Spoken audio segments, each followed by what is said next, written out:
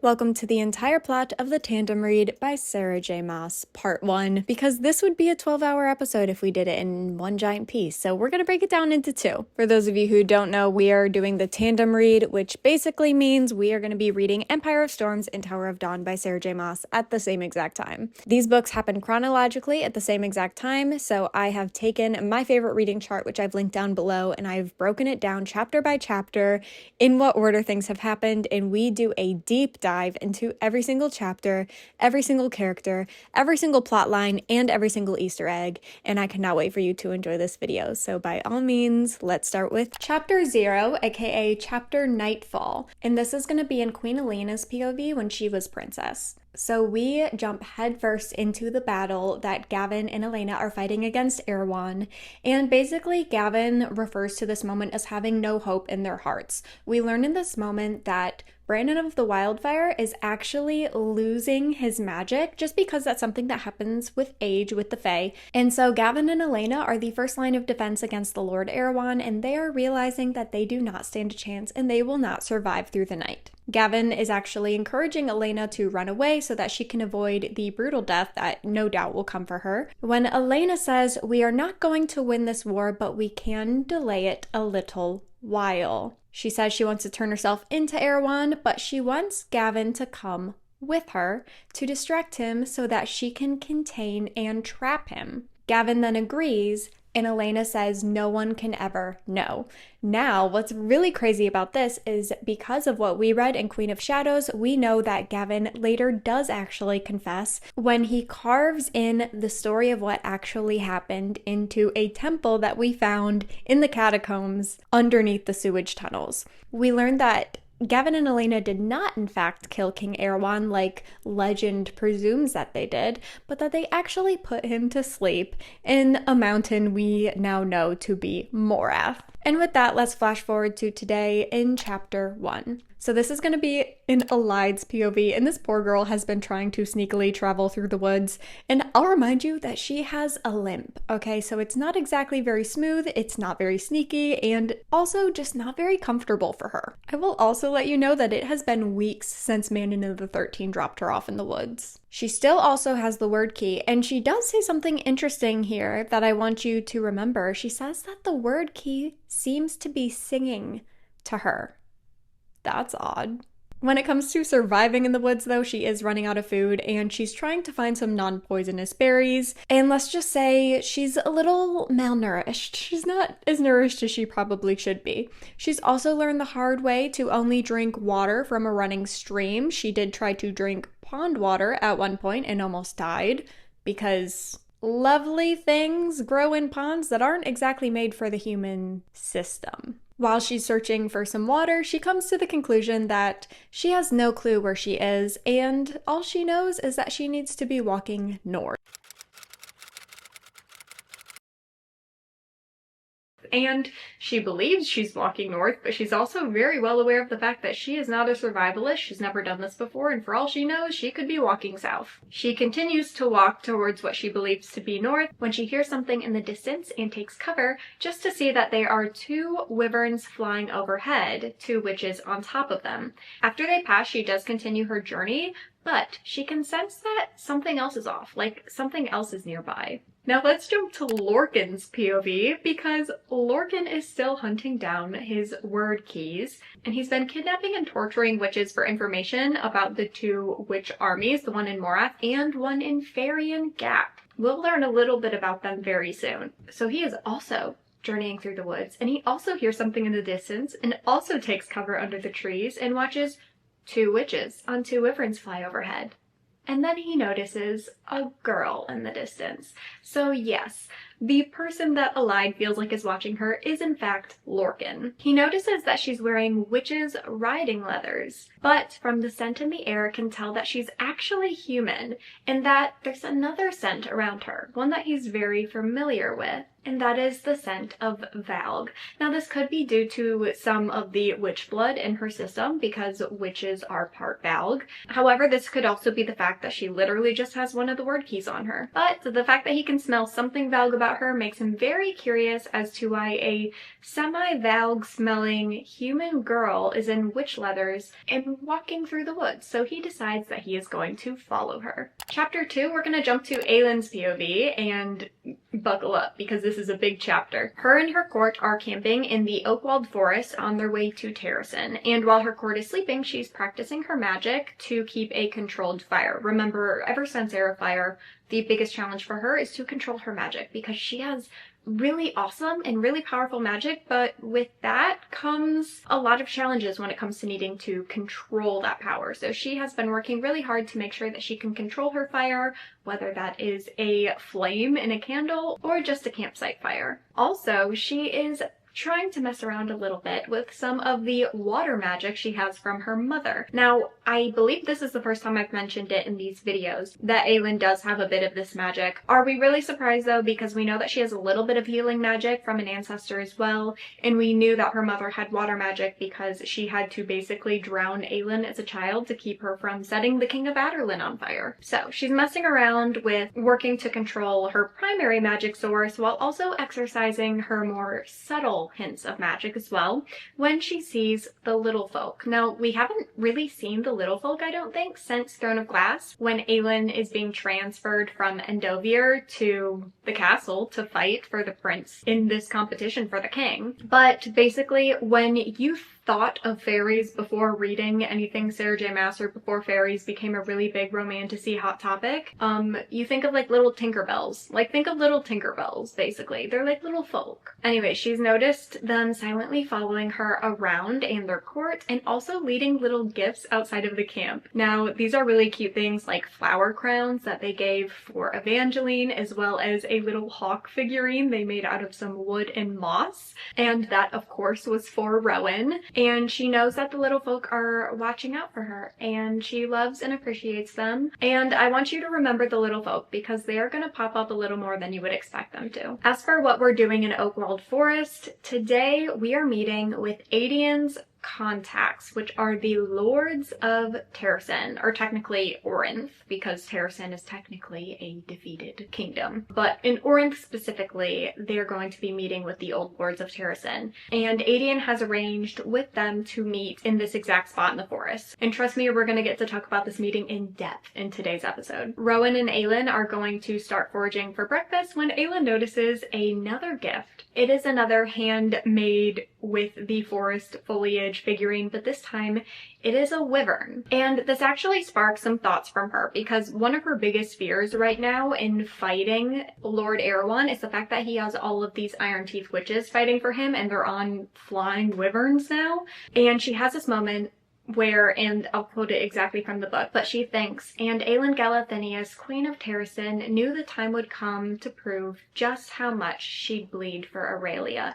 So although she shows this cool, calm, and collected exterior to the rest of the world because, you know, she knows that she's going to have to become queen and she's going to have to fight this battle, it just goes to show internally not only how bad she wants to fight for Terrasen, but also how terrified she is. Both can be true. She can be terrified while also really wanting to do this. But let's take a minute and jump to Adian's POV because we find him thinking about Lysandra.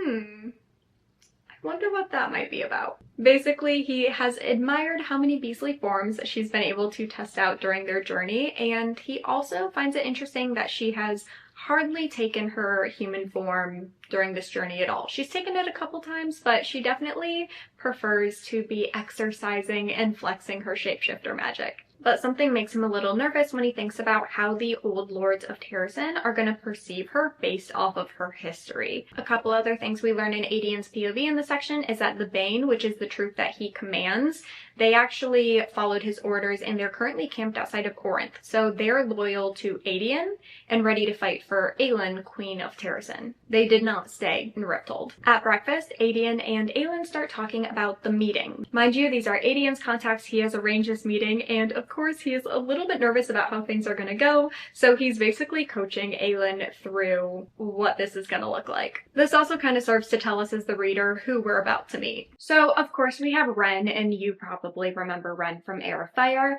Then we have Murtaugh. So Murtaugh married Ren's grandmother. Although he is not born born in Allsbrook. He actually represents the family, and Ren Allsbrook will be taking up the title after Murtaugh. So they will both be there, as well as Darrow. Okay, so we have not met Darrow yet. Darrow is the wealthiest of all the men of Terrasen, after Aelin, of course, and he holds the most influence because he handled the relationship with Aderlin after they occupied Terrasen. So he's pretty much been running the show for the past 10 years. Also, something that is very important for you to know is that Darrow was also the king of Terrasen at the time. So Aelin's uncle Orlin, he was his lover. So there's also some emotional plays in here as well. That's all going to be very relevant for you to know in this upcoming chapter. But those are the 3 people that we are planning to meet today. So Ren, Murtaugh, and Darrow. Or Darrow. I'll probably go back and forth between the two, so I apologize in advance. Whether I say Darrow or Darrow, they're the same person. Also, on a side note, Rowan over the past few weeks of adventuring through the woods has been teaching them about the old traditions of the Fae. And I'm mentioning that because that is kind of how Aelin wants to resurrect Terrasen. She wants to bring back old Fae traditions. So she thinks that the best way to bring that about in Terrasen is for her court to reflect those values. So Rowan has been taking the time to teach them all about these values and how to basically live them so they can be an example to build a better Terrasen and overall a better world. So after Adian drilling Aelin to make sure that she remembered all the people that we are meeting and their importance and their history, and Rowan takes the time to give everyone another lesson on old Fae traditions, they're sitting around this fire eating breakfast when a messenger comes through, and it is actually Darrow's messenger. So this messenger basically informs them that because it's about to rain and Murtaugh is actually very old, and everything that's kind of happened in the last year has really taken a toll on his health, so they really don't want Murtaugh in the middle of the woods in the rain, which is fairly understandable. So the messenger is here to tell them that they are waiting for them in a tavern about 4 miles away. So they all head in that direction. Chapter 3, as exciting as that is, we're actually going to be jumping to Manon's POV because I know you're just dying to find out what's happening in Morath. So she is watching as her grandmother and the rest of the clan are arriving to Morath. Mind you, Manon knows what her grandmother has done now, but of course she's a very traditional girl, so she still bows to her grandmother, and instead of her literal blood grandmother even acknowledging her, just says like, take me to the Duke. So, okay. Very cuddly, cozy, great family vibes coming from Grandma over here. So on their way to see the Duke, Grandmother has some questions about the explosion of Morath, and Manon says she's looking into it but hasn't found out anything yet. Of course, we know that Manon knows exactly what happened. So then the grandmother actually accuses Manon of causing it. Manon also realizes in this point that, like, she's not really protecting Kaltain by keeping it a secret that Kaltain exploded everything. So instead, she decides to take it as an opportunity to kind of undermine the Duke's power and influence by saying, well, the Duke's pet was out of control, and so like she exploded it. So maybe he didn't have as much influence and power over her and her magic as he thought he did. The grandmother doesn't really have much of a response to this, and it doesn't really matter anyways because we actually get to the Duke's office. But here's the weird thing. When they go in, Manon sees Uncle Vernon. But instead of the Duke, she sees some stranger with gold eyes. And we've learned from Air Fire that a lot of the witches have golden eyes because of the Valg in their bloodstream. So Mana not only can tell that this guy is Valg, but apparently she can just smell the power off of him, and she knows that he is in fact the Valg King, Erewhon. So, surprise! In case you haven't already guessed it, it's basically been hinted at a bajillion times, so I'm sure you already picked it up.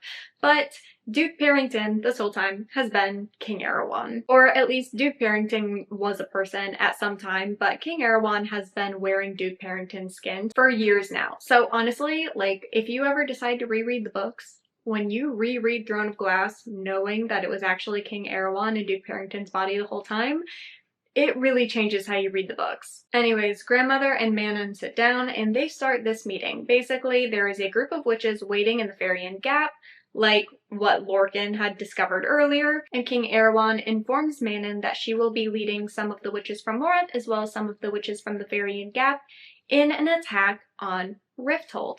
Their number one goal is to basically flex their strength and power in Rifthold, as well as kidnap King Dorian, which, how crazy is it to call him King Dorian now instead of Prince Dorian?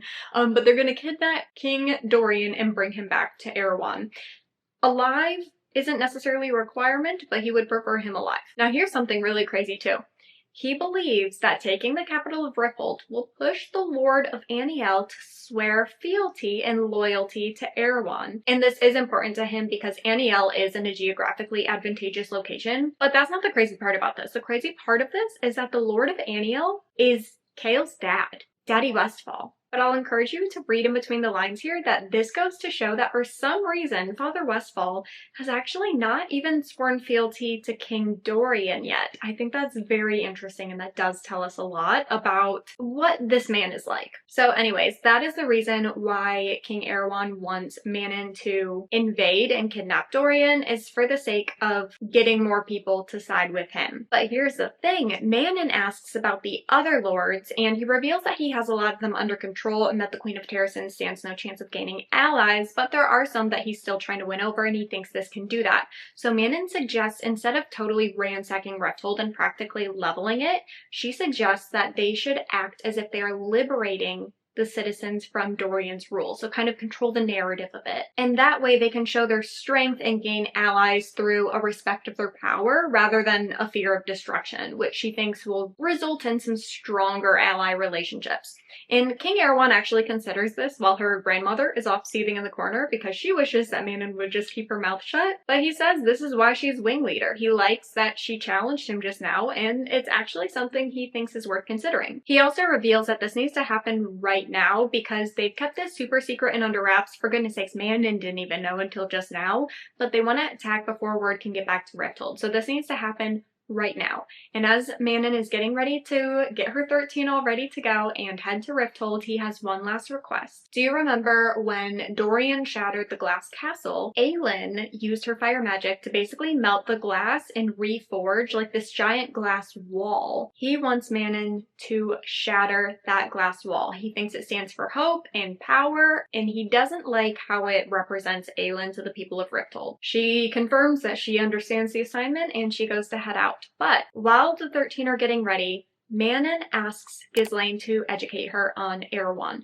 Now, I'll remind you that Ghislaine is the one who, and I really hope I'm saying that correctly, she is the one in the 13 who she's basically the historian. Like, she knows anything there is to know about anything. This girl's reading history books for fun. Now, I am just going to read this entire paragraph from the book because I do think it is really important, and I'm not going to elaborate on it too much, just listen to the words. Okay, so this is about Erewhon. He was one of the 3 vowed kings who invaded this world at the dawn of time. The other 2 were killed or sent back to their dark world. He was stranded here with a small army. He fled to this continent after Mauve and Brandon squashed his forces and spent 1,000 years rebuilding his numbers in secret deep beyond the White Fang Mountains. When he was ready, when he noticed King Brandon's flame was dimming, Erewhon launched his attack to claim this continent. Legend has it that he was defeated by Brandon's own daughter and her human mate, aka Gavin and Elena, aka literally the entire chapter 0 that we just discussed, or chapter Nightfall. This is the moment that Ghislaine is talking about, and obviously Manon's like, well, clearly he wasn't defeated because he's here right now. And trust me, girl, if we all knew that a long time ago, none of this would be happening. But thank you, Gavin and Elena, for keeping that very important detail a secret. We'll figure out more about that later, but I just know that's what's going on here. Anyway, so Manon suits up, including a new helmet. Then her and 13 take off to go kidnap Dorian. Chapter 4. I don't know what happened, but apparently my audio cut off 5 minutes into filming. I'm so sorry. I don't know why that happened. I'm actually really upset. I can't believe that happened. I'm a little heartbroken about that. Anyways, chapter 4. So we're actually gonna jump back to Aelin and her court's POV because they are walking into the tavern, and also Fleetfoot is with them. I think I mentioned that at the end of Queen of Shadows, but I'll just reiterate that here in case you forgot. Fleetfoot is with them. Anyways, so Lysandra decides to jump back into her human form so that she can join them in the tavern, despite the fact that she's hardly taken her human form these past few weeks. They go into some sort of back room where they see Murtaugh, Ren, and Darrow. And I'll just say things are tense off the bat. So buckle up for a really, really frustrating meeting. Aelin's doing her best to be queenly, but she's honestly seething at the clear tension and honestly disrespect in the room. But to break the awkward silence, Ren asks about Chaol and his injuries. And I will remind you that Chaol and Ren were really close. So close that in this moment, we actually learned that they've been writing each other, and Chaol wrote Ren himself about his injuries. So Aelin just shares how he's off to the southern continent, and they're just chatting about this when they're interrupted very rudely by Darrow. So he's annoyed that they're having a conversation, and he hasn't even been informed yet as to how Ren and Aelin know each other. Aedion takes this moment to call out Darrow on being disrespectful, when Darrow responds, "Or what? Shall you burn me to ash, princess? Melt my bones?" Okay, so we're just jumping right into things. Okay, Darrow, we learn a lot from those 3 sentences. Basically how he views her temperament, how he views her magic powers, and as well, his use of the title princess. It's an odd thing to call your queen, but okay. Then he immediately jumps topics and inquires after Lysandra's identity. Aelin takes this moment to proudly introduce her as the Lady of Caraver, which ends up being what Lysandra names the lands that Aelin bestowed upon her. And he is all smug, asking what bloodline Lysandra hails from, obviously while eyeing her tattoo that labels her as a courtesan. So he's obviously trying to prove a point that Lysandra having any sort of title, especially by Aelin, is a joke to him. Aelin and Aedion kind of put their foot down that Lysandra is not who they're here to talk about, so then he just goes back to insulting her power and referring to her power as lacking control. Then he again refers to her as Your Highness instead of Your Majesty, so basically reiterating again that he only sees her as a princess and not a queen. He also takes this moment to correct her because she refers to Lysandra as being a part of her court, and he basically just says, "You don't have a court because you are not our queen despite being the last living heir to the throne."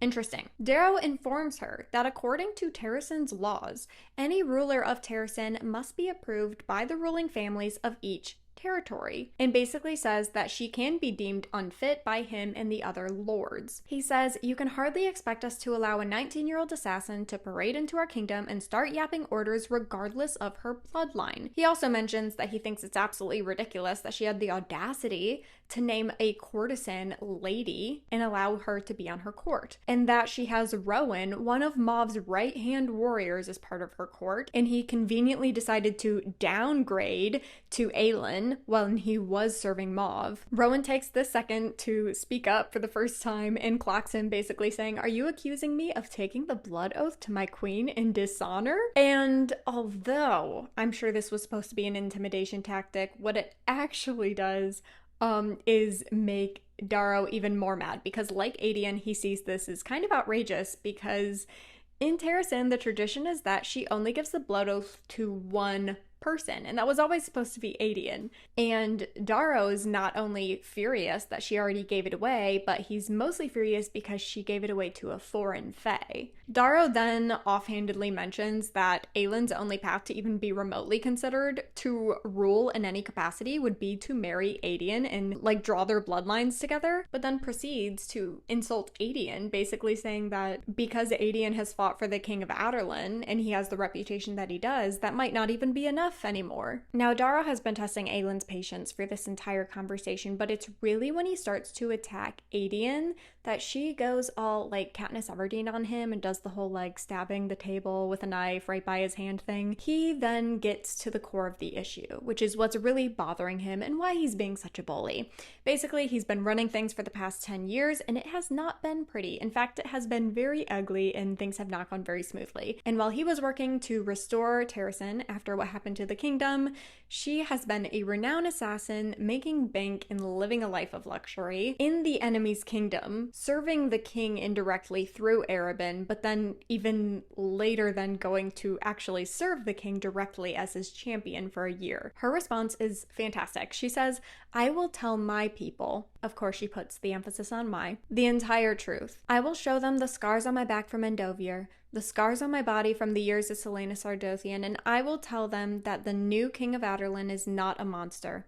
I will tell them that we have one enemy, the bastard down in Morath, and Dorian Haviliard is the only chance of survival, the future peace between our two kingdoms." To which Darrow's only response is that him and the lords have actually already met and discussed this, and they have all their signatures on a piece of paper, basically saying she can keep her title as princess, but she is not, nor will she ever be, the Queen of Terrasen. Now let's jump to chapter 5 because, believe it or not, it actually gets worse than that. They're also going to strip Lysandra of the title and lands that Aelin gave her. They're also taking Aedian's troop, the Bane, and they no longer answer to Aelin, they answer to Terrasen. She is not allowed to set foot in Orinth where her people are, so that she cannot control the narrative or manipulate them into giving her the right to rule. And also, this is the part that really gets me, her role is to sit to the side and let Darrow and his men rule unless they summon her because they're in need of her fire magic. That actually, are you kidding me? That makes me so mad. Every single time I read that, it does something to me. It ignites a fury in me that I did not know I had. He also suggests, because this man just doesn't know how to shut his mouth at this point, he suggests that if she wants to be useful, she could let them marry her off for the sake of making allies. And this is where Aelin, she doesn't say this externally, although maybe she should have. She realizes that she has walked out of one form of enslavement directly into another, but this time she's going to be a slave to her own kingdom. Now, mind you, Ren and Murtaugh have been silent this whole time, but Aelin turns to them and tells them that if they choose to, they will have a place in her court. So they start to leave when Darrow's messenger runs back into the room. News has gotten around that the Iron Teeth witches are on their way to Rifthold to attack. And although they cannot race wyverns, Rowan has wings, and he might be the only one who can. And Aelin in this moment knows that Dorian must be saved at all costs, because without him, they will not be able to fight King Erewhon. So Aelin, against every single fiber of her being and everything that her heart is telling her, she orders Rowan to fly and go save Dorian, which he happily does, of course. But when he asks where he's going to bring Dorian, she tells him, protect him and bring him to Skulls Bay. Guys, let's take a minute to really unwrap this. Skulls Bay is where the Pirate King Ralph is. That is where everything went down in the Assassin's Blade. Aelin thinks that she is going to get the Pirate King Ralph as an ally in this war. Now, the last time we saw him, he swore to her that if he ever saw her again, he would kill her on sight. So let's see how this goes. Rowan and Aelin have a very touching and emotional goodbye, and she sends him off when Lysandra turns to Murtaugh because she realizes now that Aelin is not going to do this Darrow's way. She is going to find a way to save Terrasen without having to be their queen. So Lysandra does ask Murtaugh to take Evangeline and raise her as a lady. He sadly did lose his granddaughters in the attack on Terrasen, so he is excited to basically get a second chance when Evangeline refuses to leave Lysandra, which I don't blame her. Like, they have trauma bonded at this point. So Aelin, because she is so good with kids, she decides to give Evangeline a mission, and this is so cute. First of all, someone needs to care for Fleetfoot because they can't bring Fleetfoot to Skulls Bay. And as Evangeline's thinking about it, Aelin then says, also, I need you to win over the hearts of these cranky old men so that I can win back my throne. And I honestly think that's really cute and funny, and Evangeline sees this as a great honor to do for her queen, and she sees this as a worthy mission. So Evangeline does agree to stay and win over the hearts of Darrow and Murtaugh and Ren. But now this is where things get really fun and interesting, and where I think everything really kicks off. Aelin makes a blood promise, okay? Blood promises, very big deal to our girl here. Blood oaths really in general are a big deal to Aelin. She does not mess around with her blood promises, especially when her blood promise means her blood is spilling on the earth of Terrasen, okay? So she makes a blood promise to Murtaugh first, saying if Evangeline is hurt, you will burn. Fair enough. Aelin then turns to Ren when he says, you're good at walking away from this kingdom. I don't see why now would be different. So she turns to him and says, judge me all you'd like, Ren Allsbrook, but do not fail this kingdom, basically implying that he has been failing the kingdom for the past 10 years. So although they're acquainted and they have a mutual friend through Kale, I think it's safe to say after this meeting, her and Ren don't have the best relationship. But then Aelin makes the most epic blood promise to Darrow. I promise you that no matter how far I go, no matter the cost, when you call for my aid, I will come. I promise you on my blood, on my family's name, that I will not turn my back on Terrasen as you have turned your back on me. I promise you, Darrow, that when the day comes and you crawl for my help, I will put my kingdom before my pride and not kill you for this. I think the true punishment will be seeing me on the throne for the rest of your miserable life.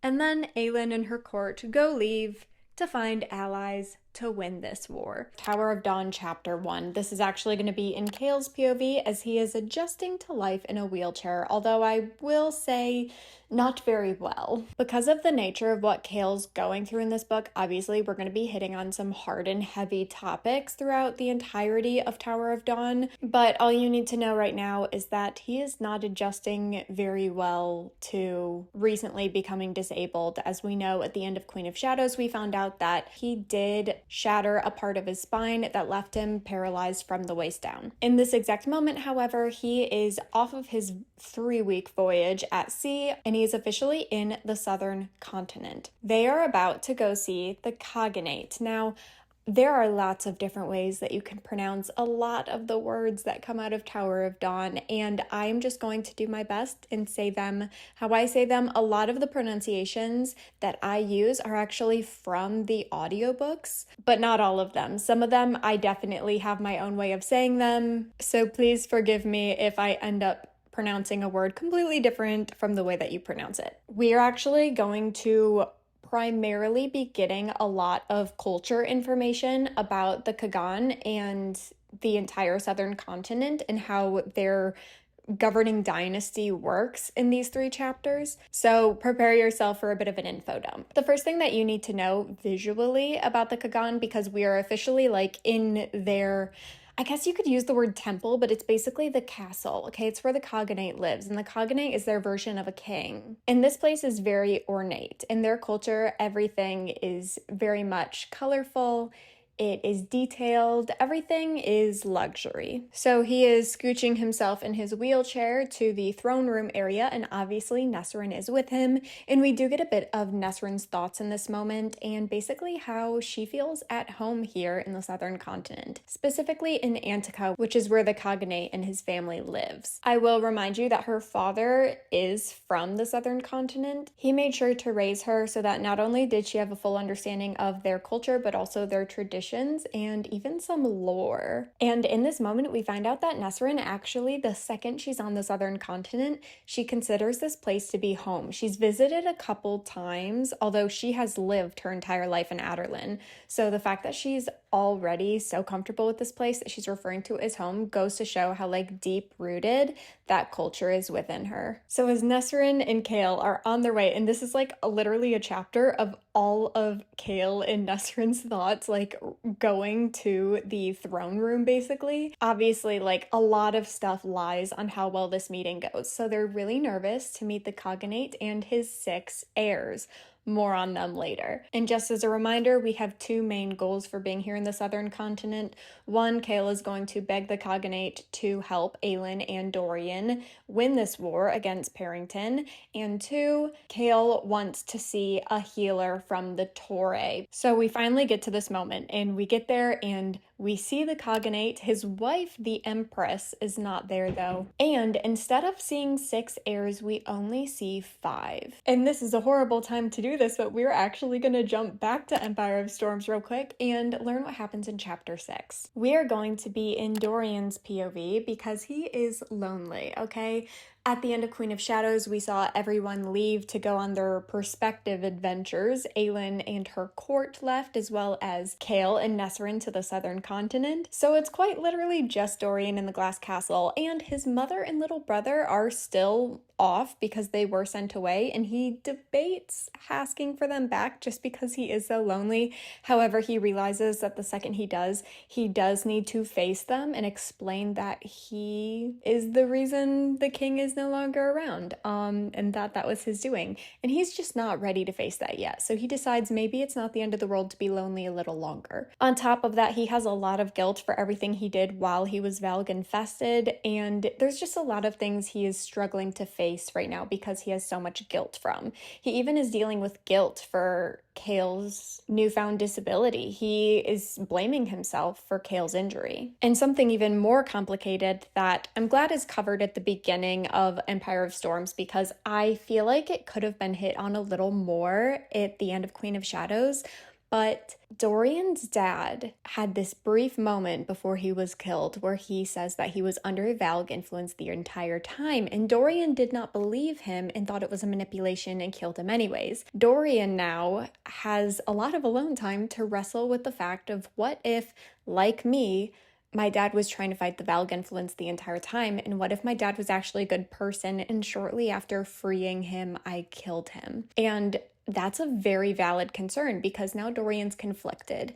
Can he choose to keep believing that his father was this horrible man? Or will he accept the fact that maybe his father wasn't as evil as he thought and he killed him anyways? So Dorian is basically standing on his balcony looking out on the sunset and contemplating all of his life decisions when he sees stuff in the distance. And those things just happen to be a legion of wyverns carrying armed witches. Dun dun dun. Now let's jump to Manon's POV because she is in fact one of those armed witches on wyverns. Okay, so do you guys remember Iskra Yellowlegs? The girl we hate, she's stunning, but we hate her, okay? She was part of the Legion that was waiting off to the side. Remember, there was a bunch of witches in Morath and a bunch of witches elsewhere. Lorcan was inquiring about it, and Parrington basically informed her that witches in both locations would be going to Aderlin, okay? Iskra is leading the witches who were at that other location in the mountains, okay? While Manon convinced the king to not completely ransack Rifthold and basically just make it a power move when they abduct Dorian, but Iskra got there first, and Iskra is there to make a mark. So she is already creating complete chaos. And Manon does something really interesting here.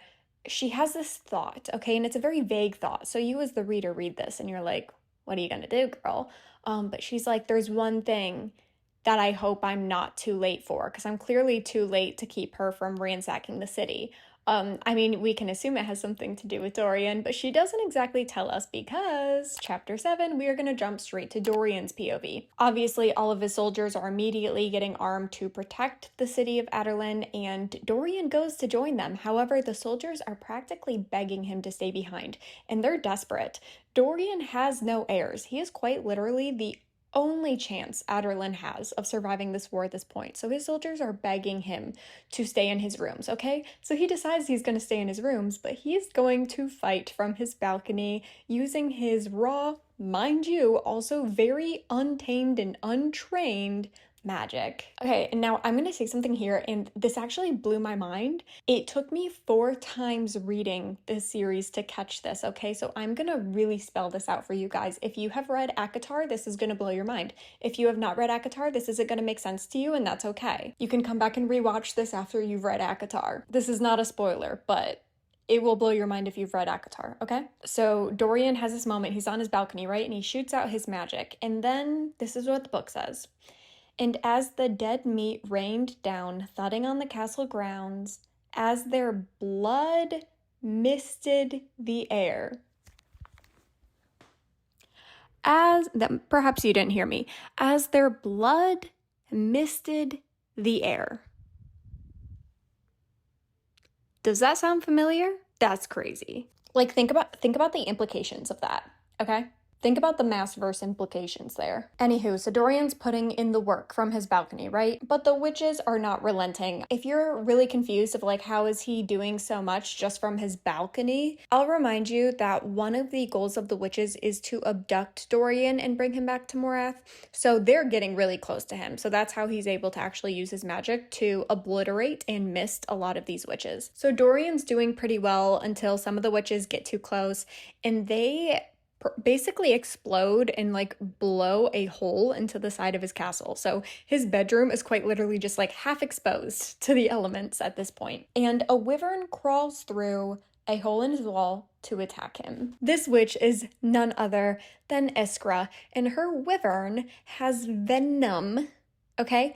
And basically with its tail whips Dorian, cuts him, gets some venom in his bloodstream, and Dorian starts to slowly become paralyzed, okay? Not fun, not very cutesy. The witch grabs her sword and she starts to dismount her wyvern to kill Dorian, because I'll remind you, Manon wants to bring back Dorian alive. Erewhon and Uncle Vernon said that it doesn't matter if he's alive or dead, we just need Dorian back here.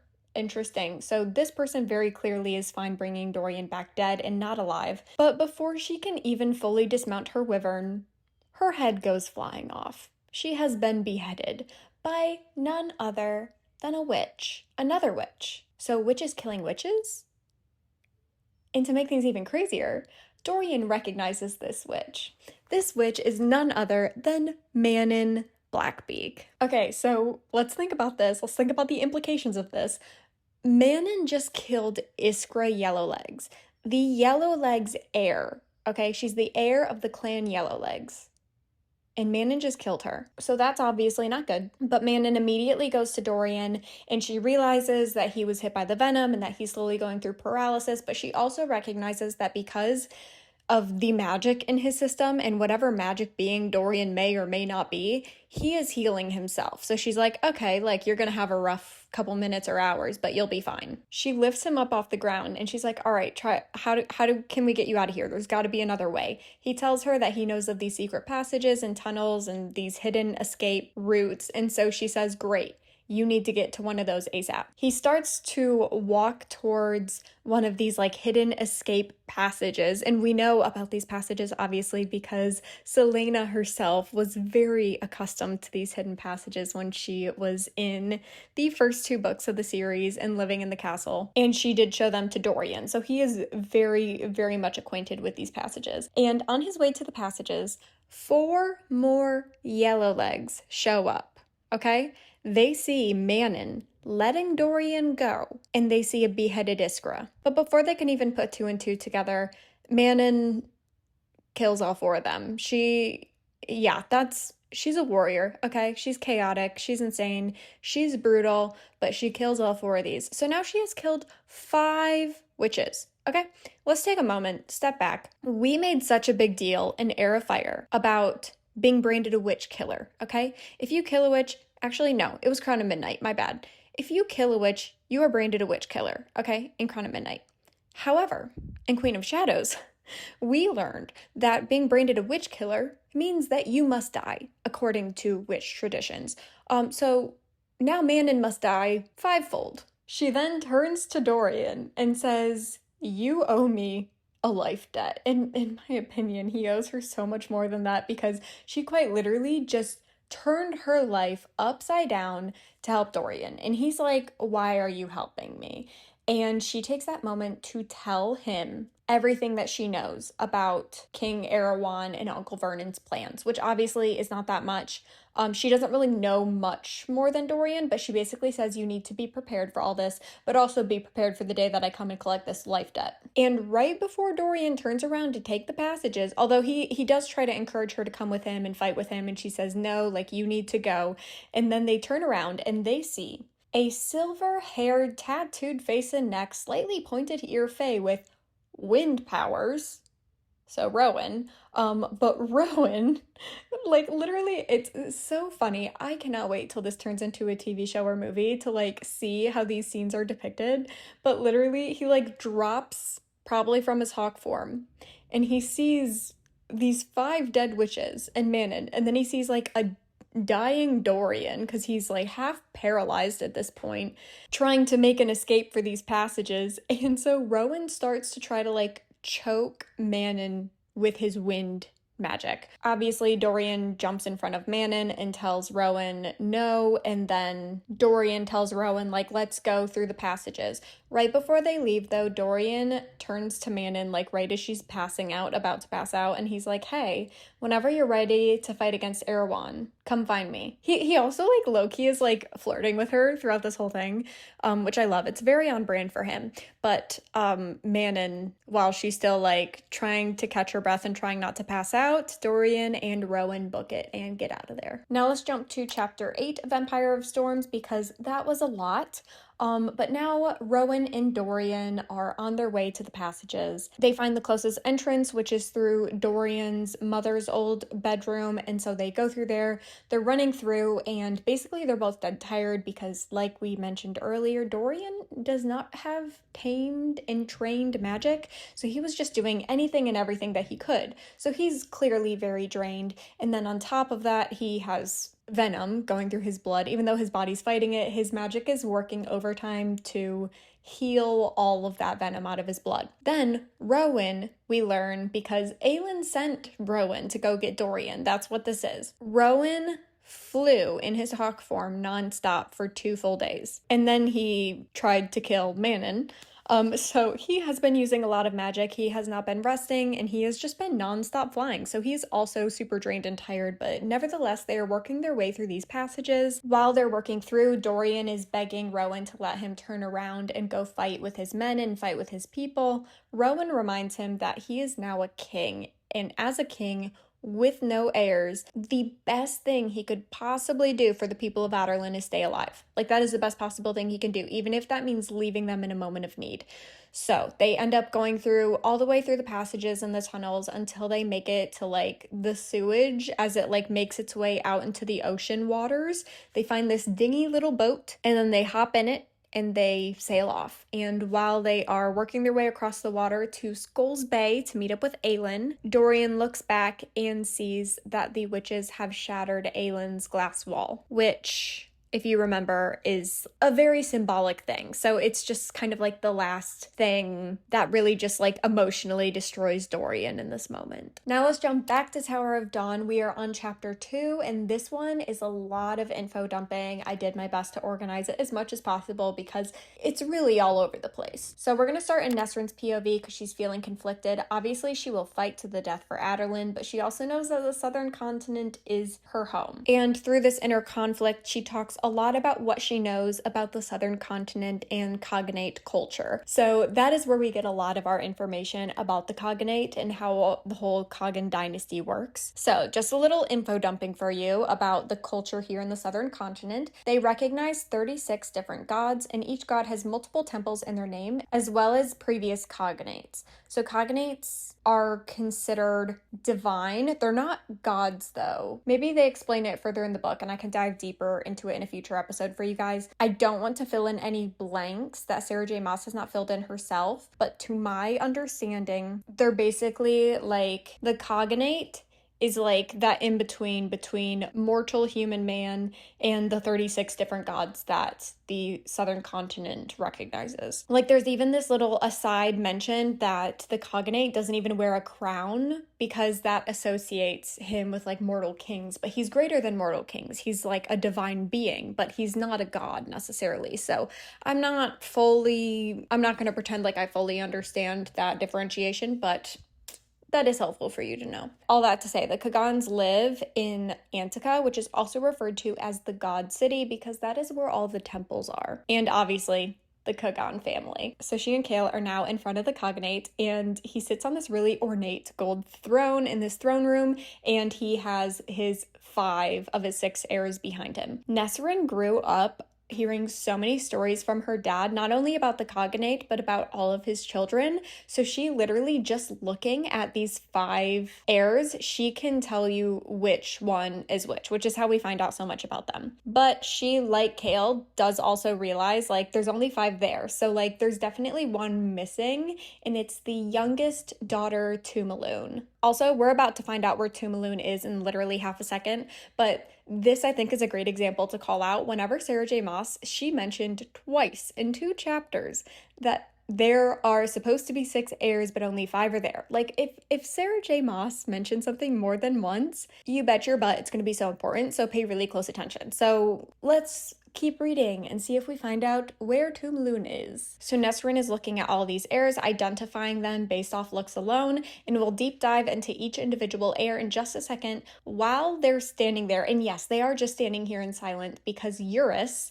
is the cognate's name, so the current cognate. In their culture, he needs to have the first word. So they just have to stand there awkwardly in silence until Eurus addresses them. So they're all just standing there.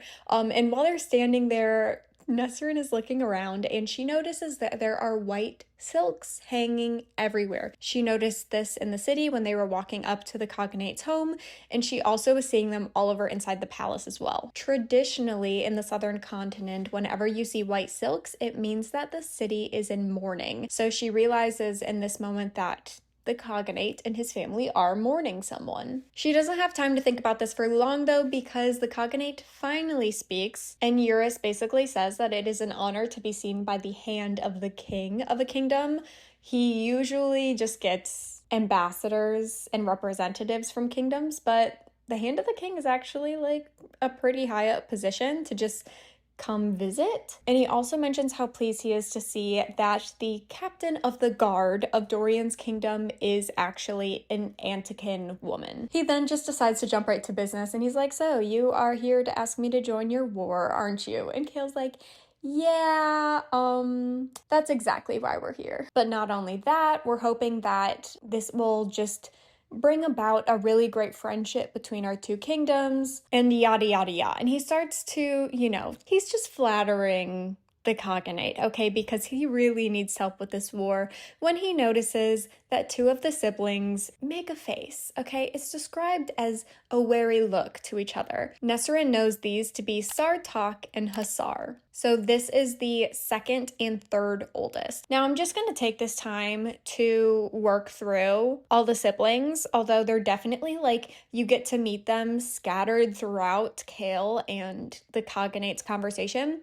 But let's start with oldest to youngest. First of all, we have Argun. You'll learn very quickly that a lot of the Cognate's children are warriors, but Argun is more of a scholar and a politician. Argun actually oversees all 36 of the Cognate's advisors as well. He also has a reputation of being the prince of spies. So basically, if anything happens, Argun is the first to hear about it. Next up, we have Sartok. Sartok is a warrior, and he actually leads the aerial army for the Cognate of Rux, or technically Rukin, or Ruckin. I need to really find the pronunciation of that, but they're called Rux for short, so I'll probably just call them Rux. I will say these are not giant ostriches like I originally imagined them when I first read the book.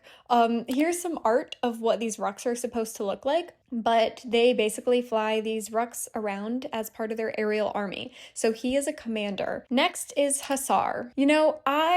I have a lot of thoughts and a lot of things I want to say about Hasar, but rest assured, we will learn a lot about her in later chapters from a POV that we have not yet explored. I might be mixing the order, but then there's Duva, okay? Duva, she recently was married and she is now pregnant. The fact that she is pregnant is crazy to Nesrin because of what it means to truly be one of the Cognate's children. Then last but not least, we have Caution. Caution is also a warrior like Sartok, but less polished, less refined, and he's not like a commander. He's just one of the Ruck Riders. Then, of course, we have Tumaloon, and she is the youngest, but she is not here right now, and we are not quite sure why. Now, let's jump into Nesrin's mind, actually, for a little bit and talk about the fate of the Cognates, because Nesrin knows all about this because of how she was raised, but basically, how the next Cognate is decided is that the current Cognate chooses from his children or her children. Cognates can be male or female, and whether or not one of their heirs is male or female does not give them an advantage in becoming the next Cognate. So how this works is that the Cognate, through raising their children, they personally decide which of their children they feel should be the next Cognate. The Cognate then, whichever child they have chosen to become the next Cognate, they write it on some piece of paper that is locked away somewhere, and then once the Cognate dies and the next Cognate is ready to take their place, they reveal who the Cognate chose to be their heir. Now here's the issue. It's very political, it's also very tense, and very competitive. Historically, Cognates always kill the other heirs after they become the Cognate. So that's one reason why Nesrin really spends a lot of time expressing internally her shock to Duva being pregnant, basically saying why would Duva bring a baby into this world knowing that her and her baby would be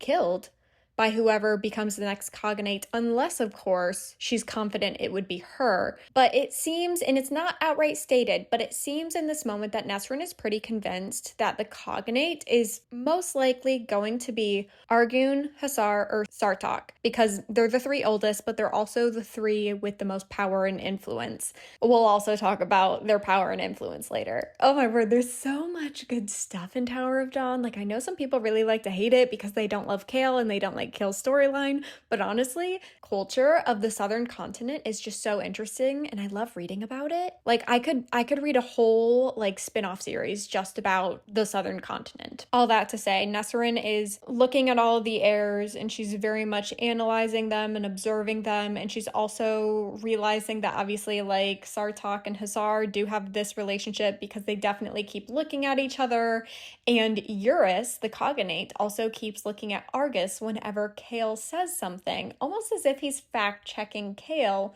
with Argun. So let's jump to a scenario where that actually happens. Nesrin is realizing all these relationship dynamics when she accidentally makes some crazy eye contact with Sartok, who she does feel the need to let us know that Sartok is a looker, okay? He's a handsome fella. If that matters to you, now you know. But she snapped back to reality when she hears Kale mention that they brought gifts, okay? Sometime in the end of Queen of Shadows, when they were all together after they obliterated the glass castle and before everyone went their separate ways, apparently Dorian and Aelin got together to whip up a very impressive gift for the cognate so that Kale could present it when he went over there. And Dorian found that the royal coffers have actually been quite drained by his father. But luckily for them, Aelin still had absolute treasure troves full of basically blood jewels from her time as an assassin. Anywho, so Kale presents, I think it's like 2 chests full. Like it's a very impressive treasure, but Kale informs them that it is a gift from both King Dorian and Queen Aelin Galathynius. All of the heirs seem startled by the mention of Aelin, except for, of course, Argun, who he has this moment with his father, the cognate, where they make some eye contact, and Kale and Nesrin are like, haha, what's up? What's going on? Basically, the cognate turns to Kale and Nesrin and informs him that Argun has a lot of spies in Ardalin who were very much able to inform them of who Celaena Sardothian was and how Celaena and Aelin are one and the same, and basically says, like, I'm assuming this gift you brought to us is blood jewels from her not so glamorous history, which embarrasses Kale. And Kale actually has this moment, and it's very telling, okay? I actually remember the first time I read this, I was like, oh, so we're back on this train again. Because if you remember in Queen of Shadows, Kale and Celaena started it off like really, really fighting it out. Or Kale and Aelin, my bad. Kale and Aelin really started off Queen of Shadows on a rough foot. They were fighting each other all the time, and Kale was so angry with her, right? And then towards the end of Queen of Shadows, he basically says, like, I'm happy for you. And clearly, like, this was meant to happen. You clearly are here to help, like, whatever. They're not, like, fully okay, but they definitely get to a good place, okay? In this moment, Kale, internally, in his inner monologue, hates Aelin. And basically is like, if we don't get help from them, it's her fault. Crazy, okay? So that just goes to show the only big thing that has happened since then is Kale's injury. Okay, so I think you can pick up what I'm putting down. Those events are very closely related, okay? Kale was becoming okay with Aelin, and he was getting in a good place in his relationship with Aelin, or lack thereof of a relationship with Aelin. But then the second he became disabled and his spine broke and he became paralyzed from the waist down, he decided in that moment that everything is Aelin's fault again and he hates her again. Very interesting, okay? He even kind of briefly hints that, like, him being paralyzed is Aelin's fault. Actually, the cognate kind of mentions it, because he's like, hey, so what actually happened at the Glass Castle? Because obviously, like, we've heard a lot of things, but we'd love for you to confirm what did and did not happen that day, because obviously it looks kind of bad that Dorian killed his dad to take the throne. Like, that's usually kind of frowned upon when the prince kills the king so that he can become the king, okay? Like, historically, that's just not a very honorable and noble thing. So they tell Kale, like, they're very interested in hearing what happened that day. And the cognate makes a comment, or maybe it's Argun. They find it very interesting that Aelin was able to protect the entire kingdom from the glass, but not Kale. Which is crazy to me that Kale actually hears that and has a moment of like, yeah, it is kind of Aelin's fault that I'm paralyzed. When he was actually hit by the king's magic. Like, the king was coming at him with his magic. He did not get paralyzed when the glass castle shattered. And technically, even if he did, Dorian shattered the glass castle, not Aelin. So I find it very interesting, okay, that Chaol is very determined to see Aelin as the enemy here, okay? So that just kind of sets the tone for Chaol's attitude. And I think the reason a lot of people really hate on this book, when Chaol was being a crybaby and Queen of Shadows, it was really annoying and it was really hard to get through.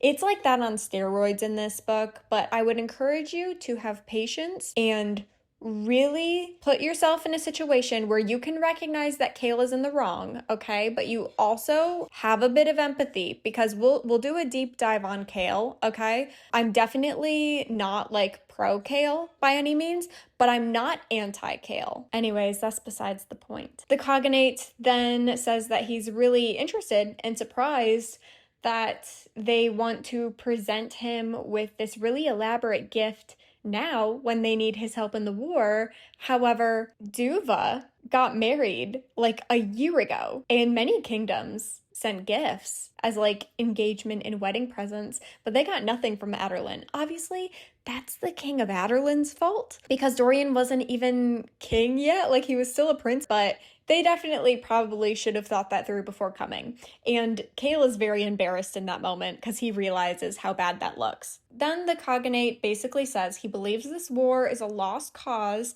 and they would do better to stay out of the war entirely. Because in all reality, Dorian is going to offer him many, many things. But there's nothing that Dorian can offer the Cognate that he does not already have, or that he couldn't easily take by force. But I'll think about helping you in the war. However, we will allow you to stay and see the healers at the Torre to be healed. He does say, however, only if the healers at the Torre agree to heal you, because as the Cognate, although he is considered divine, he is not considered one of the 36 gods. Silba, however, is the goddess of healing, and all of the healers of the Torah are Silba's healers, so they can technically still refuse Chaol and refuse to help Chaol, and the Cognate can't tell them to do otherwise. So he says, like, you can stay here while you undergo healing if they heal you, and in the meantime I will consider your proposition about helping you in the war. And Chaol asks why, like, why would you not want to help us in the war, but you're willing to take me in so that I can be healed at what it seems like is no advantage to you? While he's asking that question, Nesrin is finally putting 2 and 2 together, and she realizes there is a missing heir. Only 5 of the 6 are there. There are white silks all over the Cognate's home. Why else, other than the fact that the entire Kagan family and the entire city of Antica are in mourning because of the death of an heir? So Nesrin and Chaol came begging for help in the war, begging for healing, begging for so many favors and huge favors, and didn't even acknowledge the fact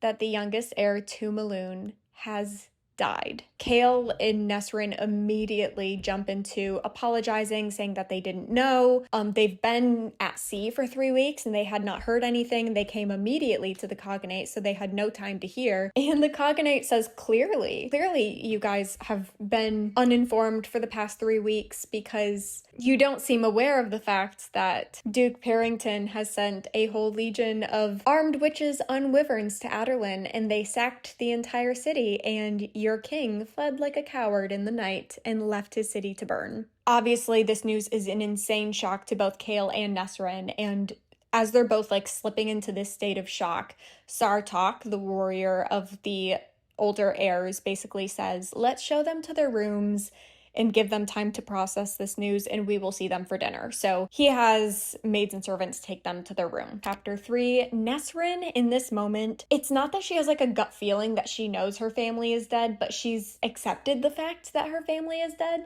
and she's immediately going into shock. Chaol, however, he doesn't really have a family to worry about in Adarlan because his father is the Lord of Aniel. He is, however, very concerned about Dorian. He knows that it's not like Dorian to just run away like a coward and let Adarlan burn. So he knows there's something missing. There's information he does not have. But really, all he wants to know right now is whether or not Dorian is okay and whether or not he's safe. And Where in the world is he if he's not in Aderlin? Nesrin goes off to her rooms without saying a word to Kale. Kale goes into his rooms and he needs to be assisted by a maid. Nesrin has been the one helping him kind of learn how to adapt with his newfound disability, and so this maid is like awkwardly, trying to help him get from like his wheelchair to the bath and stuff like that, and so he's a little humiliated by how awkward things are, and basically he's just dealing with shock, but he's also seething in anger. He then decides that he's going to use his time while he is here and while he's waiting for the cognate to make a decision to get as much information from Argun as he possibly can, because Argun is the Prince of Spies, okay? So if anyone's going to know Prince Dorian's whereabouts, or maybe some of the other rumors, other than the fact that he ran away as a coward, that might indicate where Dorian went and why he left. Then someone knocks on Kale's door, and when he goes to answer, it is Caution. Now, I'll remind you, Caution is the now youngest of the heirs now that Tumaloon has passed, and he comes to tell Kale that he and Nesrin have been invited to join the cognate for dinner tonight, but also every single night while they are there. But then Caution also warns Kale that he firmly believes that there is a spy that has infiltrated the Coggan family, someone who wishes ill on King Dorian and Queen Aelin and doesn't want them to get the support of the cognate. But his main reason for thinking this is because of the death of Tumaloon. Everyone was told that Tumaloon jumped from her balcony of her own will to end her life. However, Caution was very close to Tumaloon, and he believes that it was foul play and that Tumaloon was actually pushed. And he believes that whoever this spy is the reason that Tumaloon is now dead. Caution also reveals that he wants to join Kale and he wants to fight with King Dorian and Queen Aelin. However, that ultimately is in the hands of the cognate. However, the cognate does listen to his 3 oldest children. Remember how I said earlier they definitely have the most power and they're most likely going to be the cognate in the future, one of those 3. So he tells Kale, your best bet is to befriend and convince Argun, Hussar, or Sartok to join this war. Kale thanks him for his advice and Caution leaves. And while Kale is getting ready for dinner that night, he's an angry man. He's an angry man. We really get to see how bitter and angry he is in this moment. Not only does he hate his disability because he feels like it stripped his identity as a warrior, but he also hates how far he is from Dorian and how he doesn't know where he is or how he can help him. And then on top of that, he hates that a war is in full effect and he is here in the southern continent playing politics. Kale has never been one to play politics, although he has always been surrounded by it as captain of the guard. He's never had to actually be a politician, and he realizes now that he really has no choice. Ooh, that was exhausting, but we're officially done with the Tower of Dawn chapters for this episode. Now we can go to Empire of Storms, and we are going to be in chapter 9, and this is in Elid's POV because now she is very aware that she's being followed. Okay, before she just kind of had this inkling that maybe something was following her. Now she knows for a fact that she's being followed, and in an attempt to shake off whatever or whoever was following her, she took all these crazy twists and turns in the woods, but now she has no idea where she is going. She has now gotten lost. But then one night she's like bent over this stream when she hears growling and howling in the distance, and this immediately strikes fear into her because she has heard this specific type of howling and growling before in Morath. Do you remember in Queen of Shadows we talked about how both Manon and Elid were talking about how they could hear things at night in Morath, and there were like rumors of these like weird creatures being seen let out at night. I told you to remember those guys and that they would come in handy later.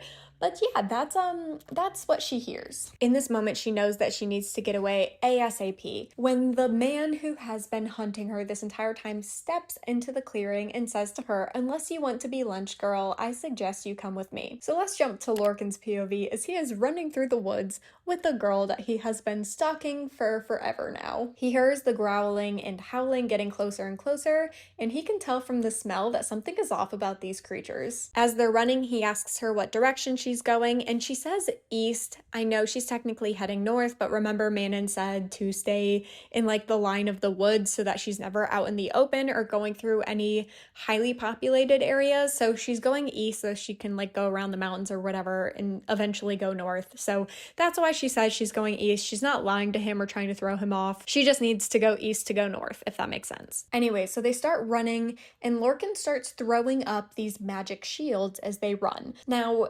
Lorcan is apparently known for his shields, like he's really good at creating these magic shields. He even says that even Rowan Whitethorn could not break through his shields. And, you know, seconds after he says that, one of these creatures does in fact break through his shield. So now he's a little nervous about what in the world is actually chasing them. Then we have this crazy off to the side moment where Lorcan is talking about his magic and basically informs the reader that he can level entire cities with his dark magic. Death magic. Does that sound like anyone from Crescent City to you?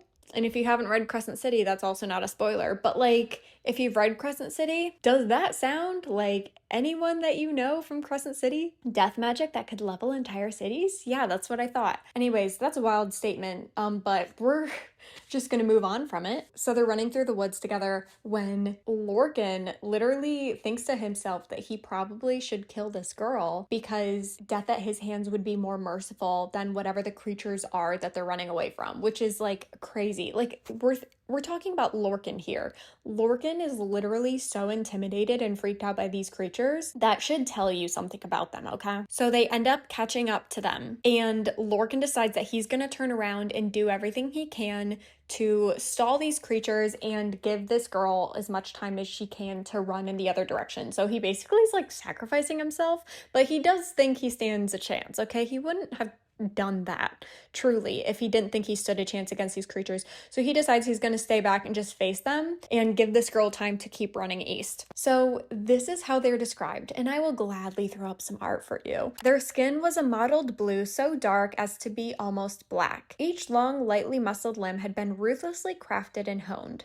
For the long claws at the end of their hands, 5-fingered hands, now curled as if anticipation of a strike. But it was not their bodies that stunned him. It was the way the creatures halted, smiling beneath their smashed-in bat-like noses to reveal double rows of needle-like teeth, and then stood on their hind legs, stood to their full height, as a crawling man might rise. They dwarfed him by a foot at least. Guys, I will remind you, Lorcan is just shy of 7 feet. He's like 6'10".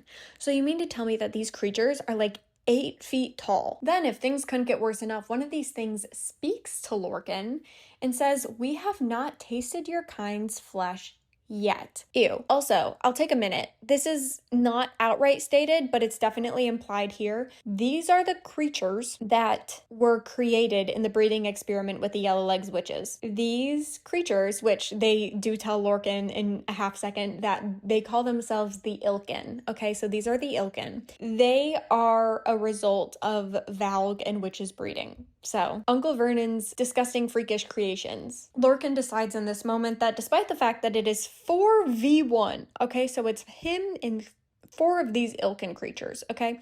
He decides he's gonna whip out his axe, and he's like, I could fight him. He does have this moment, though, where he realizes he does have a word key, and it would be really bad if Parrington got his hands on the 3rd word key because he already has 2. I will remind you that Lorcan still thinks he has a word key. We know for a fact it's a fake word key. It's not real. He thinks it's real. So he's like, well, I guess I have no choice. I gotta kill all 4 of these Ilkin. So he pulls out his axe and he's like, all right, I guess we're doing this. When one of the Ilkin asks where the girl is. So apparently Lorcan was not the goal. They're not hunting Lorcan. He totally thought they were hunting him. They're looking for a lead. So he's like, what in the world? Why are these things looking for this like tiny cutesy little girl that I've been stalking in the woods for like the past couple weeks? Like, what in the world? Lorcan's basically like, oh, well, I don't want to be collateral damage. Like, I'm not with the girl. I'm not trying to protect her. I'm just trying to protect myself. And they're like, oh, well, if you catch the girl for us, like, we promise you that our master will give you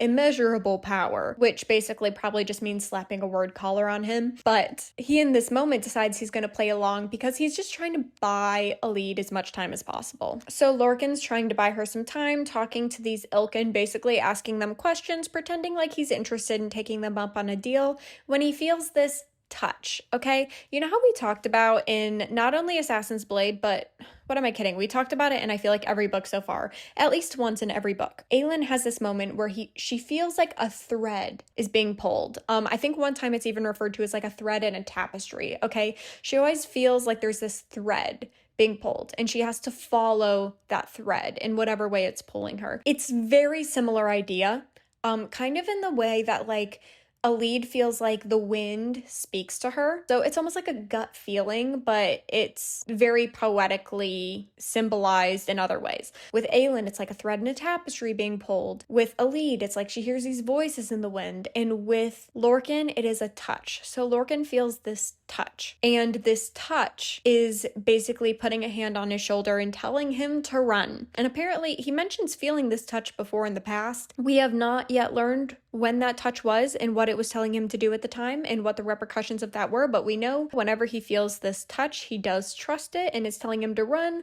So he's like, all right, time to run, when he hears a Alide scream in the distance. Chapter 10, let's jump to Alide's POV because an Ilkin has caught up with her. So apparently there was a fifth one somewhere. And in this moment, Alide asks herself a very important question. WWMD.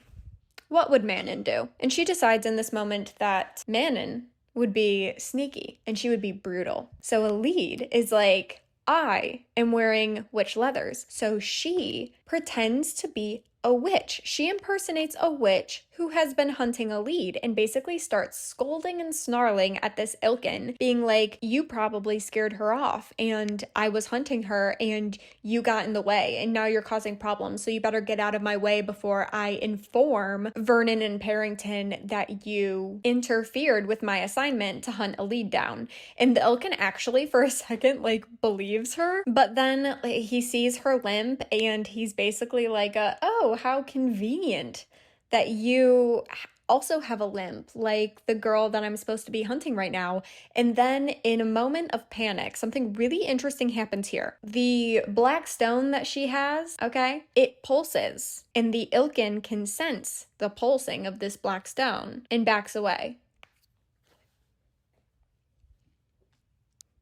Where have we heard of something like that happening in the past? I'm not going to tell you. You're going to have to figure that one out yourself. The second she realizes that Ilkin is not going to attack her, and for whatever reason, the black stone is making this Ilkin back away, she decides that she is going to book it. She makes it about half a mile before Lorcan catches up with her, and he is covered in disgusting, gnarly-smelling, reeking black blood. So he, with his axe, did manage to kill the four that he was with when he heard her scream. He then decides instead of stalking her, he's just going to ask her all the questions he's been wondering. So he asks her first how she got away, but then also why does she smell like the Ilkin? Her mind obviously does go to the black stone, but for whatever reason, a voice is calling to her, telling her to not tell him about the stone, and she's gonna trust that voice. So there's a lot of intuition that happens in these books that saves people's butts. But she decides not to tell him about this stone. She informs him that the reason she smells like the Ilkin is that they're from Morath, and she actually lived in Morath before she escaped. They hear more howling and growling in the distance, and Lorcan decides that she can't run fast enough because of her limp, so he literally throws her over her shoulder and starts sprinting east. She, in this moment, realizes that she is in fact traveling with a fae, because obviously he has like supernatural strength, supernatural speed when he's running, so she's like, oh, great, so the thing that's hunting me is in fact a supernatural creature. Great. Love that for me. After running for a crazy long time, he decides to put her down again and start asking her even more questions. She ends up telling him that her name is Marion, which if you remember, Marion is the name of her mother and the lady who sacrificed herself so that Aelin could get away from the assassins when she was a kid and Terrasen was being invaded by Adarlan. He doesn't catch that lie. Instead, he asks her more questions about Morath. She basically tells him everything she knows about Morath, everything that's currently going on there, and she asks him why he wants to know these things, and he basically says that his master or mistress has asked him to go find out what's going on there. And she's like, oh, well, there's a lot more where that came from, and I could definitely tell you a lot more. But then he asks what she's doing now that she's escaped. He's like, okay, so why are you going east? And she basically says, well, I'm actually going to Terrasen, but on my way to Terrasen, I need to stop in Aderlin because I owe someone a debt and I need to go find Selena Sardothian and give her something. Then I need to go to Terrasen and find Aelin Galathinius. Lorcan, in this moment, realizes he has two options. He can either tell this girl that Selena Sardothian and Aelin Galathinius are quite literally the same person, or he could say nothing. And for whatever reason, he decides to say nothing. It's so, like, there are so many times in this book where I want to throw a book across the room, and this is one of those moments. It's like, dude, you could have cut this girl's grievances in half. You could literally set the record straight right now and save this girl not only miles and days and weeks of adventuring, but like she needs to find Aelin like yesterday. But no, yeah, you're just gonna keep that information to yourself. Cool. Lorcan in this moment, however, decides to cut her a deal. You're on your way to Terrasen. I'm on my way to Morath. Those are in opposite directions. However, we both do need to cross this big giant river. It's so big that they need a boat to cross this river. He's like, so here's the thing. He's like, I'll go with you into this civilized area. We can get a boat. We can cross the river together. And then we can go our separate ways. And on this journey, you can tell me more about Morath, and in turn, I will protect you and make sure you get to the other side of the river, and I will point you in the direction you need to go once we cross the river. And she makes him vow he'll hold his promise and that he'll do that very thing, and she agrees. And thus starts Lorcan and Alide's very interesting adventure and journey. We're going to be starting off Tower of Dawn Chapter 4 with a brand new POV of Yrene Towers. And I know a lot of people like to call her Irene, but I'm telling you right now, if it was supposed to be Irene, it would be spelled with an I. It is not. It is Yrene Towers. If y'all want to fight me on that, too bad. We learn very quickly that she is a healer in the Torre, and she's actually one of the best. And she is currently learning under Hafizia. Hafizia is the healer on high. So basically she is like the Dumbledore of the Torre. We learned that Yrene came here 2 years ago, and I'll tell you right now, you might already know exactly who Yrene is because I'll give you a hint. You've actually seen Yrene before and heard her name before, but I will wait to dramatically reveal that to you when Yrene decides to dramatically reveal to you her identity. So she is assisting Hafizia in some things when she decides to confront Yrene and basically says, hey, there are some rumors going around that you plan to leave the Torre. Turns out Yrene loves the Torre. She's actually learned a ton here, and like I said, she is one of the best. So she learned a crazy ton over 2 years, and she came to the Torre during the hardest and lowest part of her life, and she came offering every single penny and piece of gold and every piece of jewelry that she had on hand. We'll talk about where she got that stuff in just a moment. And she presents everything that she had, and they said that they would train her without taking any sort of payment. Now, this is not because she's special. None of the healers had to pay in order to get their education. They just had to be gifted by Silba. And so the whole thing there, the Torre believes that if Silba gifts you with the power of healing, we have no right to tell you whether or not you should learn. Silba has already decided that you need to learn the art of healing. So that is why she didn't pay. But all that to say, she was going through the hardest point in her life working as a barmaid in a tavern for a very horrible, slimy, crusty man. And then she was able to make her way to the southern continent. If any of this is ringing bells, let me know. But she made her way over to the Torre, and now it's become a safe haven and a home for her. However, she does plan to leave because a war is brewing in the northern continent, and she knows that she can use her ability to help people. This is crazy coming from her because we learned very quickly that she did not have a pleasant life in the northern continent. So it's like, why would you go back and serve a country that never served you? And even went as far as the king of Aderlin was actively killing people who had magical powers, and healers were considered. So a lot of healers were unalived by the king of Aderlin and his men. We learned that Yrene's mother was killed by the king of Aderlin and his men. So she quite literally owes the northern continent nothing,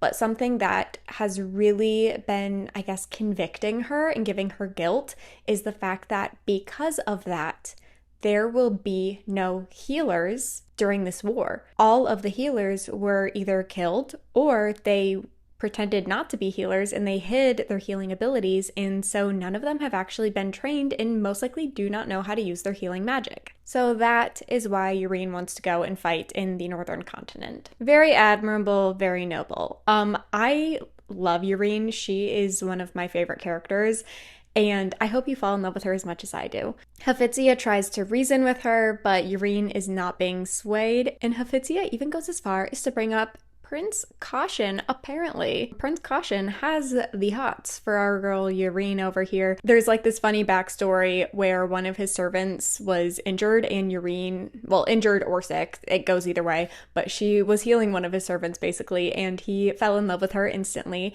and he was crazy about her, and she very much friend-zoned him off the bat. She's not interested. I guess I should have started there. This is an unrequited love, okay? Caution is crazy about Yrene, but Yrene is just like, no thank you, I'm good. But they developed this kind of friendship, and through that she met Hussar, and Hussar and her very quickly became very close friends. So there's this funny joke about them being like this really odd friend group where it's literally just Yrene, Hussar, Caution, and Reyna. We haven't met Reyna yet, and honestly, we don't learn that much about Reyna, but Reyna is Hussar's girlfriend. So the four of them hang out often, and honestly, once you guys get to know Hussar more, it's kind of funny that she didn't bring up Hussar, because Hussar would definitely take more of an offense to Yrene leaving than Caution would. But Hafizia decides to use Caution here. However, when that bargaining chip does not work, Hafizia then says, okay, you can leave. That's fine. I won't stop you. However, there is one more person I need you to heal before you go. And Yrene's like, okay, that's fine. Let me know who it is. Because you'll learn later in the book that sometimes it's literally just like one house visit and the person's fine. Sometimes it's a couple and then they're fine, but like for the most part, unless it's like a crazy serious injury, it's just a couple visits and they're good to go. However, Hafizia tells her that there is a guest of the Kagan, and Yrene just needs to heal that guest and then she can go. It's a healthy young man who's been paralyzed from the waist down, and it will be a very complicated and gruesome healing process. Now, Yrene was asked to do this for a couple reasons, but the reason that Hafizia is sharing with her is that Yrene has actually healed someone in the past. It wasn't as serious as what Chaol has, because keep in mind, there's like a magical element to what happened to Chaol, because his spine was shattered by the King of Adarlan's magic. The man that she healed, I think he was like a ruck rider who fell off his ruck, or a warrior who fell off his horse. I don't remember exactly, but like there was another guy who fell off of a creature and broke his spine, and Yrene was able to heal him. It's not really that important, but it goes to show why like Yrene is being selected for this. And Yrene's, like she has this moment of being like, of course, it's a very complicated thing, so it's probably going to prolong me going, but Hafizia reminds her that wars don't happen overnight and wars happen over a long period of time, so she has the time to heal this guest. And Yrene starts asking more questions when Hafizia name drops that the guest is none other than Chaol Westfall. Obviously, I think you were able to pick up that that's who we were talking about. However, Yrene instantly says no hesitation.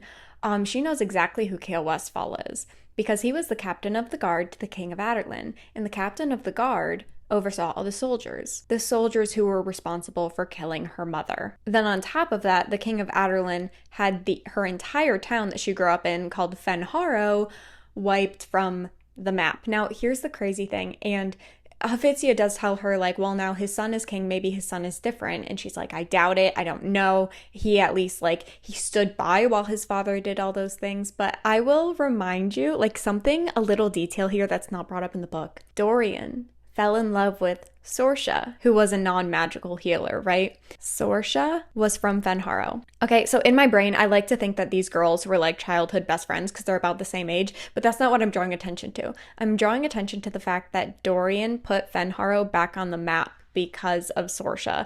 So I think this is kind of Sarah J Maas alluding to the fact that, yes, Dorian is going to repeatedly break down every misconception about who he is going to be because of who his father was.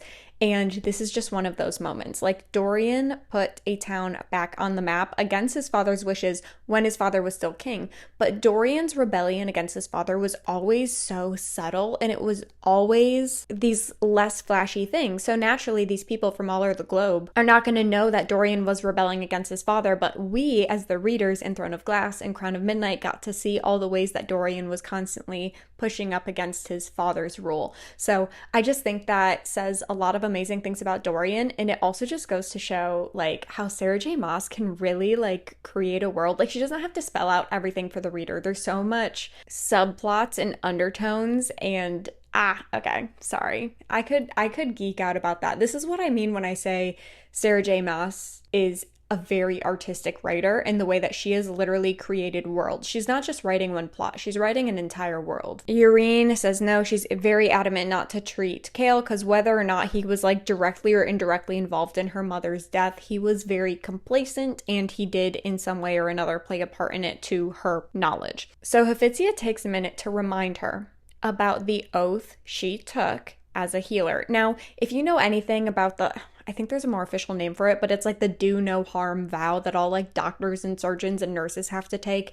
It's basically the concept of no matter who is on the table or who is in the bed or who is in the hospital, whatever, no matter who you're treating, no matter how you feel about them, or even no matter how horrible they are, you have to treat them and do good and do no harm. So when she became one of Silba's healers at the Torre, she also did have to make a vow of do no harm. It's funny that Hephaestia feels the need to say this, but also not funny, because it goes to show like Yrene, who is such a sweet and tender and kind person, like it's going to highlight how much she hates Chaol Westfall. And that's going to be very important, as you can guess, for the entire theme of this book. Anyway, so Yrene is angry and conflicted when Hephaestia feels to just throw another nail into the coffin. Is that the saying? That didn't sound right. But I think you get the idea. She decides to throw another little tidbit of information in there to help with Yrene's inability to make a decision right now, and basically says like, I actually was planning on making you the heir, my heir. But if you're leaving, I can't make you the heir. I mean, technically you could come back, and that is kind of like briefly discussed.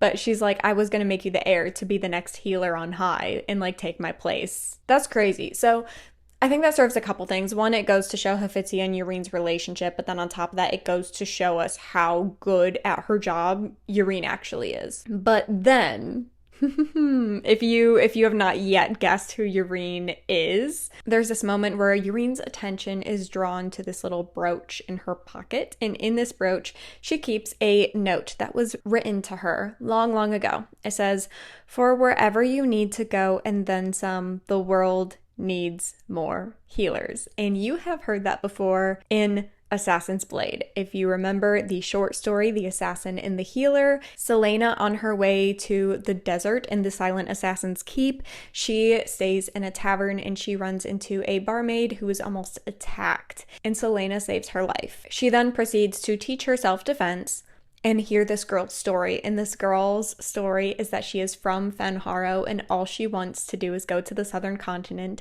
and become a healer and learn the art of Silba's healing. And Aelin leaves her a bunch of gold and jewelry and this brooch and this note so that Yrene can go to the southern continent and learn healing magic at the Torre. So, guys, this is so crazy, and I don't want to get emotional about this, although I definitely kind of am. We get to see Selena in that moment was so devastated, and she was so angry, and she was in such a low place, but she felt that tug, right? She has the string on a tapestry tug feeling that she always gets, and it said that she needed to, like, be there for Yrene. She saves Yrene's life. In a whole nother way, saves Yrene's life again by giving her the life that she's always wanted. And this is also us getting confirmation that not only did Yrene get to the southern continent and get to the Torre, but she received the training and became the best. If that isn't a full circle moment, I don't know what is. Only after remembering Selena and what Selena told her, she decides that she will at least see Chaol for an evaluation. And as she's leaving Hephaestia's office, Hephaestia then gives her one final warning and says, I just wanted to let you know that Chaol's injury is not just a physical wound, it is a soul wound. Very interesting statement, especially coming from Hafizia, who has not actually seen Kale, but she just knows. And that's very interesting. And I guess we'll learn later what it means to have a soul wound. Tower of Dawn, Chapter 5 in Kale's POV, because he has a meeting later today with a healer. It is his official evaluation. But of course, you're probably like, wait, I thought the last time we saw Kale, he was about to go to a dinner. Yes, we don't actually get to see the dinner, but he does kind of talk about it briefly. What we do know is that Argoon was asking lots of questions about the King of Adarlan's actions. And remember, Kale hates playing politics, but he unfortunately has to have all these like politically correct answers where he is talking about the atrocities that the King of Adarlan committed, but he wants to give off the fact that Dorian's not like that, and Dorian knows those things were wrong and he wouldn't do them, but he also can't really talk smack about his kingdom and its history either, because he's supposed to be encouraging these people to want to ally with them in a war. So it's kind of like this weird like dancing around the topic thing that he has to do. And then of course, because of Caution's warning, Kale is looking around at all the 36 advisors. Okay, so this is a big dinner. Okay, so we have the whole Cognate family as well as all 36 advisors. And sure enough, he's looking for those Blackstone rings after Caution's warning that he thinks there might be a spy of Erewhon's in the southern continent, but he doesn't see anything. What he does see, however, is Nesrin being present in body only. She is still kind of in shock by the time this dinner rolls around. She's not really talking, she's not really making eye contact with anyone, and she's hardly eating anything. And I'll remind you, she still has no news about her family, so this is all pretty understandable. After all bajillion courses, and that's something that like repeatedly comes up every single time we're at one of these dinners, and mind you, there are a lot of these dinners, okay? So prepare yourself. There's multiple courses, and these dinners, like, they always last hours. So they finally finish like whatever number dessert they were on, and they can all be dismissed. And Kale is like wheelchairing Nesrin back to her room, and he just asks her like, hey, do you want some company? Like, he's just looking out for her, and then she slams the door in his face without saying a word. So that kind of goes to show where they are at romantically. And now they're standing in a room together waiting for the healer, and the healer's actually late, and Nesrin is very mad about that. She goes on this rant about like every day we're here is a day we're not helping, and like I get where she's coming from because she really wants to see her family. However, Kale has no control over the fact that he's now disabled, and so like that kind of gives him guilt that the only reason they're there right now is because of him. So it's this whole thing. Thankfully, Yrene shows up because it was not a very pleasant conversation between Kale and Nesrin, and Kale immediately clocks the fact that not only is she the most beautiful woman that he's most likely ever seen, but she hates him. Like, he can just tell off the bat. He's like, she walks into the room, they make eye contact, and he's like, wow, she's beautiful. But for some reason, she hates my guts. He's trying to be pleasant because he wants things to get off to a good foot. If you think about it, like, his health and future is entirely in this girl's hands, and she hates his guts, and he's like, okay, let's try to get you to like me. So he's trying to be pleasant. He picks up on her Fenharo accent, well, lack thereof of an accent to him, and then he kind of like, through looking at her and hearing how she talks and knowing that she's a healer, he's like, oh, you were from Fenharo, and she just gives him like a nasty stank eye for even bringing it up. But anyways, they're continuing with this kind of like a interview part of the evaluation. Like, you know, when you go to a doctor, they're going to ask you a bunch of questions about your health. It's basically one of those. And then they move on to the physical part of the examination. Then Hussar bursts into the room. Okay, wild. It's a really short interaction, but basically I think it's really just for the sole purpose of Kale and Nesrin being aware of the dynamic between Yrene and Hussar, and then something to really just emphasize the fact that the Cognate family really doesn't rule over the Silba healers. Like, they're kind of their own entity. Yrene basically kicks her out of the room. This is kind of like a shock to Kale because, like, he knew, of course, that, like, the healers are not subject to the Cognate family, really. But it was just weird to see someone standing up to the Princess Hussar like that. Yeah, we'll learn more about their friendship later, but that really just serves the purpose for Kale to be aware of their friendship, and then also just to kind of give away the dynamic of what it looks like. Another tiny note here is that while they're doing the physical part of this examination, Yrene is, like, using her magic to kind of, like, scan the area, if you will, like, basically a little magic MRI MRI with her brain. But Kale has this little moment where he realizes that she's using her magic to scan the area. And he used to be terrified of magic. Like, there was a time where the love of his life and his best friend both came out to be magical beings, and he was so terrified of them, and he didn't know what to do, and he didn't know how to function, and he was just afraid. And now his hands is in the life of magic, and he's almost kind of relieved that this girl has magic. So there's that little moment there. So although Kale has a long way to go and he's got a lot of issues, that is at least a semblance of growth, I think, for Kale. And I think sometimes we like to overlook these little moments of growth because we're just so mad at him for being where he is now. I think that is something really noteworthy. Nesrin then shares with Yrene, and it's really the first time we hear about it. It was kind of hinted at in Queen of Shadows, but not really confirmed. But Kale's initial injury was actually at his neck, and he was paralyzed from the neck down. However, Rowan, with the little bit of healing magic that he has, was able to heal the top part of his spine.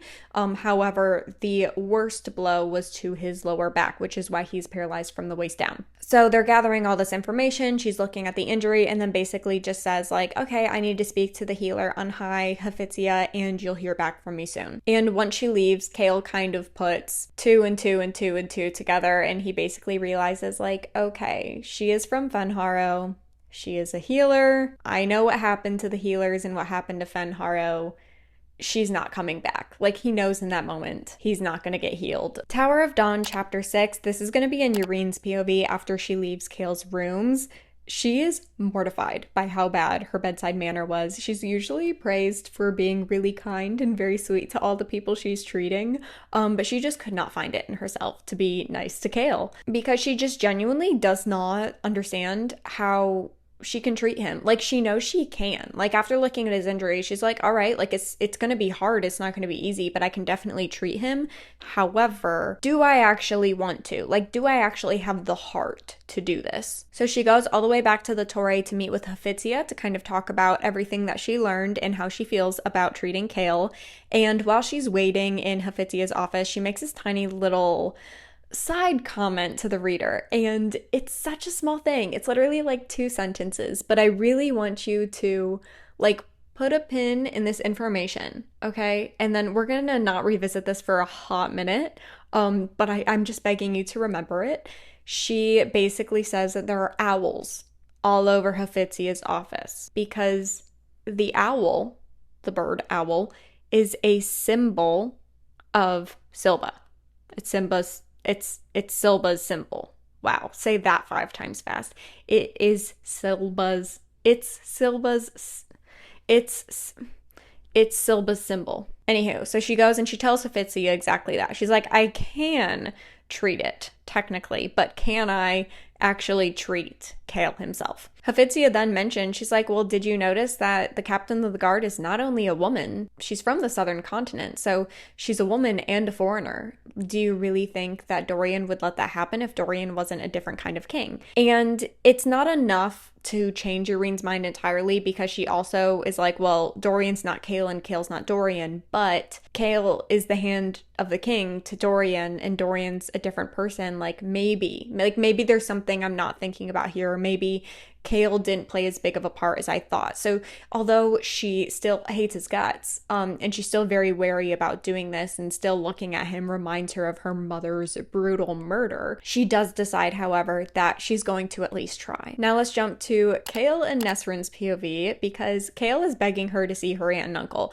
She has been, here's the thing, I say she's being insufferable. She has every right to be, okay? She doesn't know if her family is dead or alive. So she has every right to be as on edge as she is. I'm not saying that to say that she's being a horrible person. But Kale is just like, okay, every time we talk to each other, we fight, and it's because you're on edge and you want to know how your family's doing. So just go visit your family. Like, you have an aunt and uncle in town. We've been here like over 24 hours at this point, or 48 hours, whatever. He's like, you need to go see your family.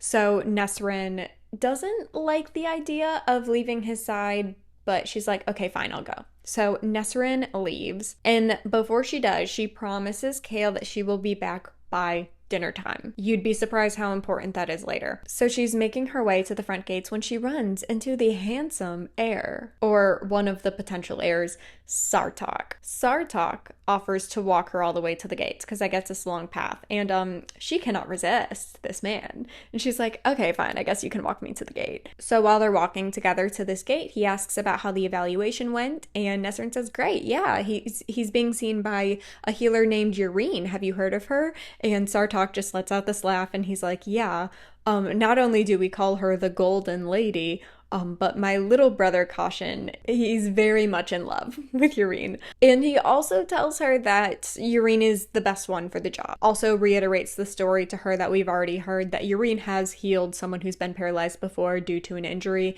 So he's like, yeah, she's your best bet. She's one of the best ones in the Torre. Nesrin then changes topics and she asks him what it's like to be a ruck rider. A lot of the cool, fun stories and tales that her father growing up had to do with rucks and ruck riders, and who better to hear these stories from than the mouth of one of the most famous modern day ruck riders. So she's asking him lots of questions, and they finally get to the gate, and he just tells her, he's like, hey, if you're ever interested, I would love to take you on a ride on my ruck. And she basically is just like, okay, yeah, I'll have to take you up on that. So then they go their separate ways, and we're actually now going to jump back to the book Empire of Storms, and we're going to be kicking things off with chapter 11 and see what Manon Blackbeak is up to. Because if you remember, the last time we saw her, she killed 5 witches and helped Dorian escape. Also, major apology, okay? I'm so sorry. I said in, I think, episode 2, the last episode,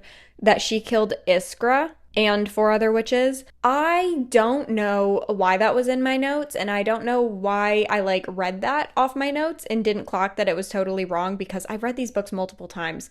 I know Iskra's still alive, and she is in later parts of the book. She did not kill Iskra. It was just one of Iskra's coven, okay? She killed 5 Yellowlegs witches. She did not kill Iskra. Iskra is not dead. Iskra is very alive, unfortunately. We are about to deal with a very much alive Iskra. So they just finished the siege on Adderlin, okay? That's where we're at right now. And Manon finds the 13, and all the witches start gathering when Iskra, because she is very much alive, approaches Manon. Iskra starts going off and yelling at Manon, okay?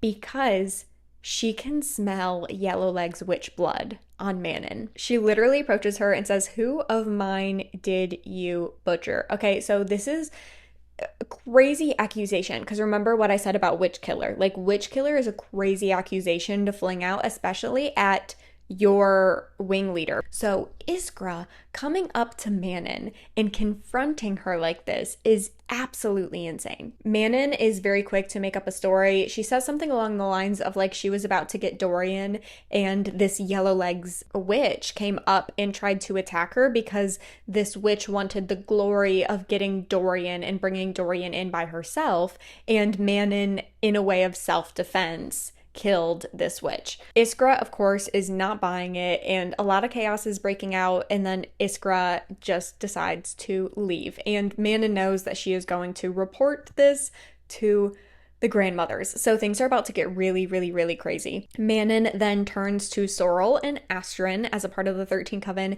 and she basically tells them that things are about to get ugly. And when they do, she wants the 13 to basically run away. This is crazy, okay? They're literally the top coven of the witch army, and they're all, if Manon goes down, they're all gonna run away. But if you think about it, witches are all about justice being served, okay? So even if Manon, and she's about to get her trial, we'll jump to that in a second, but in her trial, even if Manon is not necessarily innocent, because she's not saying she didn't kill the witch, but if they end up coming to the conclusion that Manon's story is true and she didn't just kill this witch out of cold blood, even if that is true, they still believe that there needs to be a balance and blood must be paid with blood, okay? And she knows her coven will pay the price and will not be safe. So that's why she's saying, if I'm found guilty, the entire coven needs to go. So we're gonna jump to 3 days later to the trial of Manon before the grandmothers. So she's standing before her grandmother, basically testifying terrifying as to what she told Iskra happened. I just think it's funny because not even a book ago, the grandmother was telling Manon that she wanted to make her the High Queen of the Wastes. So, oh, how far Manon has fallen from that dream. Iskra then speaks up and basically says that we found 5 dead witches. I don't believe Manon's story. And then Manon steps forward and says that Iskra's only saying this because she wants to be wing leader and she's trying to take out Manon as competition. So this is where things get crazy. Petra then speaks up. So Petra is the heir to the Blue Blood clan and basically says that Manon saved her life during the war games. Okay, do you remember the war games way back in Heir of Fire when they were trying to decide who the wing leader should be, and it was between Iskra, Petra, and Manon.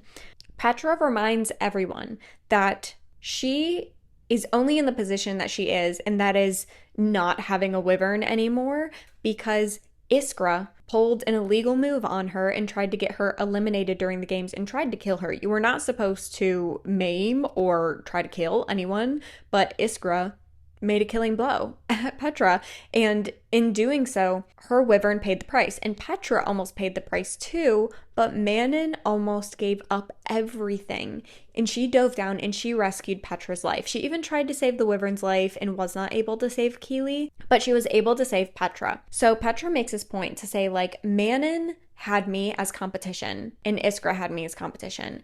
Iskra was willing to break the rules to eliminate me as competition. However, Manon was willing to even potentially risk her position to save my life. Now, Manon believes that Petra only stepped forward and said this because she owed a life debt to Manon for saving her life, but even so, speaking in her favor actually turns the tide of the trial and basically makes Iskra look even worse than she already does. So I already know that, like, the Yellow Legs matron is just like dying inside. But Manon is ready to take her beating because she most likely is assuming that's going to be the punishment. But the grandmother says that the punishment will be that since Iskra lost one of her coven, Manon needs to lose one of her own from the 13.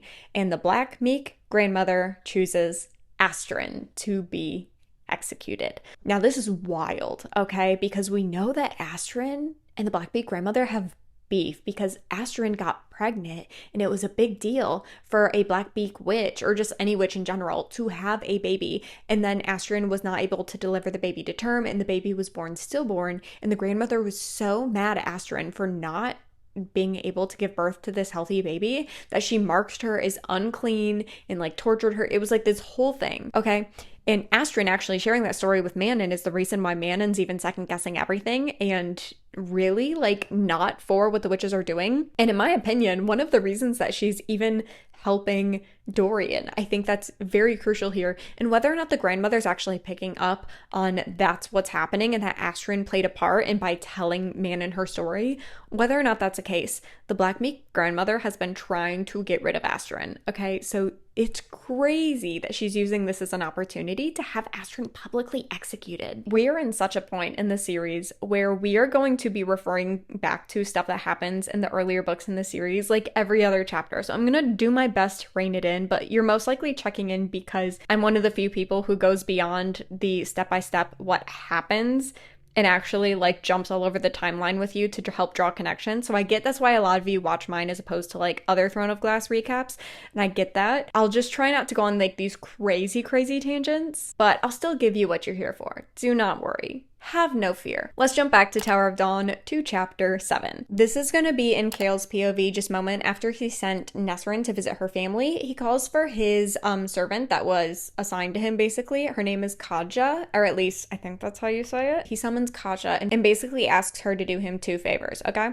1, go to the docks and bring back any information you can find out about the attacks on Aderlin. And 2, Sarah J Maas actually doesn't tell us what the second one is until much later, so we're actually just going to move on. After Chaol sends off Kaja and Nesrin is well on her way, he starts heading to Argun's chambers because if anyone's going to know anything about what happened in Aderlin, it is going to be Argun. So he gets to Argun's chambers, and I'll just tell you right now, instead of like really relaying this to you, Argun is a total narcissist. Like, I am self-diagnosing Argun as a narcissist because it's so sick. Like, he loves the fact that Chaol is in a wheelchair, and he loves the fact that Chaol is so insecure about his newfound disability, and like he's constantly rubbing that in his face and dangling his power in front of him to be like having extra good posture and walking circles around him and encouraging his servants to like push his wheelchair out of the room. Like it's this whole thing, and it's so slimy crusty, and I hate it. Chaol decides to put aside his pride and basically say, hi, please just tell me what you know about what's happening in Aderlin.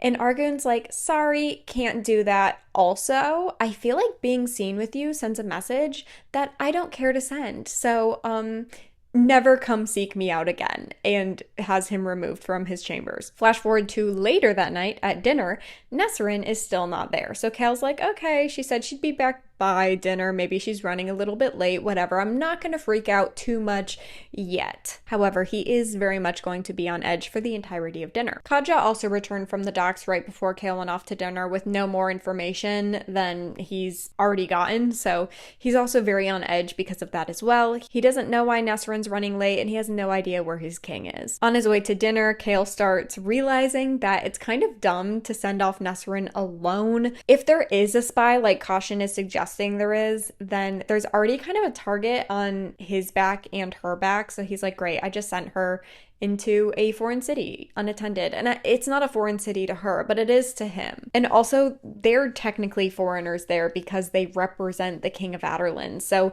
even though Nesrin is from the southern continent, the fact that she is the captain of the guard to the King of Aderlin puts her a little bit at risk. So they're halfway through the meal when someone walks in, and he gets really excited thinking it's Nesrin finally showing up, but it's actually Yrene. So he sees Caution light up immediately when Yrene comes in, and Yrene totally ignores Caution and actually goes to sit with Hussar. Because of Yurene's arrival, topics then turn to healing and what that's like, and Chaol really doesn't like talking about his injuries because keep in mind, like, he's still very insecure. He's very much like lost his identity, and this family just is very casually discussing it. And he's also in this really weird position where he's supposed to be representing Dorian here, and when they talk about his injury, he feels kind of weak. So he's like, I need to be presenting myself as a potential strong and powerful ally, but instead they're just seeing me as like this weak guy in a wheelchair. So I don't like that. But unfortunately, the Kagan family talks about whatever they want, so he has to just sit back and take it and let them talk about it like he's not there. There's also this really weird, awkward, kind of funny and cringy moment where Caution starts to get really possessive of Yrene, and he starts just like randomly dropping all the information he knows about Yrene to Chaol, like in front of everyone, in a way that Chaol is like, okay, he's trying to communicate to me. He knows a lot about Yrene. He has a friendship and your relationship with Yrene, and he's like, okay, dude, like, I'm picking up what you're putting down, like, don't worry about it. Like, it's just kind of this weird thing where like Caution's being like really possessive of Yrene, but Chaol already picked up very quickly that Yrene is not giving any of it back to Caution. Like, if anything, she's like pretending like he doesn't exist right now. So he definitely finds the dynamic interesting, to say the least. Chaol then just decides to take the opportunity of Caution talking to him directly to ask what it's like being a part of the terrestrial armies for the southern continent, and Caution starts talking about things openly when Argun like cuts off the conversation because he's like, hey, so we're not actually allies yet, so maybe we shouldn't be giving them information, insider information, if you will, about our armies. Another side note of like something that Chaol mentally takes note of, which might be helpful for you to take note of too, just because we talk about how all of them are possibly going to become heirs. In this moment, we rule out Caution as a consideration for heir, mostly because Chaol notices that certain potential heirs do demand respect even from their own sibling, and unfortunately, Caution just seems to be one of the ones that's taken for granted. Okay, he's just there. He's just vibing. He's just living his life. He is chasing after Yrene, he's riding horses and training to be a soldier, and that's it. Like, that's his job. This Ken's job is obsessing over Yrene and riding horses, okay? And he's fine with that. But Chaol notices that. So if this is like for you, your first time reading, and you kind of want to pick up on who you think the heir is going to be, this is just like Sarah J Maas's way of giving you one less person to have to consider. Caution is out. So after Argun shuts down that conversation, they start talking about other things that have nothing to do with Chaol, and the lack of conversation makes him start worrying about Nesrin again. Now remember what I said earlier about these dinners taking hours. They're officially coming on the dessert course, and Nesrin is still not back. So he's starting to really, really get nervous. Now, something that Sarah J Maas doesn't explain how this happens exactly, but we just know that it does happen. Yrene and Kale have like this really intense conversation, a very detailed conversation, if you will, just using their eyes. They don't talk at all, but somehow they both communicate this to each other perfectly. But Yrene picks up on the fact that Kale is nervous that Nesrin is gone and not back. And Yrene, with her eyes, maybe they're blinking in Morse code, I don't know, but she communicates to Kale, hey, don't let them know how anxious you are about Nesrin not being here, because that will be used against you. So he's trying to act super chill and not like he's terrified. After dinner, he ends up going back to his room and waiting up. It is 1 a.m. when Nesrin gets back. And off the bat, he is so mad at her. He's like, you have no idea how worried I was. And she's like, hey, I'm sorry. Like, I was having a great time with my family and they invited me to stay for dinner. And I would have sent you a note, but I just lost track of time.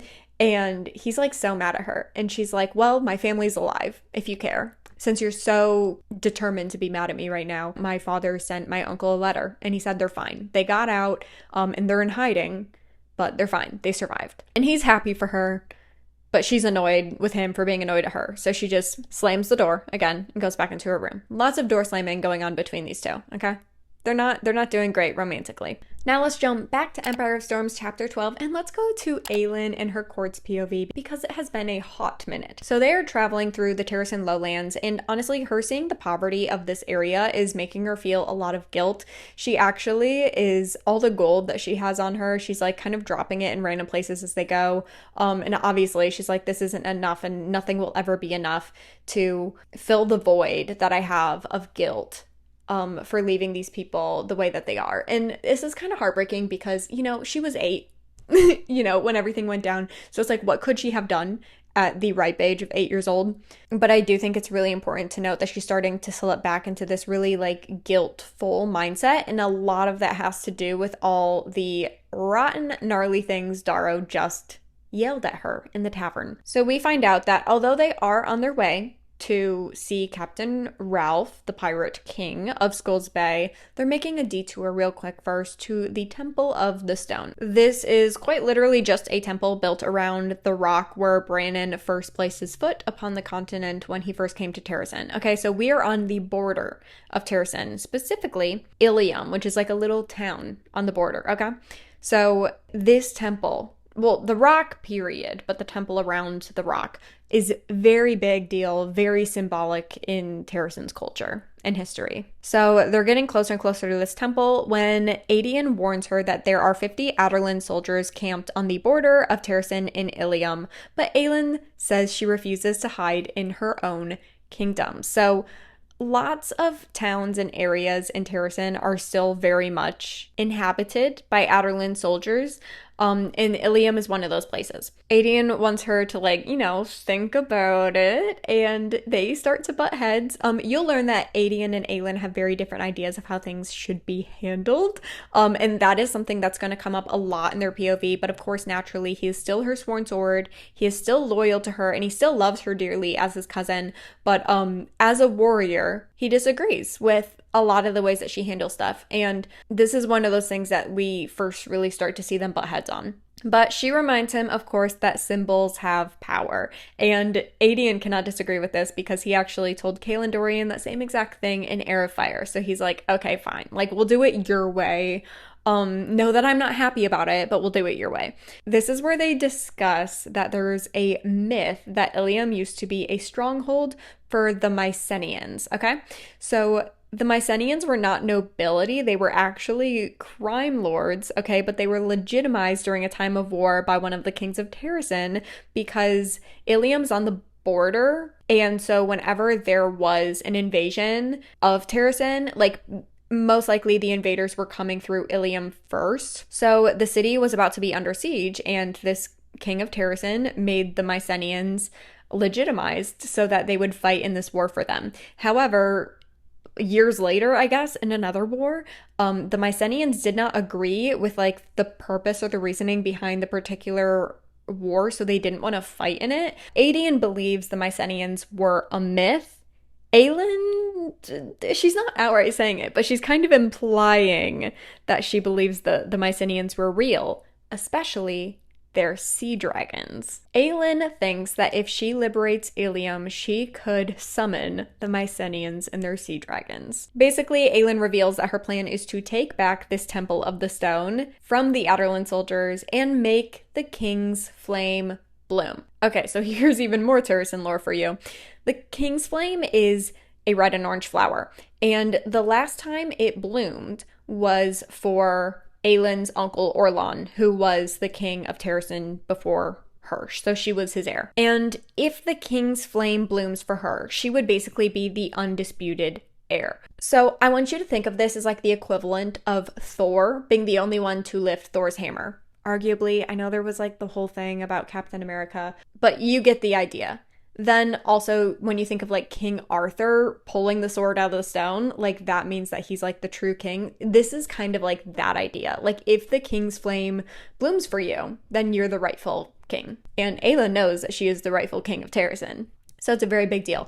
Then we also learned that Darrow actually took her uncle Orlan's flame because her uncle Orlan left it on his desk in the castle, and Darrow was actually able to grab it during the siege and take it with him when he escaped. Oh, how the loss or reclaiming of one could shatter or rally an army or a people. So that is exactly what Aelin plans to do. And we officially have our first side quest for Aelin and her court. Empire of Storms, chapter 13, and this is going to be in Dorian's POV as he is in his little boat with Rowan, going out into sea, looking back on the smoke rising from Adarlan after the witches attacked. He is devastated by this, and he is going to have a lot of guilt that is going to last for a while. Meanwhile, Rowan is using his wind magic to try to get their dingy little boat to Skulls Bay as fast as possible. Just to refresh your memory, at the end of Queen of Shadows, Rowan, when seeing Dorian using his raw power, was like, that is untamed, that is frankly unhinged, and he needs someone to teach him. So in this moment, he offers to teach Dorian how to rein in his magic. And this is where we learn that Dorian actually has a lot of trauma around his magic. Obviously, whenever he gained his magic was when stuff started going south for him. Selena got sent away, Kale stopped talking to him, Sorsha got killed because of it, and his magic was not able to save Sorsha. So we're finding that's where a lot of the trauma comes from and why he's really afraid of his magic. Rowan basically says, hey, I can give you Magic 101, however, I am not experienced in raw magic, so we're gonna have to find someone who is basically an expert in raw magic. But in the meantime, I can give you some Magic 101. And he really does in this moment give him like a little crash course of a lot of the things he already taught Aelin in Heir of Fire. So there's nothing really new here that we haven't heard before. Also, a little side note, it is the sidest of side notes, but I think it is worth mentioning. Dorian does open up to Rowan in this moment, basically sharing that one of the reasons he's afraid of his magic is because it wasn't enough to save Sorsha. Rowan takes this opportunity to tell him the story of Lyria, and I'll remind you from Heir of Fire, Lyria was his mate that was killed, and he kind of went crazy for a little bit, and then he was summoned by Maeve, and it was that whole thing. And so he shares, like, my mate Lyria, who was pregnant with our baby, she was actually like killed. And part of me always wonders, like, if I had been there, like, would I have been able to save her? Would my magic have been enough? And obviously he used his magic to get vengeance on the men who were responsible for Lyria's death. But in doing so, he kind of reassures Dorian that, like, you will heal with time. And, you know, like, maybe just like do Sorsha justice. And what's funny is that Dorian is like a little comforted by this, but the first thing that he actually thinks is like, oh, Rowan already had a mate. He this whole time just like assumed that Aelin and Rowan were mates. And then he was like, oh, that must be weird for like Rowan to fall in love again after having a mate. Like how could he love Aelin, you know, as much as your mate? Like, if your mate is like your soulmate, like how could you ever love someone after knowing and having a soulmate? It's like this whole thing. And it's actually kind of funny. And a lot of people do have this question of like, how much can Rowan really love Aelin if he's already had a mate in the past? So that is something that we can delve into later. They're doing Magic 101 in the boat, and Rowan basically says, like, hey, like, I'll teach you as much as I can before we get to our end destination. And Dorian's like, oh yeah, where are we going? And Rowan shares that they're going to Skulls Bay and shares a little bit with him as to why Aelin wants to go to Skulls Bay. We're going to jump to Tower of Dawn, Chapter 8, and this is in Yarine's POV as she's going into her first real appointment with Chaol. So before it was more like an evaluation, kind of like feeling out the scenario. Now they're officially starting off the actual, like, healing part of the process. So she is walking to Chaol and she's making a point to be on time this time because she feels horrible that she was late the first time because she was really conflicted, and now she's like, okay, I can't afford to be late. So she's on her way. I will warn you, however, that she is exhausted because she stayed out late with Hussar last night. Remember, they had a dinner the night before and she's good friends with Hussar, and I guess she hung out with Hussar. There's this whole thing about like Hussar offered for her to just spend the night at the castle because she was just going to see Chaol the next morning anyways, but she said no. She's has this conflict where she does not like to accept the generosity of Hussar. They have a very interesting dynamic, and I think this is where we first start to see that play out. Not even just like the fact that Yrene isn't exactly subject to Hussar as a princess like most civilians would be, but something about their friendship dynamic just feels off. And this is another sign of that. I think it's also briefly mentioned here that Hussar often tries to buy Yrene nice things, like nice dresses and stuff, because Yrene only owns 3 dresses. And she literally just like wears them on a loop, and she's fine with that. We love a minimalist. But Hussar is always trying to buy her these really nice fancy dresses, and Yrene doesn't want to take them. And the way it is written in this book seems like Yrene just doesn't want to be indebted to Hussar, and I think that's actually really smart because remember, Hafizia was trying to use caution as a reason to keep Yrene here, and Yrene was shocked that she didn't try to use Hussar against her, because in all reality, like, if Hussar had been buying all those nice things for Yrene, I wouldn't put it past Hussar to guilt trip Yrene into staying because she's given her so many things, and why would she abandon her?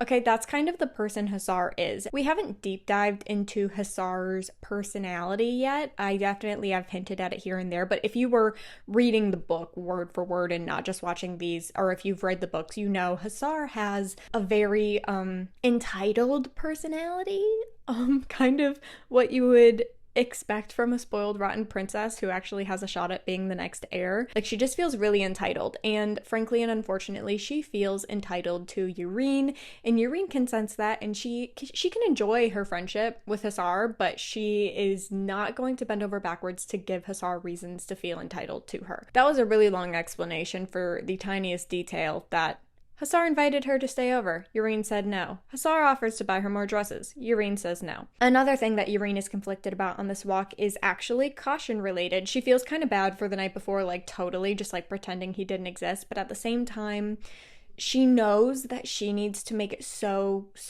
clear that she is not seeking out a relationship with him. But then she's also conflicted because he was really close with Tumaloon, and he is mourning Tumaloon, and she knows that he is not that close with his other siblings. So she's like, I know that I'm the only person who can really like comfort him right now, but also like if I comfort him while he's in mourning, he's gonna take that as like encouragement. So that's more of a caution problem than a Yrene problem, if we're being so for real. If you cannot handle a girl being nice to you without assuming that she wants to marry you, that's a personal problem. Oh, my puppy fell asleep. She's so cute. Anyways, so she's been thinking about all these things on her way to Chaol's chambers. So Yrene is setting up all of her stuff for this appointment, and she noticed that Nesrin has returned, and she can also sense that there's some crazy tension between Nesrin and Chaol, and she's like, that seems like a touchy subject, so I will not be, giving them a reason to make that tension come up in this appointment. This is also when she tells them, because she hasn't told them this yet, she just says, okay, I will heal you. Like, I'm gonna do my best. No promises,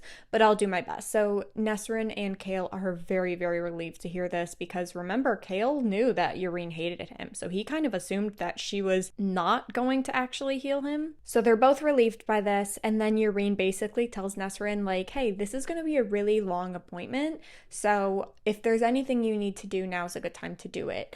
And Nesrin makes some snarky comment. Okay, this actually really bothers me. Nesrin makes some snarky comment about how, like, Yreen's gonna need someone to basically move Kale around. That's a wild thing to say, knowing how Kale is so insecure about being dependent on the people around him. And also, just like the language she uses is so insensitive to Kale's situation, like basically referring to him as some rag doll that needs someone to help him, like, move his limbs. And Yreen corrects her language. That's what I love. And then also says, like, and I think Kale is more capable than you're giving him credit for. Kale is appreciative of Yreen stepping in, but he's still really embarrassed by what Nesrin had said. And Nesrin also realizes in this moment that, like, she let her anger get the better of her and she should not have said that.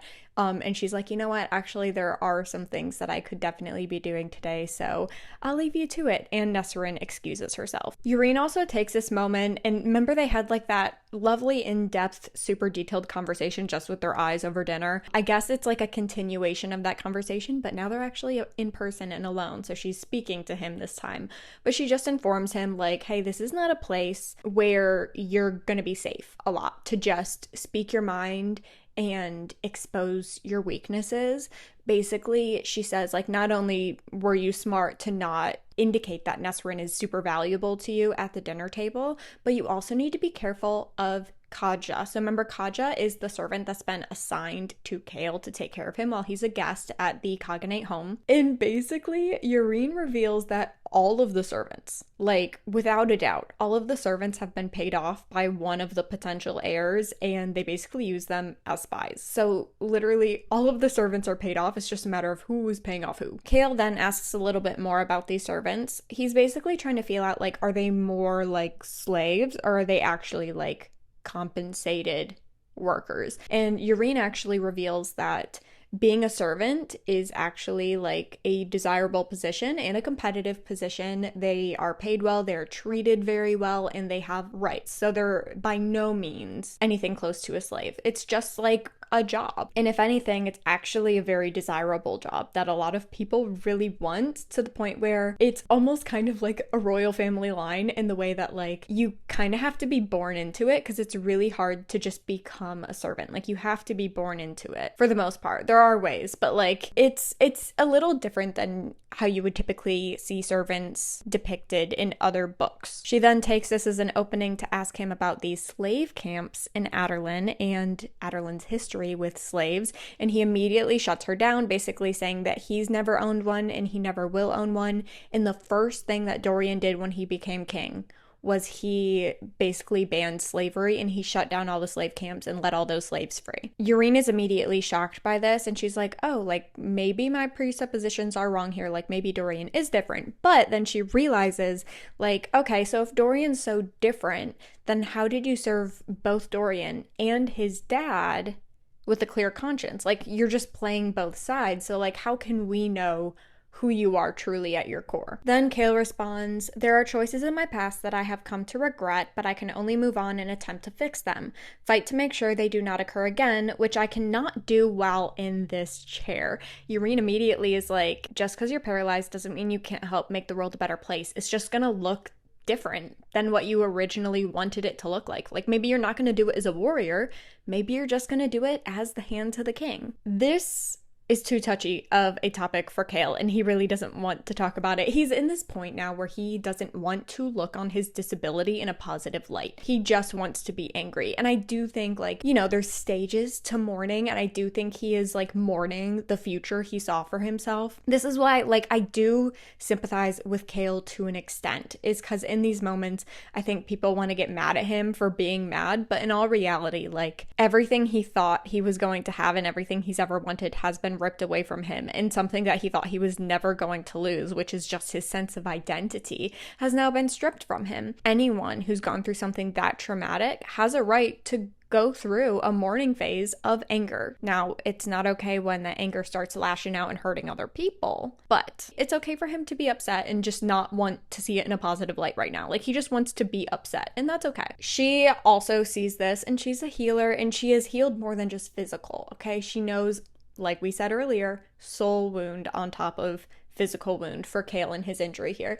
So she's like, you know what? You're right. why don't you just lay down on the couch and we can get started?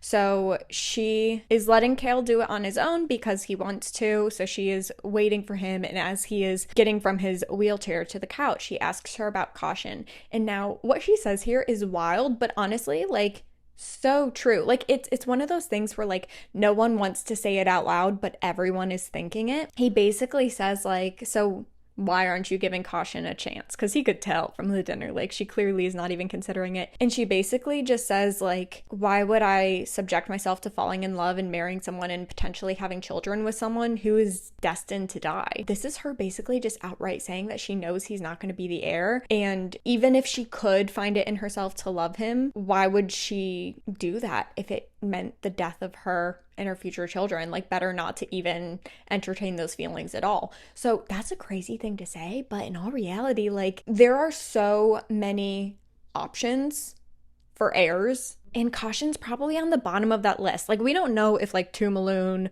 was like more likely than him or not. She was also really young and it's not really discussed. Often we hear about the top three, so like Argun, Hussar, and Sartok are kind of the assumed potential heirs. But also, Nesrin did mention that because Duva got married and got pregnant, it seems like Duva also has a strong reason to believe that she could also be the heir. Caution, however, no one is questioning it. They're just like, well, how do I even put that into words? People know Caution doesn't stand a chance, and it's sad, but it's true. Anyway, so there are so many pages here just covering the appointment, so we are just going to summarize it in some quick bullet points. Basically, she gives him homework to work out even his limbs that he cannot really use right now because of his spinal cord injury, basically to avoid atrophy. And for those of you who have not heard of atrophy before, it's basically, in the most non-medical way to explain this possible, when you don't use your muscles, the muscles start to break down. So even if she does end up healing his legs or healing his spine so that he can use his legs, if he hasn't been using them for weeks and weeks and weeks and potentially even months, he will have no muscles to really work with once he can walk again. So she walks him through a couple workouts that he can do that are going to keep those muscles active, but also make sure that he's working out the parts of him that are still fully operational so that he can keep blood flow going and all that stuff. Also, something I think is worth noting here, kind of in tandem, get it? In tandem to the conversation that they just had with Nesrin about using more positive language around Kale, around his injury, she is changing her language from let me help you to let me oversee you. And Kale notices this and he's very appreciative of it. So I think that's a really good indicator of the dynamic between them, because although Yrene is very conflicted on her feelings towards Kale, she does not wish ill or harm or hurt on him. So anyways, he is finally laying down on the couch when she puts a hand on the injury, and cold, dark anger and agony lash back out at her. And mind you, this is just her touching it. This wasn't her trying to like shoot healing magic at his spine. She just touched his spine with her healing hand or whatever. And that happened. So she was like, how exactly did you break your spine again?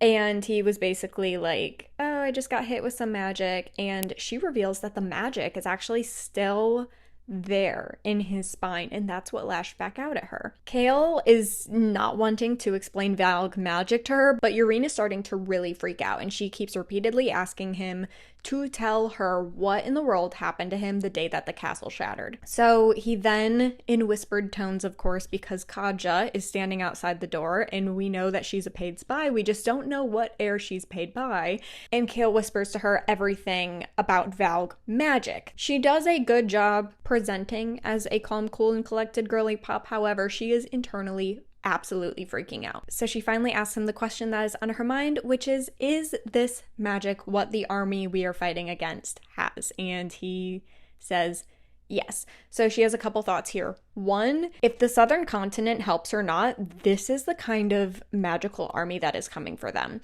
Two, she wants to go to the northern continent to help aid in this war, and she originally thought it was going to be like healing arrow wounds or healing sword injuries, you know, like basic physical fighting, wood and steel type injuries. And she's like, so you mean to tell me that like what's in your spine this thing that I barely touched and it just like spazzed out and lashed out at me. That is the kind of injury that I'm going to be healing if I go up to help heal. And there's going to be a couple other healers up there that I can maybe wrangle in to help me heal these people, but they're not trained in the magical aspects of healing in the slightest. Okay, so she has every right to start freaking out right about now. She then says, before I try to actually like go full-blown healing mode on this thing, I want to do more research. So she starts packing up her things when Kale asks her how much this treatment is going to cost now that she's actually planning to treat him.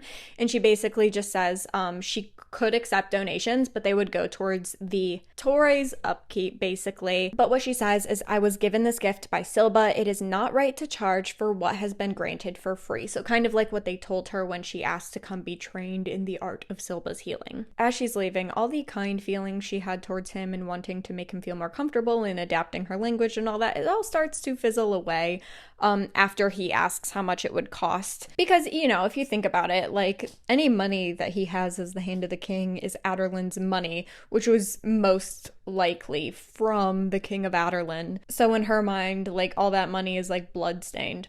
So she makes a snarky comment while she's leaving about what she can assume about his character, basically based off who he served in the past, the King of Aderlin. And his response in summary is that he did it all for Dorian. He never carried out or ordered any soldiers to do the stuff that was done under the King of Aderlin. The king honestly went over his head most of the time, and he only stuck around and suffered through all of that because he knew that Dorian was a better person, and he wanted to protect the goodness that he saw in Dorian. So you may look at me with resentment, Yrene Towers, and I will not blame you for it, but believe me when I say that there is no one in Irelia who loathes me more than I loathe myself. She thinks on this for a minute, but then she asks him, like, so what path are you going to take? So King Dorian's now the king, and obviously nothing that you thought was going to happen has happened, and now there's this war. So like, what path are you going to take for a better world that you claim that you want? He says, I'm still learning, still deciding, but it begins with wiping Parrington and the Valg from our homeland. And she decides, like, you know what, this is an acceptable answer. Not only am I going to go research Valg magic, but I'm also going to think on all the information you just gave me and see how I feel about it. But in the meantime, I'm going to go to Hafizia and see what I can find out about Valg magic. And as she's walking out, she just lets him know that facing the emotional consequences of your injury will be a major part of this process. So she now, like, has a full grasp on what Hafizia meant when she said that this is not only a physical wound, but also a soul wound. And she can sense that from, like, the absolute hate just seething from Kale. And she informs him of that. Kale is like, I don't like that. She's like, too bad. We're gonna have to work on both sides. Tower of Dawn chapter 9. We are gonna jump to Yrene's POV as she is in the womb. And yes, you heard that right. That is a name for a very unique and interesting place in the Torre. So the womb is basically a bunch of hot springs in a cave underneath the Tor. Hanging from the ceiling in the womb are a bunch of bells, and basically every single healer, when she starts learning at the Tor, she writes her name, and I think, like, when she started as a healer at the Torre, they write it on this bell, and then they hang it from the ceiling. So as you can imagine, there's like hundreds, if not thousands, of these bells hanging from the ceiling. And because they're in hot springs and they're in a cave, the condensation like goes up and clings to the ceiling. And then once so much condensation gathers, it drops in like a little raindrop. So obviously you don't need me to explain that process to you. I think we all learned that in 8th grade science class, how that works. But because of that, all the droplets fall onto the bells. And so there's like this constant hum of these bells just being slightly rung. It honestly reminds me of like those sound baths for like sound therapy where they like rub the stick on the bowl and it makes that big ringing noise. So like imagine a dark room and you're in like basically a nature's hot tub and you just hear like that constant soothing ringing sound. Okay, so that's the womb, and healers basically go there when they need to think or they want to be alone, or, well, obviously you're not alone. There's a lot of hot springs, so there's a lot of healers in there. Yrene is alone in there right now, but a lot of people go there to either decompress after a long day of healing, or, you know, if they just need to think. And Yrene is down there right now thinking about not only what Kale told her today, but on top of that, she is also thinking about how in the world she is going to heal Kale. So she's sitting here for honestly a really long time. There's a point where she realizes that she's been in there a lot longer than she thought. but she's just sitting in there relaxing when she feels like the darkness speaks to her. Interesting? Interesting. She hears the darkness saying, "You must enter where you fear to tread." And it says this multiple times. And she like basically begs into the darkness for them to like explain what that means, because that is definitely a riddle. But it just keeps saying, "You must enter where you fear to tread." So she's like, okay, I'll unpack that later. Now, the part that honestly freaks me out, like whenever this turns into a TV show or movie, I know that like some of these parts are gonna be so spooky and so creepy to watch, but she hears a bell being struck. Like I said, like the little raindrops, they're just kind of making the bells vibrate a little. She hears like a definite, like someone, knocked on a bell. Like one rings out louder than the rest, and it's very sudden. So she looks around, and this place is like really low lit because it's like underground, so she can't really see anything. But then she does see, however, off in the distance that there is another healer kind of slipping into one of the hot springs, and she just decides like, oh shoot, I've been here for a really long time. I should really start researching this Valg magic and let this healer have some alone time. So she is starting to leave when she notices that the healer's shoulders are shaking and she is crying. So Yrene decides to go over to her. She also recognizes her as a younger healer, and Yrene remembers when she first started as a healer that it's really hard sometimes to, lose patience or not make it in time, not be able to heal someone. Like, there's a lot of emotional aspects to this job. So Yrene recognizes that this is a young healer who is experiencing this really for the first time, and so she goes over to comfort her. When the young healer says, "She was 3 years old, sometimes I wish this gift had never been given to me." And Yrene in this moment can really sympathize with her because she realizes like, yeah, like losing a 3-year-old patient, that must be so hard. But then she also has this moment where she's like, although being a healer is hard, never for a single moment in my life have I ever wished I hadn't been given the gift of healing. That tells us a lot about Yrene, and that might be foreshadowing, maybe, potentially, but we're just gonna have to find out about that later because we're gonna jump to Kale's POV. Kale is at dinner being asked by Hussar how healing with Yrene is going, and he basically just says it will be a long process, but Yrene is determined to heal him. Hussar actually seems really disappointed by this news, like she wants Nesrin and Kale to leave. Interesting. I wonder why that might be. Kale, like his first dinner here, is using it to basically try to sniff out if any one of the advisors have been influenced by a Valg. So he's looking for the rings, he's looking for like that gleam in their eye, like he's looking for the signs, and still he doesn't see any signs of Valg influence. While he's looking at all these advisors, he sees the Cognate at the end of the table, and then he decides that he is going to be a very gutsy young man, and so he speaks up to the Cognate and says, "Hi, I would like the honors of a private audience with you." And the Kagan just stares at him, and Nesrin, oh my word, it's the funniest thing. She just absolutely dies inside, and she practically like elbows this guy in the gut because no one speaks up to the Cognate. Remember, when they first met him, they had to stand in front of him in silence until he said the first word. Like, the Cognate speaks to you. You do not speak to the Cognate. And here Kale is demanding a private audience. Like, no matter how respectfully he asks for it, like, you just don't do that. The Kagan actually very respectfully shuts him down, basically saying, like, if you would like to meet with me, you can try to arrange something with one of my advisors. However, I would like to comfort my wife while she is in mourning right now, and I'm not really entertaining many private audiences. So Kale sees it as like the shutdown that it is, and then he turns to Sartok and starts asking him about Kadara. Not to be confused with Kaja, Kale's servant. No, Kadara is Sartok's ruck, and he is a world-renowned ruck rider. He is, world-renowned. There's only rucks in the southern continent, but you know what I mean. Like, when you think ruck rider, people think of Sartok. Like, he is the greatest ruck rider of the modern day. And so Kale just starts asking him about Kadara, and Sartok, I guess, is quite the storyteller because he's, telling of his adventures, and he's a very animated storyteller, and Kale notices that for the first time since they've arrived there, that even the heirs, like everyone just seems to be happy and enjoying the conversation. So I think that goes to show like Sartok's personality. Like, he just seems like a really well-beloved sibling by all of his siblings. We didn't get to see the moment this happened, but I guess Nesrin had told Kale in the past that she had a conversation with Sartok on her walk to the gate, and he mentioned potentially taking her on a spin on Kadara. And so Kale, after dinner, basically turns to Nesrin and says, like, if I can't get a private audience with the Kagan, I'm going to need you to take Sartok up on that ruck ride and see if you can feel out where he stands with this war, because he seems to have a lot of influence with his siblings and potentially even his father. Tower of Dawn, chapter 10. This is going to be in Yurine's POV as she is researching what she can about this dark magic, similar to the Valk magic in Kale's spine. And she is in the Torre's library to do so. So there's this sweet librarian named Nusha, and basically Yurine tells her what she's looking for and basically explains what she can about the dark magic without giving too much information because Kale did confide in her. And Nusha pulls out a bunch of books and some scrolls. Now, one of these scrolls is absolutely ancient, at least centuries years old, and it's covered in odd symbols. Where have we heard that before? Okay.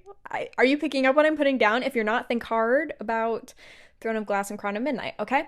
This ancient scroll is covered in odd symbols that neither of them recognize. So she decides she's going to keep that scroll on her and see what she can find out about these interesting symbols. And for now, she's just going to look through some of the other books. So she's looking through these books when she hears a noise in the distance, and she just assumes it's a Bast cat. Now, a Bast cat are basically these 36 female cats that live in the library in the Tor.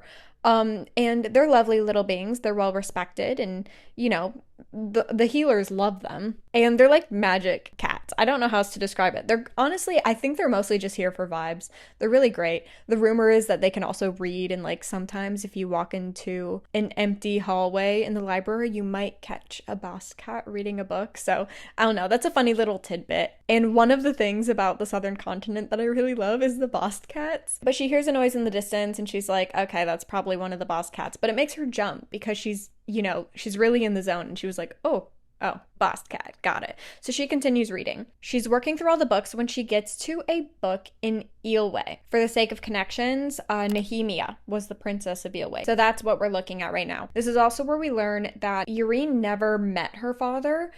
He was just a traveler who had a one-night stand with her mother. He was Eelway. And her mother could speak fluent Eelway, so Yurine is half Eelway. And she's not fluent like her mother was, but because of her mother, she knows a good bit. So she decides to look into this book. She translates the title to be The Song of the Beginning. Interesting, okay? So she opens it and she's like struggling to translate stuff, but there's a lot of illustrations in this book. So we're gonna look at 3 different illustrations. The first one depicts a black gate or a portal. It's just like hovering. It's kind of weird, right? It's this big black portal that kind of looks like a gate on top of a crag, which is basically just a fancy way of saying a cliff's edge, okay? Like, don't look too deep into that. It's a cliff. And there's an army bowing at this black portal or gate. This army was part human and part twisted creature. So it's in this moment that Yurine realizes, like, she thinks that this is the Valg army that Kale is referring to as like what they're up against. So she decides to flip through the book until she sees another illustration, and it shows 3 figures standing in front of the same black portal gate looking thing, and it's captioned with 3 names: Orcus, Mantix, and Erewhon, okay? And so in this moment, because Kale mentioned King Erewhon, she knows that these are the Valg kings. Then she turns to a third and final illustration, and it shows a transition of a civilian from an innocent bystander to Valg infested. So it's almost like a comic strip, okay? She's seeing like the play-by-play of steps of how to turn an innocent, sweet old person into this twisted, disgusting creature. Yurine hears another noise that makes her jump that she assumes is a Bast cat, but then she realizes the sound got closer, and when she looked towards the sound, she did not see or sense a Bast cat. If anything, she feels like she is not safe, so she decides she's going to trust that instinct, and she throws some of her books and the scrolls that she wants to keep looking into in her bag. She decides that she's going to make a run for it when she remembers the girl that she met in the White Pig 2 years ago. We know that's Selena Sardothian, okay? So she's remembering all the self-defense stuff that she taught her, basically all the things that you should do and not do when you feel like you're in danger. So she's remembering all of these things, and she decides, like, the best thing I can do right now is pick up my pace, not run, and I don't want them to know that I'm in danger. So she sees a couple other healers gathered together, walking towards the exit of the library. So she basically picks up her distance to catch up with them when she trips over something. It is a body. The body of the girl who was crying in the womb, okay? Remember, she was in the womb. She saw another healer who was crying. She went to comfort her. She was crying because she had just lost a 3-year-old patient, and then Urine went up to the library. Okay, so that girl is now dead. So Urine quickly tries to recover herself and pretend like she did not see and trip over the body of another healer, and she catches up with the girls as fast as possible as they're exiting the library. On her way out, she tells the librarian, a healer has been gravely attacked in the stacks of the main hall. Get everyone out and call the royal guard now. So then the librarian Nusha rings a bell 3 times, and this is basically a secret code for there is danger and you need to get out right now. So all of the healers that were currently in the library start filing out, and then seconds later a bunch of guards swarm and flood the library looking to see what in the world happened, and one of them pulls aside Urine for questioning. Now, unfortunately, that is the last chapter of Tower of Dawn that we're going to be covering today, and we are going to move back to Empire of Storms, so you're just going to have to check in next week for part 5 to see what happens in that scenario. But for now, we're going to jump to Empire of Storms chapter 14, and we are in Aylin's POV, because if you remember, we are on a quest to liberate Ilium, okay? And that starts with the Rock Temple. At some point, when they're making their plans of how exactly they're going to liberate Ilium, they come across a civilian in the market, and he basically just informs them, for whatever reason, that his brother is a merchant and recently went to Dornael, which is where Maeve reigns as queen, and they saw a bunch of ships and an armada, which is not a good sign if she's planning to ally with Erewhon, which we kind of are thinking that she might at this point, but we don't really know anything for certain. So they decide to sit with that information, and then they go their separate ways to basically plan for stuff. Okay, so Aylin leaves, and it's just Lysandra and Adian just chit-chatting when Lysandra asks a question that maybe you've been thinking. She asks, why do we think that Erewhon decided to act now? So if you think about it, Aylin and Dorian are extremely powerful. Power like theirs has not existed basically since Brandon of the Wildfire. So you mean to tell me that Erewhon had all this time to basically fight uncontested by no one with remotely as strong powers as him? But now that Aylin and Dorian have stepped into their magic and are exploring the potential of their magic and getting very powerful to the point where they are a threat and frightening to their enemies, that all of a sudden Erewhon decides that now is a great time to start this war. I think that's very, very interesting, and if you have not questioned that yet, now is the time to start thinking about why that might be. I'll also give a side note that there is a good bit of flirting here, and I mean like a crazy bit of flirting here. So Adian and Lysandra kind of have like this little flirting banter thing going on here. Adian in his inner monologue though tells the readers that because she was basically sold to a brothel growing up, that he doesn't think that she really wants something committed, like a committed relationship, and he doesn't even know if he necessarily wants that. However, like Lysandra has him debating whether or not he wants that, and he just decides like, you know what, I'm gonna be respectful to like her traumatic past, and you know, like we can keep it just like friendly and flirty over here. So that's their dynamic. So they're flirting back and forth when they see a blue flame spark in the distance. So that was their signal, okay, from Aylin. So Lysandra shifts into her snow leopard form and basically lets out this roar, okay? And I'll remind you, we learned in Queen of Shadows that snow leopards are absolutely terrifying in Terrasen, because if you think about it, snow leopards were basically like, if you ended up getting confronted by one, you were its next meal, okay? Like you did not want to come across a snow leopard. So naturally, her letting out a giant snow leopard roar causes a lot of chaos in the city. So all these people in Ilium are basically freaking out and causing all this chaos, thinking that a snow leopard is nearby, and technically there is one nearby, but it's a very civilized snow leopard that is technically also Lysandra. So obviously Lysandra is not going to attack civilians, but they don't know that, so they're all freaking out. when the 50 Aderlin guards who are in the temple and basically have set up camp in this temple, they open the gates to inspect what in the world is going on. But when they open the gates, they see an Aelin with a crown of flames. Guys, she literally made herself a crown of fire. How epic is that? And she is flanked by Lysandra and Aedion and basically just says, "Get out of my temple." Then, of course, there's some action as Aelin, Aedion, and Lysandra fight these 50 guards, but we do learn it takes them only 20 minutes to take them all out. Something notable, however, that does happen during this fight is that Aelin discovers a new perk of her magic. She exhales at a soldier, okay? Exhales. She went, okay, that's all she did. She exhales at a soldier, and he burns from the inside out, immediately turns to ash, and then just like blows away in the wind. That's crazy. So they get into the temple and Aelin catches everything on fire, basically not only just to burn away all of the Aderlin's soldiers' junk, but to purify and clean the temple. Because, you know, fire also purifies things. So she purifies the temple in fire, and then she makes her way to the center of the temple to go see the rock. Okay, this is the rock that Brandon put his foot on and then declared Terrasen. Okay, very big deal, this rock. I'm gonna make a side note here that I want you to realize that Aelin and Aedion are going to see this rock, okay? Where is Lysandra? We don't know.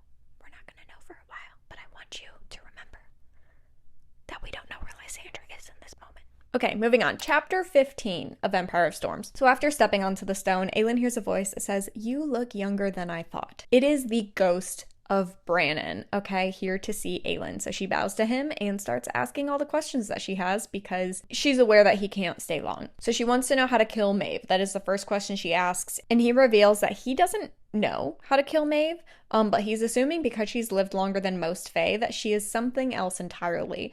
Aelin suggests, is it possible that she's Valg? And Brandon says no. He's like, no, I know Valg, I know Maeve. They're not the same. He's like, but she's definitely something else. Then she asks if handling the fire magic will ever get easier. And this actually kind of breaks my heart because we see Aelin being so tough for everyone else. And this is the first moment where we realize, like, she's actually kind of struggling and she's really scared. Obviously we get bits and pieces of that in her internal monologue, but like this is the first time she's really like said it out loud. So yeah, that kind of breaks my heart a little bit. But he tells her that it will never be easy, but she will burn within her magic and within her soul for better or for worse. So what that means, we're not really sure, but we're just gonna have to find out with time. But then he tells her the craziest thing, okay? I'm reading this directly from the book because this is bonkers. He says, "The stone marshes, there lies a sunken city. The lock is hidden there." Lock? What lock? We'll get there. "It is needed to bind the keys back into the broken word gate. It is the only way to get them back into that gate and seal it permanently." Okay, so this whole time, we have been seeking out 3 keys. It turns out there's a 4th piece that we also need, okay? So as if it wasn't already going to be hard enough to get the 2 pieces of the word key from Erewhon so that we could have the completed set of all 3 of them, we also now need to find this lock in the marshes. So Aelin has so many questions, but the first one she has is, can you be more specific about like where in the stone marshes? Because the stone marshes is huge, okay? It's gigantic. And she's like, I'm gonna need you to be more specific about the location, but Brandon disappears before he can answer a single question. She then turns to Aedion and they start to discuss how this is gonna change the path that they're gonna have to take to win this war. When Aelin smells Valg, okay? I hate this part. Okay, she then sees the chief overseer of Endovier. I'll remind you that Endovier is the slave camp that Aelin was imprisoned in at the end of Assassin's Blade, and she stayed in up until the beginning of Throne of Glass. So this overseer is the man who, his job was quite literally to make Endovier as miserable as possible for Aelin and the other prisoners. Obviously, Aelin knows that it's actually Erewhon just in his body, kind of like how Erewhon was in Parrington's body. I'll remind you, he's not a shapeshifter. Like, Valg magic is a whole different territory from Fey magic, but like, you can kind of think of it kind of like shapeshifting. Erewhon himself, although he definitely has like a body that he uses when he's Erewhon, so this art that I'm showing you is like Erewhon in his, not his true form, because he doesn't actually have like a physical form. He's more of like a spirit than anything, but he needs a host body, and this is like his preferred body. that he like claims as his own, but he can kind of like jump body to body, okay? And this is also this weird moment where we learn that like most people have a ring or a collar. For Erewhon, it's his heart, okay? It is literally like a black word stone heart. Ugh, that's disgusting. Aylin's working overtime to remind herself repeatedly that this is not actually the overseer of Endovir and she needs to keep her head on straight because she is wearing the amulet and it has the word key in it. If she gives away that she is wearing the word key, or Erewhon even senses it on her for a second and takes it, he will have all 3 word keys, and that is the last thing that can happen. They get in a little standoff, they have some little sassy banter, and then he sheds the overseer's skin and turns back into Erewhon, or at least like this version of Erewhon that we know. Chapter 16, so Erewhon is here to make her realize how fruitless standing against him will be, and they get in this little standoff. Aelin really has no idea what to do. She just knows that he cannot find out that there's a word key in this amulet. So they continue their banter back and forth, and really like she's being sassy and he's trying to taunt her and she's trying to act like she's unfazed and he's trying to pretend like, I can tell that you're just a scared little girl, okay? It's kind of your typical like standoff between sassy, heroic girl and evil villain. So they're taunting back and forth when Erewhon says that he has hunters currently tracking down Rowan and Dorian, and he's like, oh, did you not think that I would know that they're in a little boat sailing across the ocean to Skulls Bay? That's not good. So Aelin hears that and she freaks out. And then he says that he thinks that Dorian and Rowan would make amazing generals and he cannot wait to get his hands on them and infest them with Valg and make them into his little princes. And this is where she absolutely loses her mind and strikes with her fire magic, and then he strikes with his darkness, and they go back and forth a little bit, and then Erewhon vanishes. He's not really like an actual physical human body. He's like a spirit, so like he can do whatever he wants. So he vanishes, okay? He goes elsewhere. And Aelin and Adian turn to each other and basically say, like, we need to get to Skulls Bay as soon as humanly possible and hope that Rowan and Dorian beat Erewhon's hunters to Skulls Bay. Tower of Dawn, Chapter 11. This starts off in Chaol's POV because he is wondering where in the world is Yrene, and she is super late. Now, mind you, at the beginning of this, she was late to some things, but that's when they absolutely hated each other. They still don't like each other. Don't get it twisted. They don't like each other at all. However, she has started to show up on time, so progress maybe. But now she is late. He's also waiting alone this time because he had Nesrin seek out Sartok to take him up on that ruck ride. It is not until 2 hours after their appointment was supposed to start that Yrene bursts in and immediately turns to Kaja, which is Chaol's servant, and says that Chaol has a rash on his legs and needs a tonic. So she starts requesting like this list of ingredients. And Chaol is like, okay, I know for a fact I do not have a rash on my legs, so what in the world is going on? She immediately notices once Kaja leaves that Chaol is covered in sweat. Turns out he decided to do some of those workouts she originally recommended, and she suggested, you know, maybe instead of sweating all over the Cognate's very expensive rugs, maybe you should go to the barracks and train with the soldiers, and Chaol immediately shuts it down. Now, I probably won't mention every single time this comes up, but this is the first of many times that Yrene is going to suggest to Chaol that he work out in the barracks with the rest of the soldiers and the guards, and he shuts her down and says, like, absolutely not. And we know this is due to, like, shame of his injury and not wanting to be seen in front of the other guards and soldiers in a vulnerable position. And he was like, okay, enough about me. You're clearly not okay. Not only did you come 2 hours late, but you look really shooken up. So she tells him about what happened in the library and about the healer who was killed. Yrene describes the healer as looking drained of life. Now remember, in the very first book, Throne of Glass, this is how Selena described all of Cain and the Ridderak's victims, which now we know, we didn't know back then, but now we know that Cain was under the Valg influence and the Ridderak he was summoning was a Valg creature. And Chaol obviously remembers all of this as he was investigating all of the murders that took place in Throne of Glass, and so he tells her that he thinks that this healer was killed by something Valg. Urine also in this moment has come to the terms with the fact that she actually thinks that she was the target of whatever this Valg being is, because something that I think I forgot to mention earlier, I'm so sorry, is that this healer who was killed and that she ran into in the womb and everything, this healer looks exactly like Urine. Like they could be twins. They look very, very similar. So Urine thinks that it was a mistake, that the Valg killed this girl instead of her. This inspires Kale to tell Urine about Caution's fears about what actually happened to Tumaloon and how Caution asked him to keep a lookout for Valg. So Kale at this point thinks that Caution is totally right. And Urine at this point, and she's like, okay, clearly whatever threat this is has made its way to not only the Kagan family, but now it's in the Tor, which is supposed to be like a very secure place and a very safe space.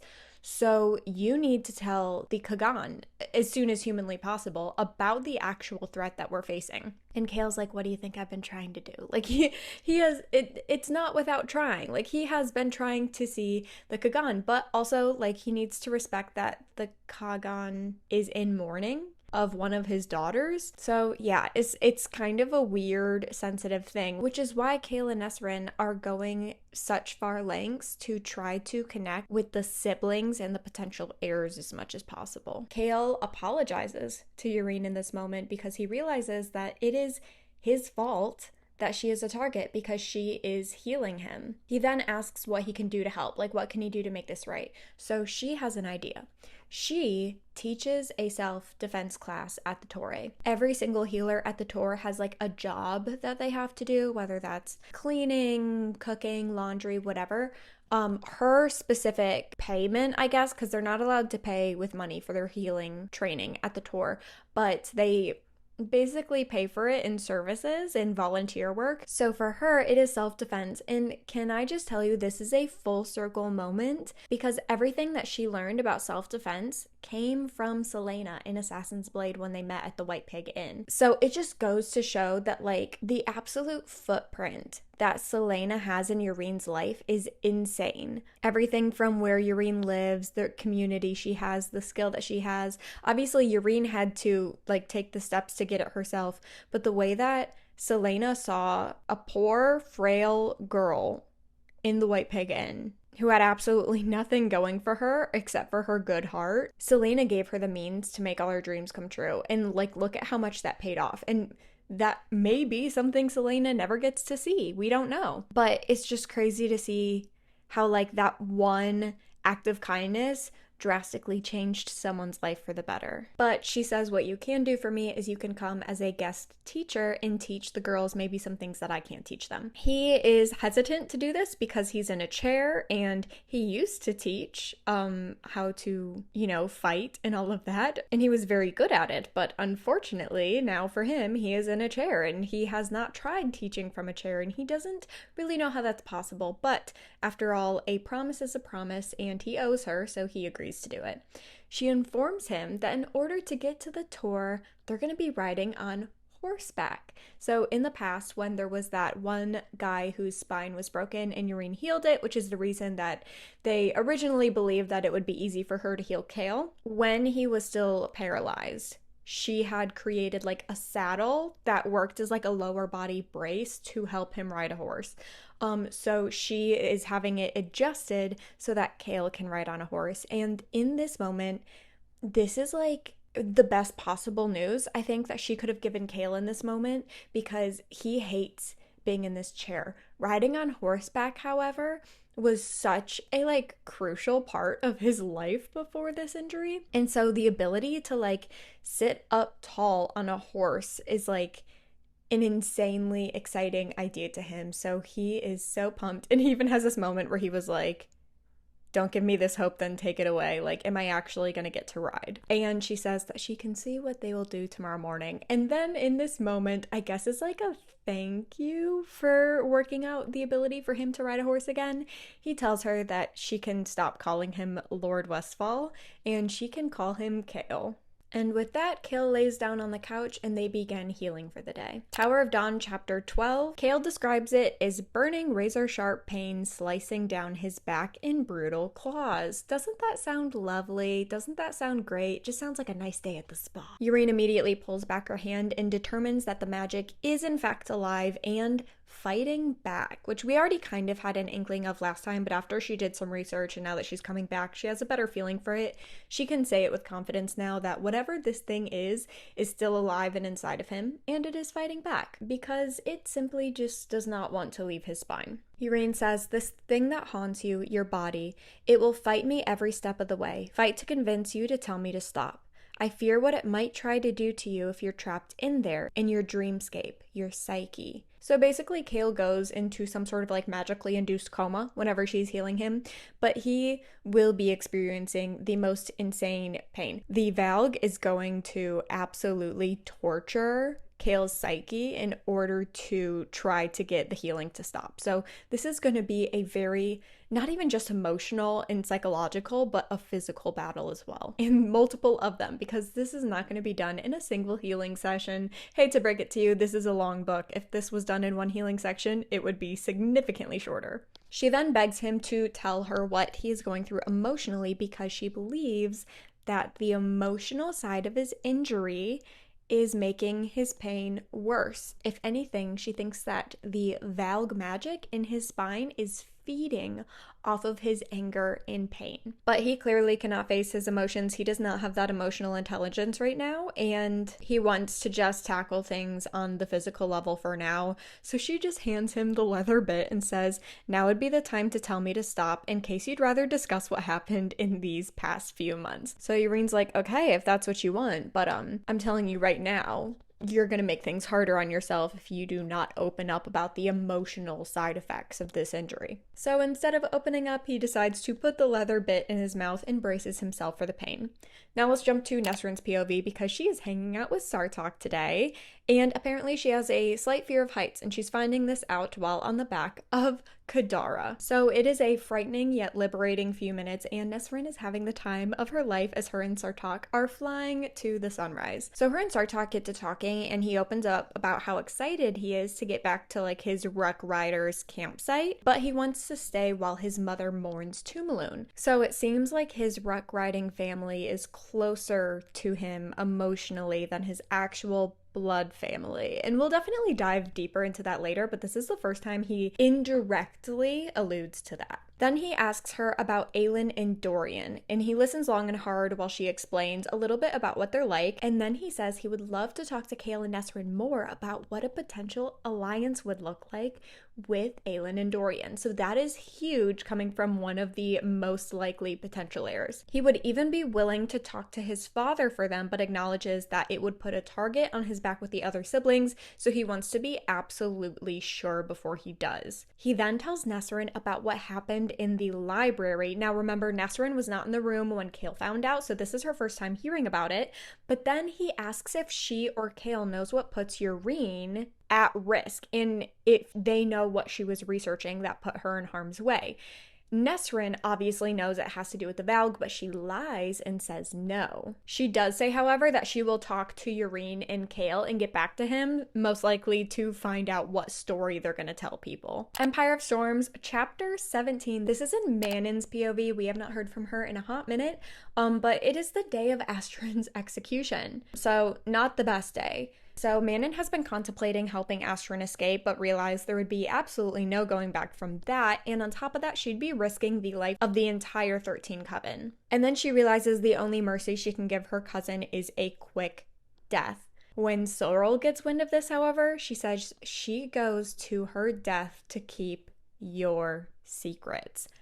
Wow. Okay, so let's talk about that. Sorrel is Manon's second. Not only is Manon the Coven leader, but she is also the wing leader of all of the clans put together. Obviously, except for Croshen, but that's a whole nother thing entirely. So Sorrel challenging her in this way and calling her out is totally unacceptable. But Manon actually sits with this and realizes that Sorrel's not wrong. So Manon then goes down to the dungeons where Astrid is to be executed. Now, I'll set the scene for you really quick. In this dungeon, it's very huge. So, like, all the witches are here. It's like a whole event, okay?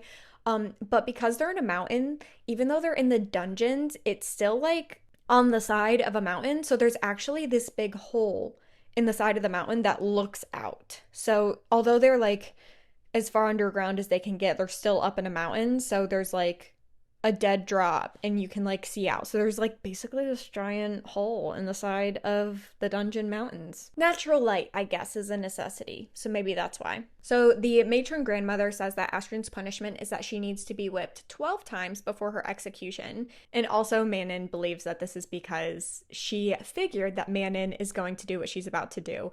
And Manon does in fact do that thing. She steps forward and invokes the right of execution, which basically means that she's requesting to take the killing blow. This is actually granted by Petra's grandmother, so the blue blood matron. Manon then requests to have Astrid face this like opening in the dungeons and like look at the dawn one last time and like look upon the dawn while she dies. And this request is granted. And then when Manon lifts Windcleaver, her sword, to give Astrid an easy, quick death, Astrid actually, like, the first time I read this, I got so emotional, and even rereading it now, Astrid's last words are, "Bring my body back to the cabin." The cabin where the man, the human man that she fell in love with was from. I can't. That's not okay. Sarah J Maas, what are you doing? I am just gonna read a big chunk from the book, and I will say, this goes for every single time that I quote from the book. This is not like a word for word quote. This is like the chunks that you need to know from this portion of the chapter. Something in Manon's chest broke. Same. Broke so violently that she wondered if it was possible for no one to have heard it. Manon understood in that moment that there were forces greater than obedience and discipline and brutality. Understood that she had not been born soulless. She had not been born without a heart. Manon looked out at the 13 standing around Astrid in a half circle. One by one, they lifted 2 fingers to their brows, the gesture not to honor a high witch, but a witch queen. There had not been a queen of witches in 500 years, either among the Crochans or the Iron Teeth. Hands trembling, Astrid pressed her fingers to her brow and extended them. "Bring our people home, Manon." Manon met Sorrel's eyes, then Astrid's, and Manon gave the 13 their final order. "Run." Then Manon Blackbeak whirled and brought Windcleaver down upon her grandmother. Guys, this is the most insane. Like, I wish I could relive. Like, if I, for whatever reason, lost my long-term memory, I would, first of all, immediately reread Throne of Glass. But I would read and reread and reread this chapter because the first time I read this, I just was floored. I was freaking out. Absolutely freaking out. Chapter 18. This was a blow that could have cut any human man in half. Her grandmother, however, happened to dodge it for the most part. She does end up, like, gashing at, like, her torso. So the grandmother orders the witches to stand back because this is between her and Manon, and she wants to do things the ancient way. And for a quick summary, the ancient way just means no weapons, only teeth and claws. Ugh. This is also the moment where Manon realizes she's never actually seen her grandmother fight, and that may have been a calculated decision on her grandmother's part. So her grandmother is lashing out at Manon and yelling things at her here and there, saying things like she honed Manon into the perfect weapon despite the weakness of her mother.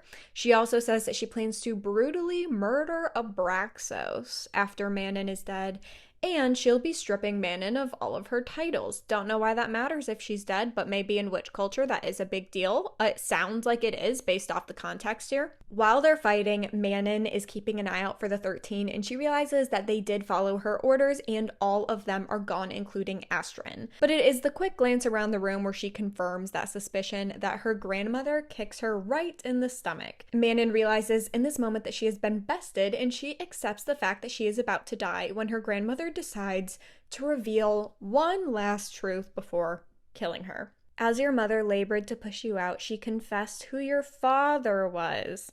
She said you would have been the one who broke the curse, who saved us.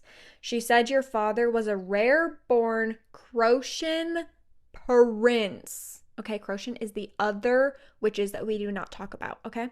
She said that your mixed blood would be the key. So you have been a kinslayer your whole life. Manon's specialty in what she's literally famous for is slaughtering Crochin witches. And here she is finding out that she's been half Crochin this whole time, okay?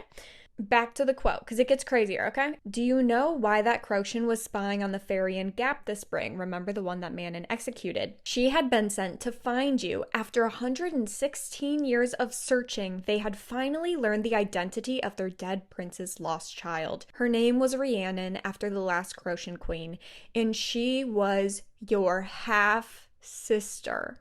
So Manon's just realizing that the witch that she murdered was her sister. Confessed it to me upon our tables. She thought I'd save her life because of it, and when she saw what you had become, she chose to let that knowledge die with her.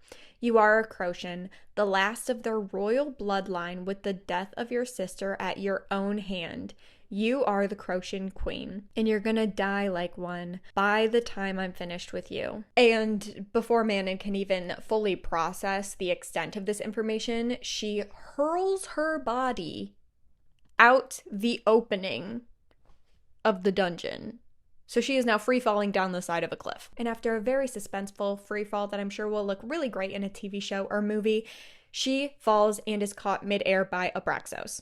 The 13 did escape, but 2 of them came back specifically to get her and to bring Abraxos to her. So Manon is flying away with these 2 witches, but they quickly realize that they're being followed by other witches, obviously. So Manon is holding on for dear life, literally, because her grandmother's claws successfully gashed her stomach. And she is actively bleeding out and trying to keep her organs in her body. Please don't demonetize me. I know that is disgusting. She is trying to outfly the Yellowlegs, and she succeeds, despite the fact that she is quickly blacking out. Because, do you guys remember back in Heir of Fire when Manon's like, we train privately, we train separate from all the other witches? So when they were training, they specifically were training in the mountain range area that they're now flying through. So even though she's blacking out, she's like, even if I went blind and I couldn't see, me and Abraxos can fly this like nothing else. And they do end up outflying the other witches because they know where all the sharp turns are. The other witches don't. And I'm pretty sure they die, or it kind of like implies that they do because they like fly directly into a mountain cliff because they weren't expecting that sharp of a turn, and I don't see how a wyvern or one of the witches would survive that, but hey, you never know. She does get to a point, however, that she is aware that her and Abraxos are safe, and then she safely blacks out on top of a flying wyvern flying up like 100+ feet in the air. Let's jump back to Tower of Dawn for the rest of this episode for chapter 13 in Yrene and Chaol's POV, because they are absolute wrecks and totally drained after quite the crazy healing session. So when healing Chaol, Yrene saw memories, but they weren't Chaol's memories. She saw Morath, okay? So we think it's like the Valg magic in Dorian's memories. So whether this is like the collective Valg creatures' memories or like specifically to do with like the king's memories when he was in Morath, it's not quite depicted here, but it does go to show like how spooky and creepy this Valg magic is, that although Chaol himself is not infested by a Valg being, he still has Valg magic in him, and it still has like some level of like sentience while it is in Chaol. Like it's feeding off of his negative emotions. Like that's not normal.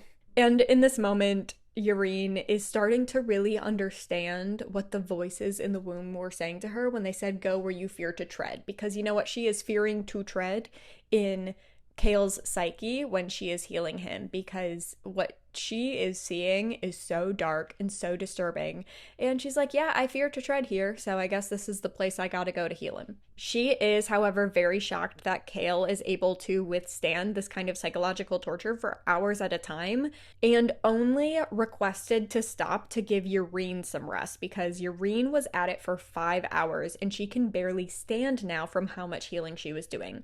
So Chaol summons Katja and requests some tea for the both of them, and Chaol spends some time basically making sure that Yrene is resting on the couch, that she is drinking tea, and it's almost kind of like a funny role reversal moment. Like Chaol is now taking care of the healer. After Yrene starts to get some energy back, they realize how late it was, because not only did they get a super late start, but they've been at this for 5 hours now.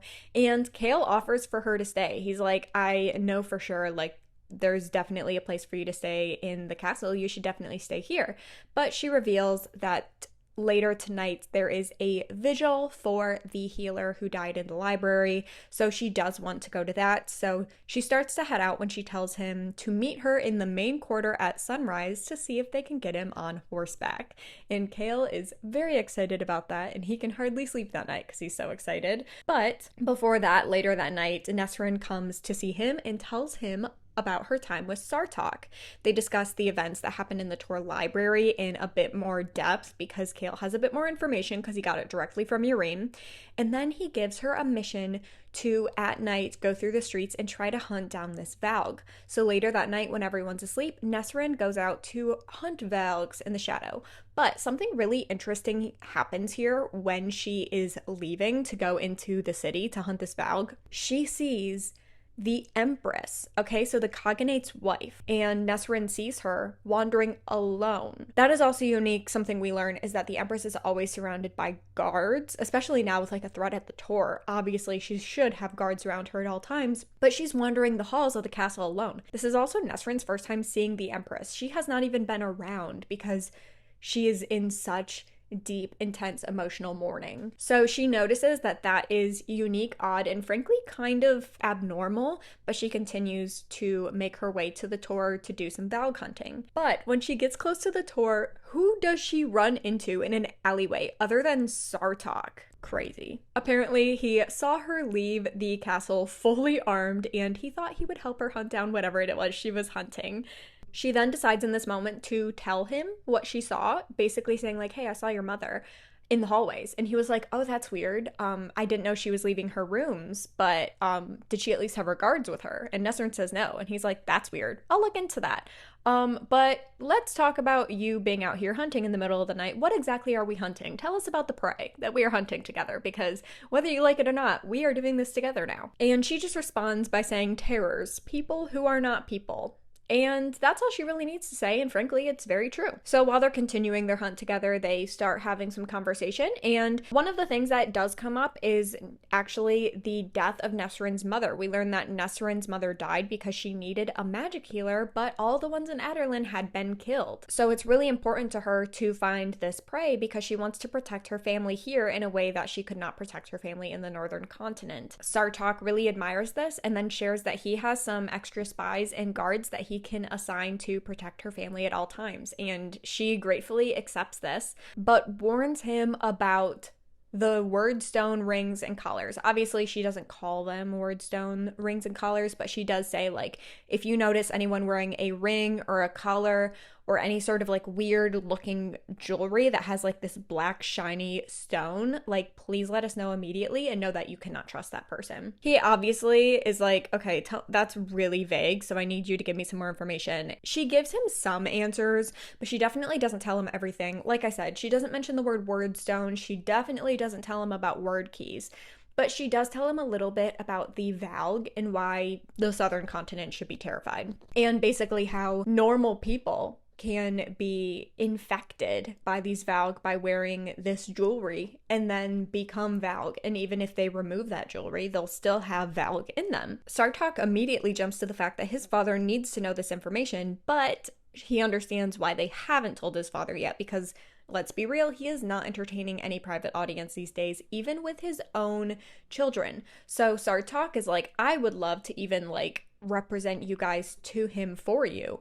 However, he's not even entertaining a private audience with his own children, which is very interesting because he seems to have a really good relationship still with Argoon.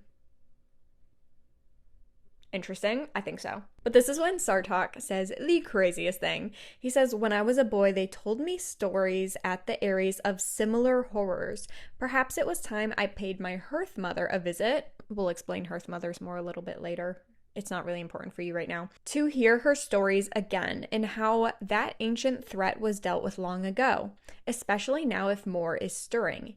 Interesting. Okay, so what you need to know here is that there is a record of Valg or something very similar to Valg in the southern continent in the past. So she agrees that, yeah, we definitely need to hear those stories from your Hearth mother because that could potentially be like earth-shattering information. And then they continue together towards the tour. Tower of Dawn, chapter 14. This is now after the vigil. It's already happened. It did happen off the page.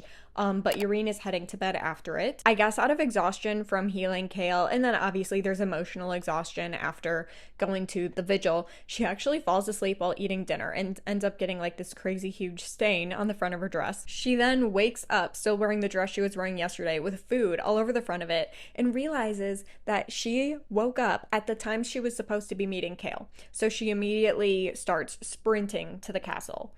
And when she gets there, Kale is actually already in the horse's saddle, and he was all strapped in, and he is sitting on top of a horse, so this is a very big deal for Kale. He also called for a second horse so that she would ride with him. Now, she doesn't want to ride a horse. She actually was hoping to walk next to him while he was on the horse, but she does also realize it might make him more comfortable, and right now that is her priority, so she mounts a horse and they start riding to the Torre together. Now let's jump to Kale's POV because he is the happiest he has been since getting this injury. And Yrene can even tell this because they're, chit-chatting all their way to the tour on these horses. And Kale's demeanor just overall is significantly better and more positive. So they start discussing cultural differences between Aderlin and the southern continent when Kale reveals that Dorian has actually been studying the southern continent for years now, even before he became king, because he's always admired how they did things there. So I think that's some pretty cool information that won't really affect us right now, but I think it's something that we can discuss later, potentially. So they finally get to the tour, and the courtyard is absolutely full of students, and Hephaestia comes out to greet him personally and even makes a joke about how once all the girls learned that Kale was going to be there, it seems like every single healer in the tour decided to show up to the self-defense lessons today. So this is all fun and exciting, and Kale is, he's on cloud 9. He's on a horse, but then he realizes he is in fact on a horse, and he now needs to dismount, and he has an insane audience of basically teenage and young adult girls. Yrene then in this moment, and honestly, this is one of those things that makes me cringe so bad because Yrene has done so well adapting her language and going out of her way to make sure that Kale doesn't feel like his disability defines him. But she gets in teaching mode, I guess, when she's at the tour and she sees all these young healers. A lot of them are still healers in training. They haven't even really begun their healing journey. And she, in this moment, jumps into teacher mode and she's like, who wants to help a paralyzed man off of his horse? And of course, all these girls want to do it and they're so excited. And so she allows 5 of these tiny teenage girls to help Kale, who I think is just shy of 6 foot, and he's a burly, muscly guy. And they all volunteered to help him off of his horse. Let's just say Kale is mortified because they almost drop him multiple times because he is a big guy and they're these tiny little girls, and they are throwing him around like a rag doll. They're not even treating him like a human being. They're not acknowledging him. He just feels like a freak of nature. That is kind of the overall vibe we get from this, and he's just mortified. This set him back so far with how he felt about being out in public with his injury. After Kale is off the horse in a very uncomfortable and a very ungraceful way, Hephaestia steps forward and tells the girls to basically join the other girls for the lesson, and she is going to help Kale into the wheelchair. And then she just asks him, she says, would you like to get yourself situated or would you like my help? He appreciates that she even offered to let him do it himself, but he does accept the help. And while she is helping him get situated in his wheelchair, she apologizes for Yrene's insensitivity and just explains that Yrene used to be one of these girls 2 years ago, and an opportunity to learn hands-on like this for them is unique and special, and so please don't take it personally. They're excited to help people. These are girls who want to spend the rest of their lives helping people, and they saw an opportunity, but unfortunately they did not see the human, and for that I am sorry. So I really appreciate Hephaestia stepping forward right there. I think that was the right thing to do. And this does kind of help him in the moment for the lesson, but we'll learn very quickly later after the lesson that that is no longer the case when he's not in the lesson anymore. So Kale sits back as they recap some of the self-defense maneuvers that they have learned so far. And while watching, he kind of goes through some emotional turmoil because like I said earlier, he used to be a trainer in the past. So in this moment, he's kind of like, it's not like traumatic flashbacks because he's looking back on that in a nostalgic way, but it's more traumatic to him now because he's like, I might never be in that position again. And that was something that I loved and defined me as a person. Like, that was something that was my thing. Like, I was good at it. And now I can never have that again. Or at least that's what he's telling himself. But he's going to prove himself wrong because now it is his turn to teach the girls. He realizes they know all the fundamentals and the basics. So he decides to spice things up a little bit and asks them if they would be interested in learning how to flip a grown man onto their backs in 2 or less moves. Tower of Dawn, chapter 15. We are in Yrene and Kale's POV as they are at the self-defense lessons, and Kale has summoned some guards to be the bodies to practice having these girls flip grown men onto their backs. And of course, the healers are absolutely enjoying it. Some of the guards arguably think it's really fun. Others, I'm sure, maybe not so much. But Yrene is happy to see the girls happy, especially because they just had that vigil last night for the healer who was killed in the library, and they all were super sad and on edge literally just the night before. So she's happy to see everyone giggling, having a good time. And then also the girls are just feeling really empowered with this training. So it's a win for everybody, except for, of course, Kale. After the lesson, they start heading back to the castle, and Yrene, who's on this amazing high from having an amazing time, frankly, at this lesson, is wondering why Kale is so quiet and not talking to her. He eventually speaks up and says it is because she quite literally encouraged 5 teenage girls to manhandle him like a rag doll. And he really didn't appreciate it, and it was frankly very devastating for him and very embarrassing. So he leaves her to go to his rooms once they get to the castle, of course. And before Yrene can follow him to begin their healing session, which they have to do, Caution walks up to say hello to Yrene. He tells her that he heard what happened in the library, and of course he had some of his own personal guards sent to the tour for her and her healer friends' protection. She's obviously really grateful, but is still keeping her distance because there's like this weird thing where she's friend-zoned Caution really, really hard, and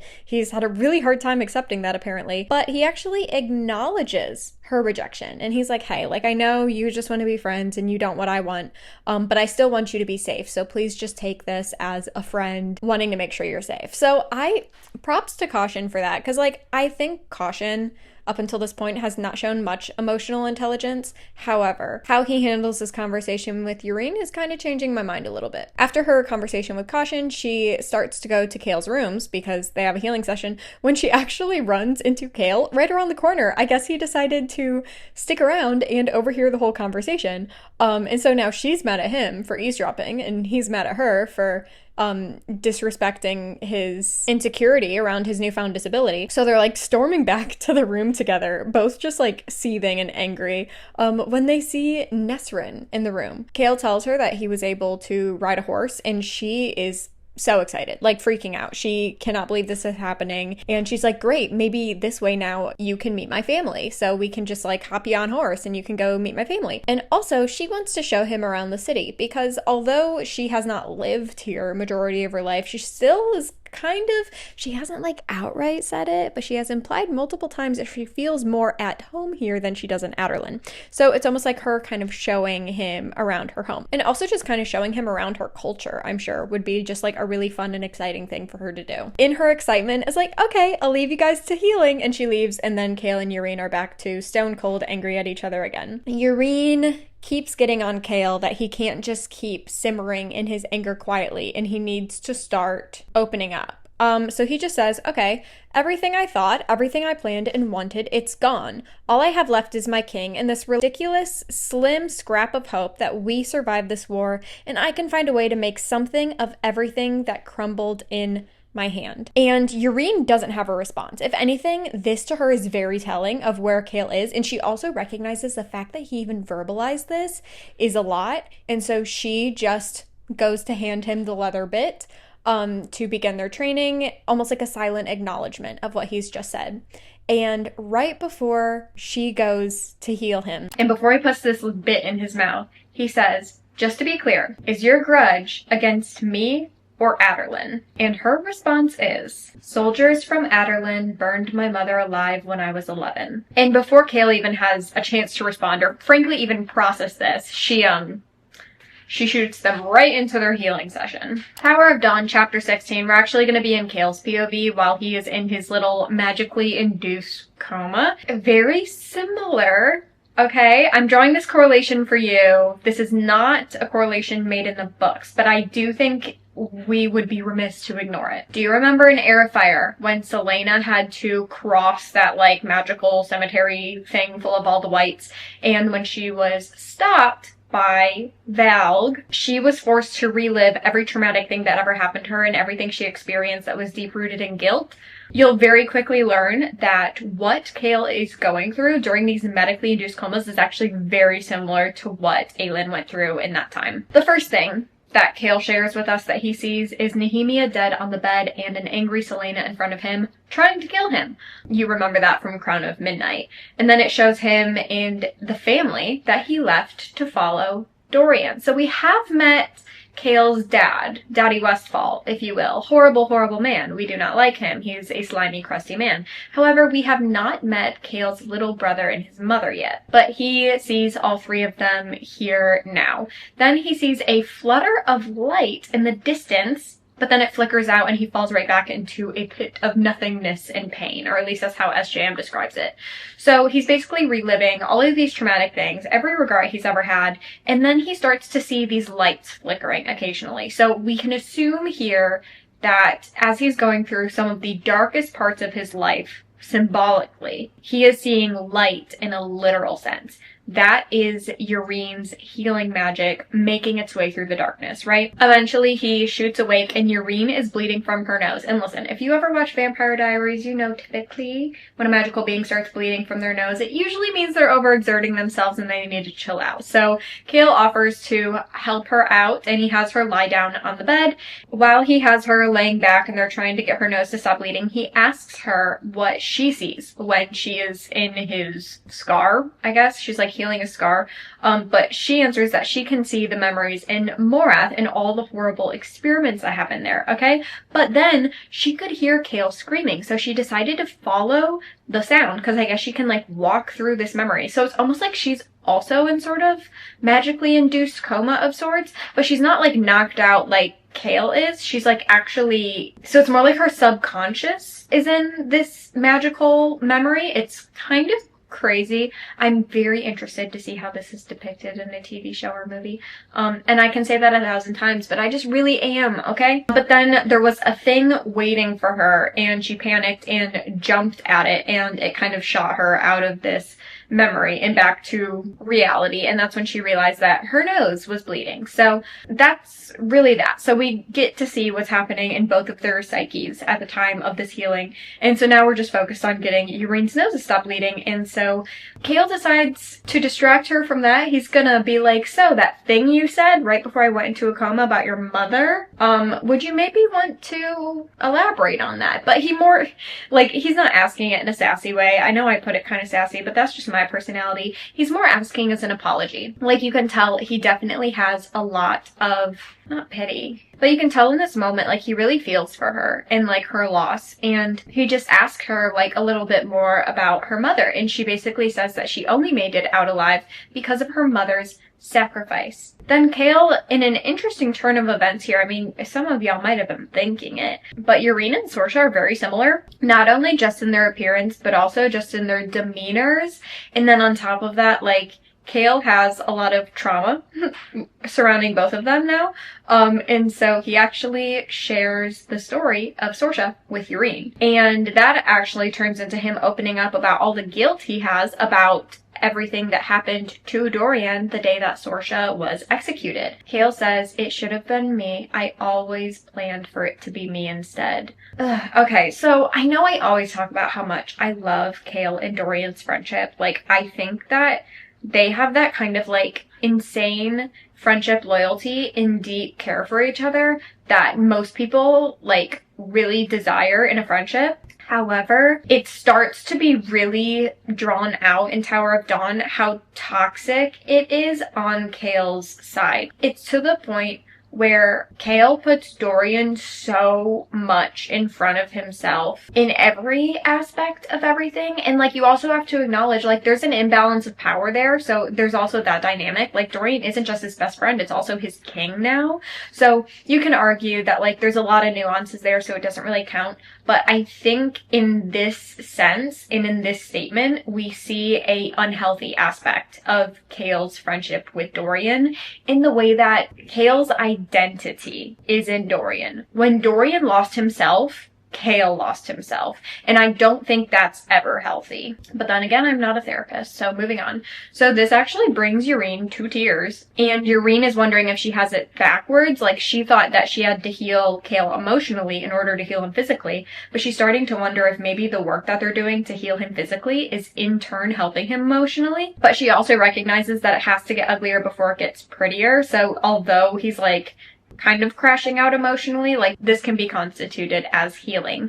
So Kale pulls the ultimate rom-com go-to move to wipe away Yrene's tears, of course, when Kaja walks into the room and Yrene freaks out and like quickly looks away. Cause like, okay, I'll set the scene for you. When Yrene's nose started bleeding, she laid down on Kale's bed. Cause like, they're doing everything in his chamber. So like, his bed is by the couch.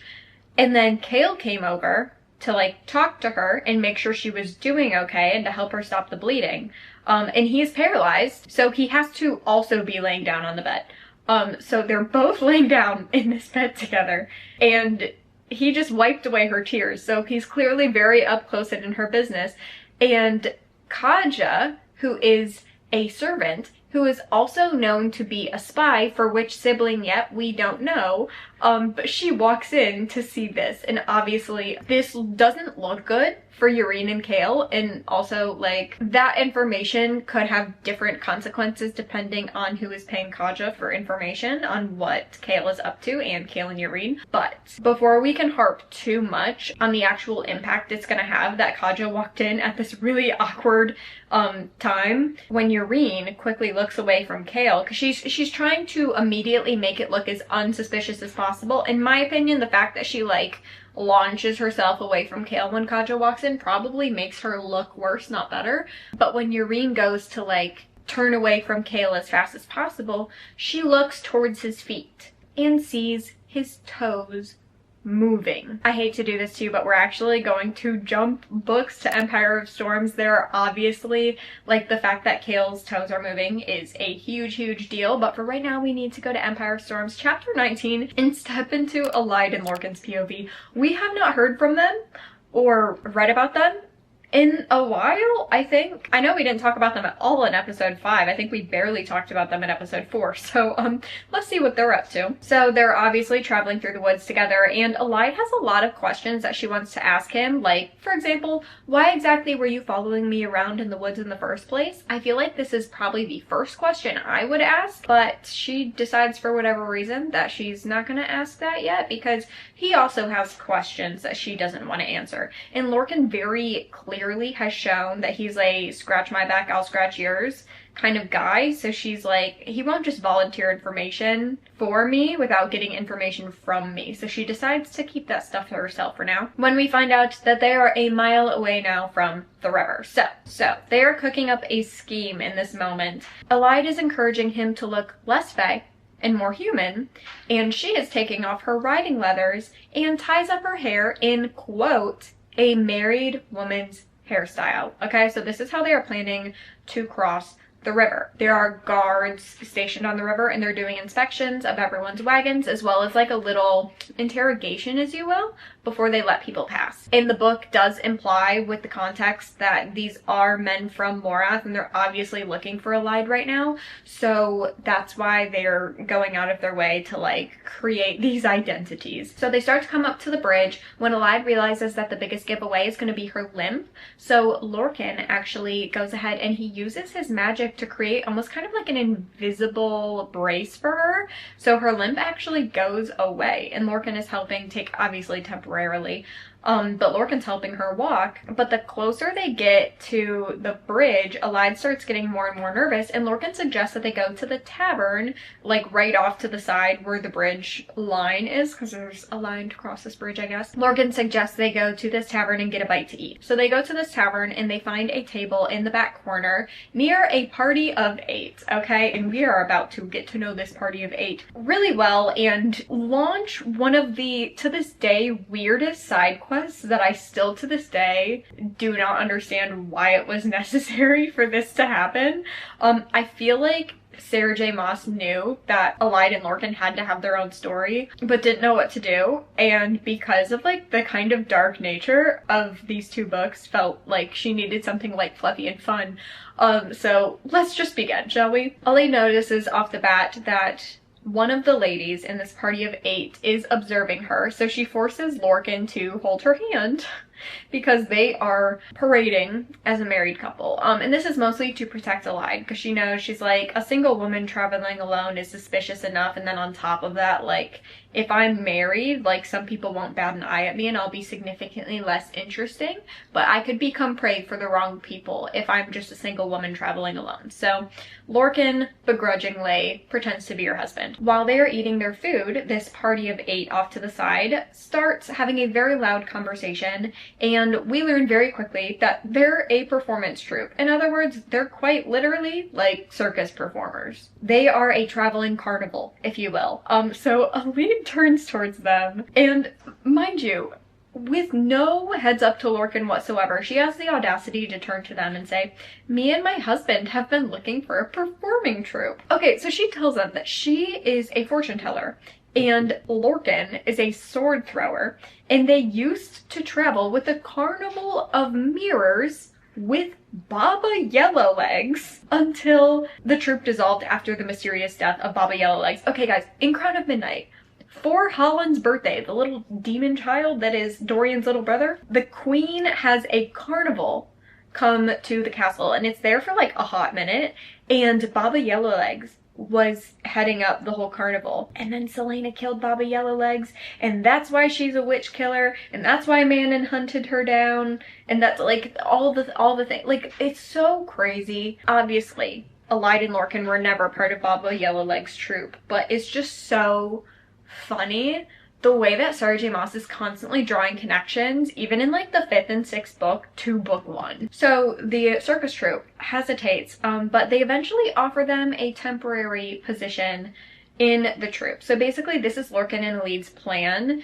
and cover story to get across the bridge and be less conspicuous. Inconspicuous? To be less sketchy seeming. So they join them on their wagon to cross the bridge, and so Alide and Lorcan have joined the circus for the sake of crossing a bridge. And you would think in this moment, like, oh, then when they cross the bridge, they'll just decide no longer to be a part of the circus. You would be wrong. They quite literally here are joining a circus. So while they're in their circus wagon, waiting in line to cross the bridge, one of the circus performers starts talking about what happened in Rifthold. And Lorcan and Alide are like, what do you mean, what happened in Rifthold? They tell them about the witch attacks and how witches are basically running Adderlin right now. The man also then mentions Aelin and how no one really knows where she is right now. But then Alide asks him what his thoughts and opinions are on Aelin, and he says that he's basically heard everything, both negative and positive. People think that she'll bring the end of the world, and then some people think she will liberate the world and make it a better place. And his conclusion is that, you know what, I don't think the world can get worse off than it already is. I am optimistic, and this is like really encouraging to Alide. But Lorcan, in his POV, can't help but realize that there's no such thing as a better world, but unfortunately Marion believes there is. And remember, Marion is the name that Alide gave Lorcan, so Lorcan still thinks her name is Marion. And as much as Lorcan wishes he was wrong, he knows that the only thing waiting for her at the end of this war is a grave. All sunshine and daisies from Lorcan. They eventually get through the entire line during that conversation. They are inspected by the guards, and then they're able to get on their wagons and continue on to their next location location to set up for a carnival. Let's jump back to Tower of Dawn, chapter 17 specifically, and we're going to be in Nesserin's POV as she is visiting her family. So the kids are at school and it's just her aunt and uncle, and of course the guards that Sartok said that he would send to protect her family. And there's a lot here, but really in summary, it just goes to show that they have a very loving, sweet family dynamic. Like, this is one of those safe, friendly family dynamics that most people wish they had. It's just really cozy, really sweet, and you can just tell that they deeply care for each other. They're talking a little bit more about her father, and she basically admits that as happy as she is to know that she's safe, it's still killing her to not know where they're hiding. But her uncle, of course, says, like, if he hears anything else from her father, he will let her know. And then he asks her to sing for them. Now, here's the thing. There is, like, this whole subplot that apparently Nesserin is, like, the best singer ever. And when she sings, the whole world stops, it stays for a while, everyone is just like enamored. Like, she has the voice of an angel. I don't know. I feel like that is a trope that whenever I read it, it gives me major pick-me-girl energy. It's like, okay, so you mean to tell me that she has like the most insanely beautiful voice ever? And they're like, her voice, her singing voice could stop wars. Could it though? That's not all mentioned in depth in this chapter. Her singing ability is discussed a couple times throughout this book, but literally every single time that there is something talking about Nesserin singing, I cringe so hard, because I am not exaggerating to you when I say that, like, they pretend like she has the most insane singing voice in existence. Listen, maybe she does have the most angelic, amazing singing voice ever, but I felt the need to get that off my chest, because anytime, I think, for the rest of the series, when I bring up that someone talks about Nesserin's singing voice, you may get an eye roll from me, and you may get some attitude, and I think it's only fair that you have some context as to why I cringe so hard at that. This is also where we learned that she's really shy about her super angelic, amazing singing voice. Like, she only sings for family. What do you mean my mic turned off 6 minutes into filming? Oh, that makes me a little mad. Okay. That's fine. It's fine. I'm fine. I apologize for any bad audio quality up until this point. I think you guys get now how I feel about Nesserin singing, so I will move on. Nesserin says, you know what? I'm not here to sing. Instead, I'm here to give you a warning about what happened in the Tor library, which is why she came when the kids are gone. Obviously, she didn't want to freak out the kids. So she tells them about the dangers that her and her dad faced while they were in Adderlin, and how those dangers may be very close to home for them. She also expresses that she feels like it's her fault that the Valg are here right now, but of course they just reassure her that they are happy to see her, and they have guards that can take the children to and from school and take extra precautions and just do what you need to do, and we will be all right. Then her aunt suggests that next time she comes, she should bring her mans with her, and Nesserin gets all bashful and blushes, and she's like, sorry, Kale's just been really busy focusing on his healing and stuff. And her aunt is like, Kale? I'm not talking about Kale, I'm talking about Prince Sartok. Apparently news has gotten around that Nesserin and Prince Sartok rode around on Kadara together, and so that got back to the aunt and uncle, and they are asking her, like, so is it true? Like, are you and Prince Sartok hanging out? And did he take you on a fly on his ruck? And Nesserin is all blushy, and she's like, no, it was nothing. Like, you know, whatever. He was just being friendly, and he took me off on a spin. And then her aunt gets really serious and tells her, the rucks will not fear wyverns. That is a crazy statement, but is she wrong? All right, we are going to jump back to Empire of Storms, chapter 20, and this is going to be in Rowan's POV. So him and Dorian have made it to Skulls Bay, yay, before the Valg hunters, and Rowan is just happy to be sleeping not in a boat. So Rowan has not slept at all. He's been mostly on guard, and then even when he was like kind of dazing in and out of sleep and Dorian was on guard, he was constantly using his magic to move the boat. So he is ready to absolutely pass out in a bed. Also, I'll remind you that he also did not sleep for like the couple days that he constantly flew to pick up Dorian. Okay, so he has not slept in a hot minute. And they are currently in Skulls Bay walking towards an inn so that Rowan can finally get some sleep. They're walking through the ships, and a little side note, they see Shipbreaker. And do you guys remember Shipbreaker? That's like that chain that Aelin and Sam like demolished back in Assassin's Blade. But I guess they fixed it after Sam and Aelin ruined it. So they're walking to their inn when Rowan feels a shift in the air, and Dorian actually does too. But it's not Valg. Something's making their magic senses tingle, but they can tell it's not Valg. Let's jump to Dorian's POV, because he's actually never been in Skull's Bay before. I mean, I don't think Rowan has necessarily either, but it's crazy for Dorian to see it specifically, because Dorian has been sheltered in a castle most of his life. He has not really traveled much, so it's cool for him to see different places. And he is especially curious to see Ralph's infamous magic tattoo. Remember, we talked a lot about that in Assassin's Blade as well. So there's a storm looming over the island, so they're booking to the inn that they plan to stay in when both of their magic senses tingle, and they look and see that their senses are tingling in the direction of a tavern called the Sea Dragon, like the Mycenian sea dragons. Interesting. So they step into the Sea Dragon, and a barmaid reveals that the Captain Ralph is waiting for them in his office, and he knows that they're here. Dorian didn't know what to expect from the Lord of Pirates, but a dark-haired man, a day past 30, if that, lounging on a red velvet chaise was not it. Empire of Storms chapter 21, Dorian first notices Ralph is wearing gloves, potentially to cover the rumored magic tattoo that Dorian really wants to see, but Ralph off the bat says to Rowan that he thinks that they're going to get along just fine, because Rowan is a man of many tattoos, if you remember.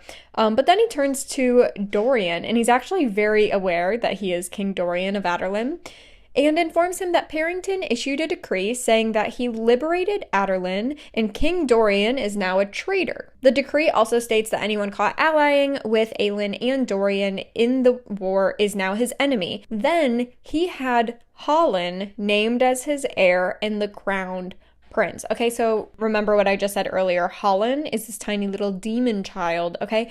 Literally, like, at the age of, 7 in the first book, Dorian was, like, something in his soul rotted, okay? Holland is think of the worst possible child you can imagine, and Holland is way worse. Like, he's just horrible. So this little Chucky child thing is now the heir, and Parrington is the current king. So Dorian obviously is taking all this news super duper well, and Ralph says that he doesn't want to ally with anyone, and he just wants to leave the islands out of it. Obviously sensing that the reason why Dorian and Aelin are here are to try to get Ralph as an ally. So then Rowan changes the conversation to the Northern Islands. Okay, I think this is really interesting, because remember when we talked about the islands in Assassin's Blade, we heard weird noises and we saw weird creatures from the distance on those islands. If you read Assassin's Blade first, which I don't know why you would have done that, you were clearly very misadvised if you did, that would have meant nothing to you, and you probably don't even remember that because it was such a weird side comment for them to make. But if you read it when you should have, which is like right before or right after Heir of Fire, you probably made the connection that these things were definitely some level of Valg creature. So Rowan is asking specifically about that scenario. Rowan then asks about the security of this island, asking if the Valg from the Northern Islands infiltrated this island. Ralph reveals that they had, but there was a full-blown battle, and him and his pirates killed most of them after one of Parrington's generals tried to steal the island from them. Ralph says, "But I am again the pirate lord of Skull's Bay, and if the Eastern Islands are as far as Morath plans to go, then Parrington and his beasts can have them. The dead end is barely more than caves and rock anyways." So Dorian then asks, okay, so like what kind of beasts are we talking about? Ralph answers that they are sea wyverns, okay? So think about like Braxos and what the witches ride, but they're for the ocean, okay? So they already have an insane amount of Valg land creatures, okay? We know about the Ilkin. Then we have the wyverns in the sky for the aerial army. And now we're learning that Parrington is also, or Erewhon technically, Erewhon is building a Valg navy of basically sea dragons. They're sea wyverns. Ralph reveals that during this battle, many of his pirates were taken and not killed. But when they were returned, they were wearing rings, and they claimed that they were let go, but they very quickly learned that these men were no longer themselves, and he had them beheaded. Because even when he took off the rings, they were still very clearly infested by something else. Rowan then corrects him and informs him that King Parrington is really just Erewhon.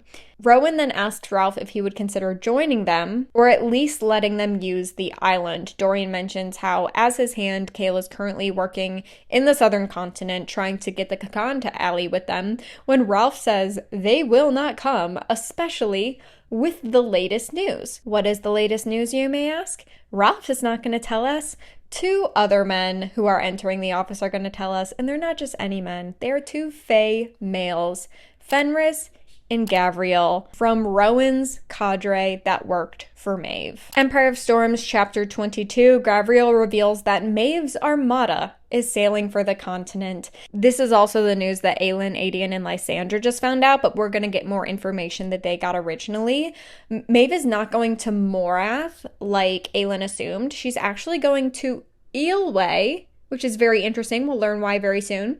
Dorian assumes Eelway is just a target because Maeve knows how special it is to Aelin. When Ralph asks if he is expected to host the one and only Aelin Galathynius, and I will remind you that he has banned Selena from ever coming onto his island again. He, however, does not know that Selena and Aelin are in fact the same person. Honestly, the absolute humor behind the fact that Selena and Aelin are the same person and how many people know both of them but as separate people is so funny to me. First the lead and now Captain Ralph. So let's jump to Dorian's POV because he is spiraling still from the news about Holland being the heir, and anyone who's caught allying with him is going to be considered an enemy of Parrington's or Erewhon's, and so it's just a lot obviously for him to process. But they finally get to their rooms, and instead of going to sleep, they're going to talk with Fenris and Gavriel about all of this without Rolf sitting there and listening into everything. So Fenris and Gavriel instantly start asking where Lorcan is, and Rowan reveals he doesn't know where he is right this second, of course, implying that he does know some stuff.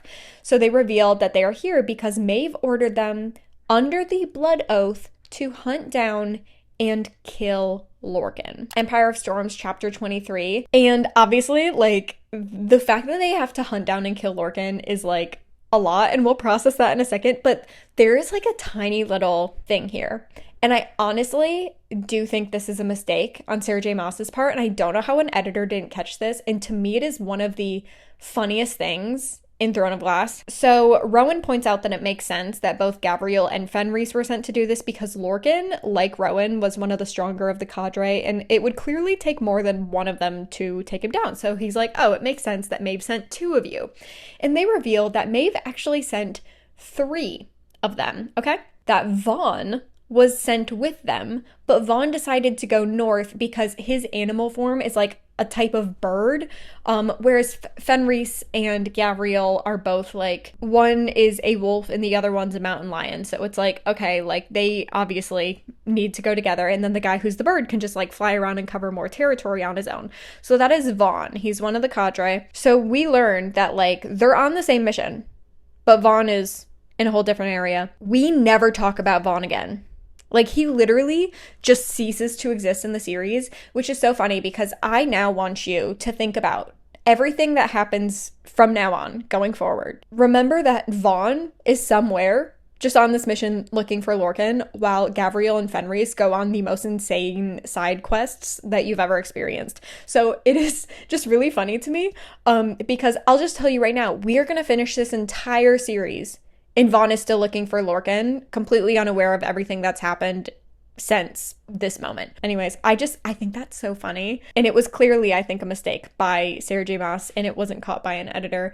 Either that, or I think maybe there were some bonus chapters about Vaughn that got taken out. I'm not really sure. Anyways, so Fenris and Gavriel came here specifically to question Ralph to see if he knew anything about Lorcan's whereabouts. Interesting. And then Rowan asks them specifically what their blood oath to Maeve was, and when he hears it, he notices that there is a loophole because Gavriel wants to make a bargain, knowing clearly that Rowan knows more than he's letting on. So he wants Rowan's insight as to where Lorcan might be, because this loophole basically is that they can get Lorcan by any means necessary. So Rowan is like, okay, what if the means is to help and serve Aelin in this war? Because she sent Lorcan on a mission that's going to result in Lorcan coming back to her. So the best way to find Lorcan is to stay with Aelin, and you might as well be useful if you're going to hang around, because we won't let you hang around otherwise.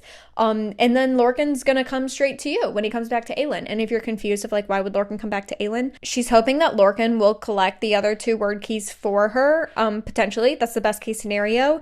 And let's say he does get them. He's gonna realize once he has all 3 pieces together, because the one piece that he thinks he has right now is a fake. Once he puts all 3 together, he's going to realize, oh, this doesn't work. The one Aelin gave me is a fake. So then he's going to have to go back to Aelin to get the real one. So that is why Rowan is under the impression that Lorcan will be coming back to Aelin. Fenrys can't even believe that Rowan has the audacity to even ask them to serve another queen, when Rowan says, isn't that what you want, Fenrys? To serve my queen? You've been pulling on that leash for months. Well, here's your shot.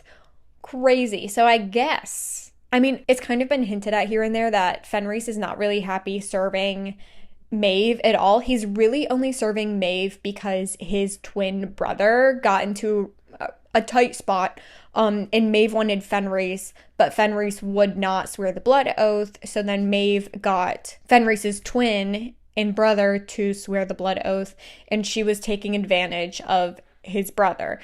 And she made a deal that she would go lax on his brother and cut him some slack if he also swore the blood oath. So Fenrys never really wanted to get into the scenario in the first place. Maeve really did just kind of blackmail him into it. I mean, like, he had a choice, but he didn't have a choice because he loved and cared for his brother. So Rowan is kind of calling him out on that. Like, why are you pretending like you actually want to serve Maeve? The other loophole is that she gave no language around finding Lorcan immediately or as soon as humanly possible. So it's also not going to be going against the contract to just hang out with them and wait for Lorcan to come to them. So Rowan can tell that they are considering it, and he decides that it's a time of war, and desperate times call for desperate measures, so he is going to take it one step further, and he tells them that helping Aelin would also mean helping Gavriel's son, and if he sticks around, at least to meet Aelin and hear her out, for real this time, because they've met her before, but like while she was in Maeve's throne room, and we all remember how that went. So he was like, if you wait for her to come to Skull's Bay and hear her out and see what she's all about, in turn you will also, Gavriel, meet your son, who's coming with her. And Rowan feels bad for kind of outing Aedion like that, but at the same time, this was war and he had no intention of losing it. And I feel like that is the perfect place to end part 6. This is going to be a really long series, but I am intentionally trying to keep these episodes shorter so that I can actually crank them out to you consistently on a week-to-week level. That being said, if you are not caught up, because I'm absolutely cranking these episodes out week after week, you should definitely check out the entire plot playlist and get caught up,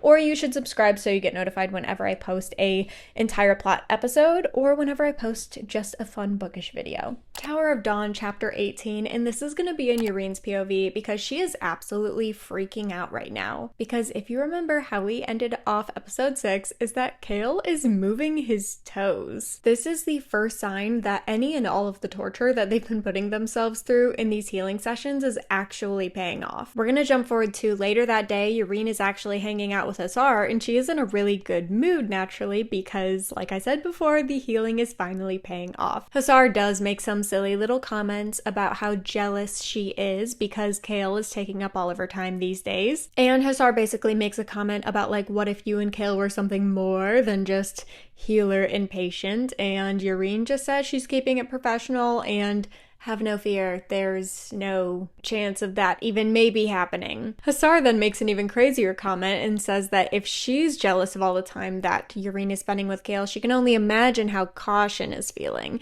Now remember, this is the brother that has had a huge crush on Yreen, has even confessed his love, and she has friend-zoned him multiple times.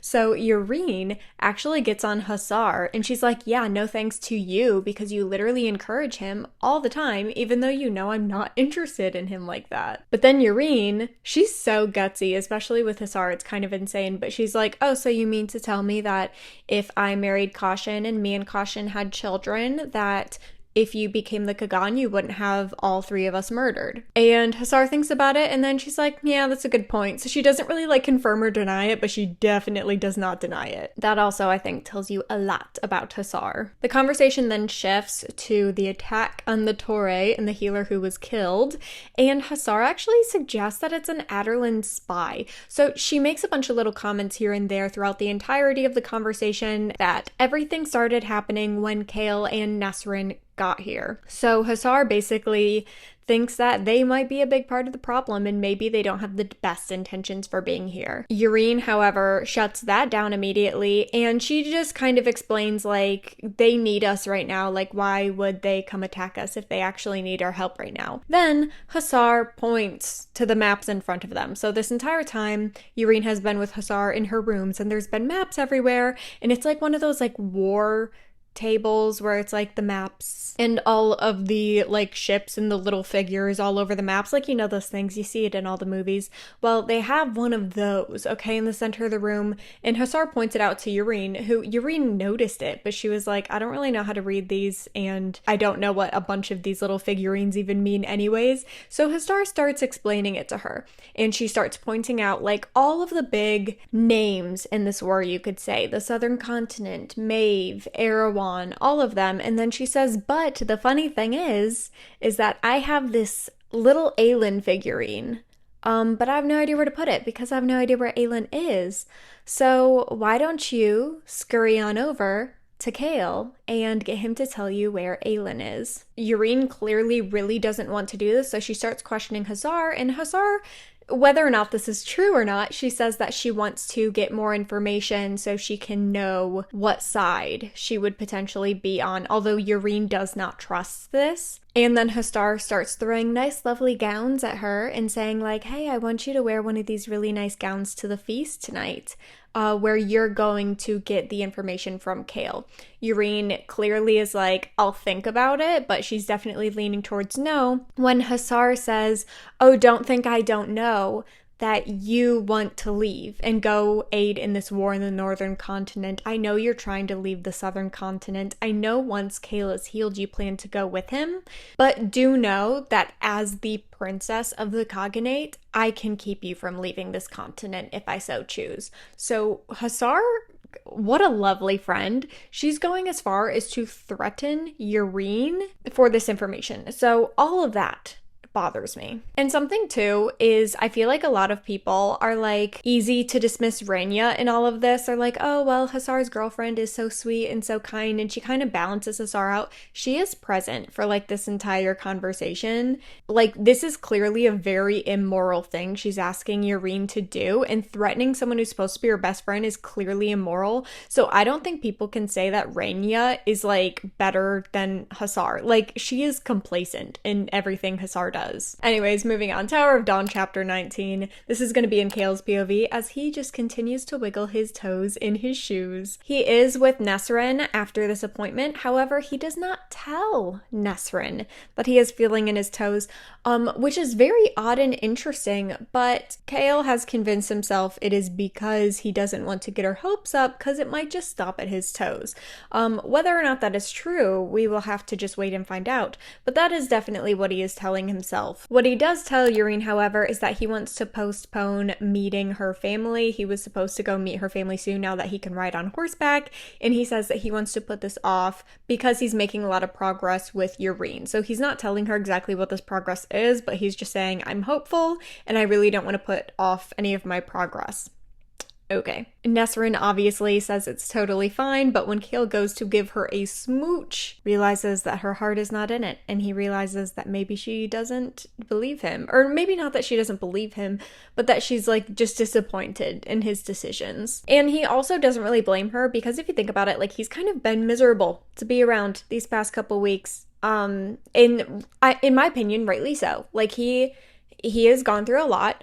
And he should have time to mourn that, but he definitely could have been a little bit better to Nesrin for sure. So he acknowledges that, and he's like, you know what, like once I'm all healed up, like I will make sure to give Nesrin the adventure of a lifetime. After all, I promised her at the end of Queen of Shadows that I would give her the adventure of a lifetime in the southern continent. It is the next morning. He and Yrene healed for 3 hours, sipped some tea to recover from the healing session, and then continued to work out to keep his muscles from breaking down.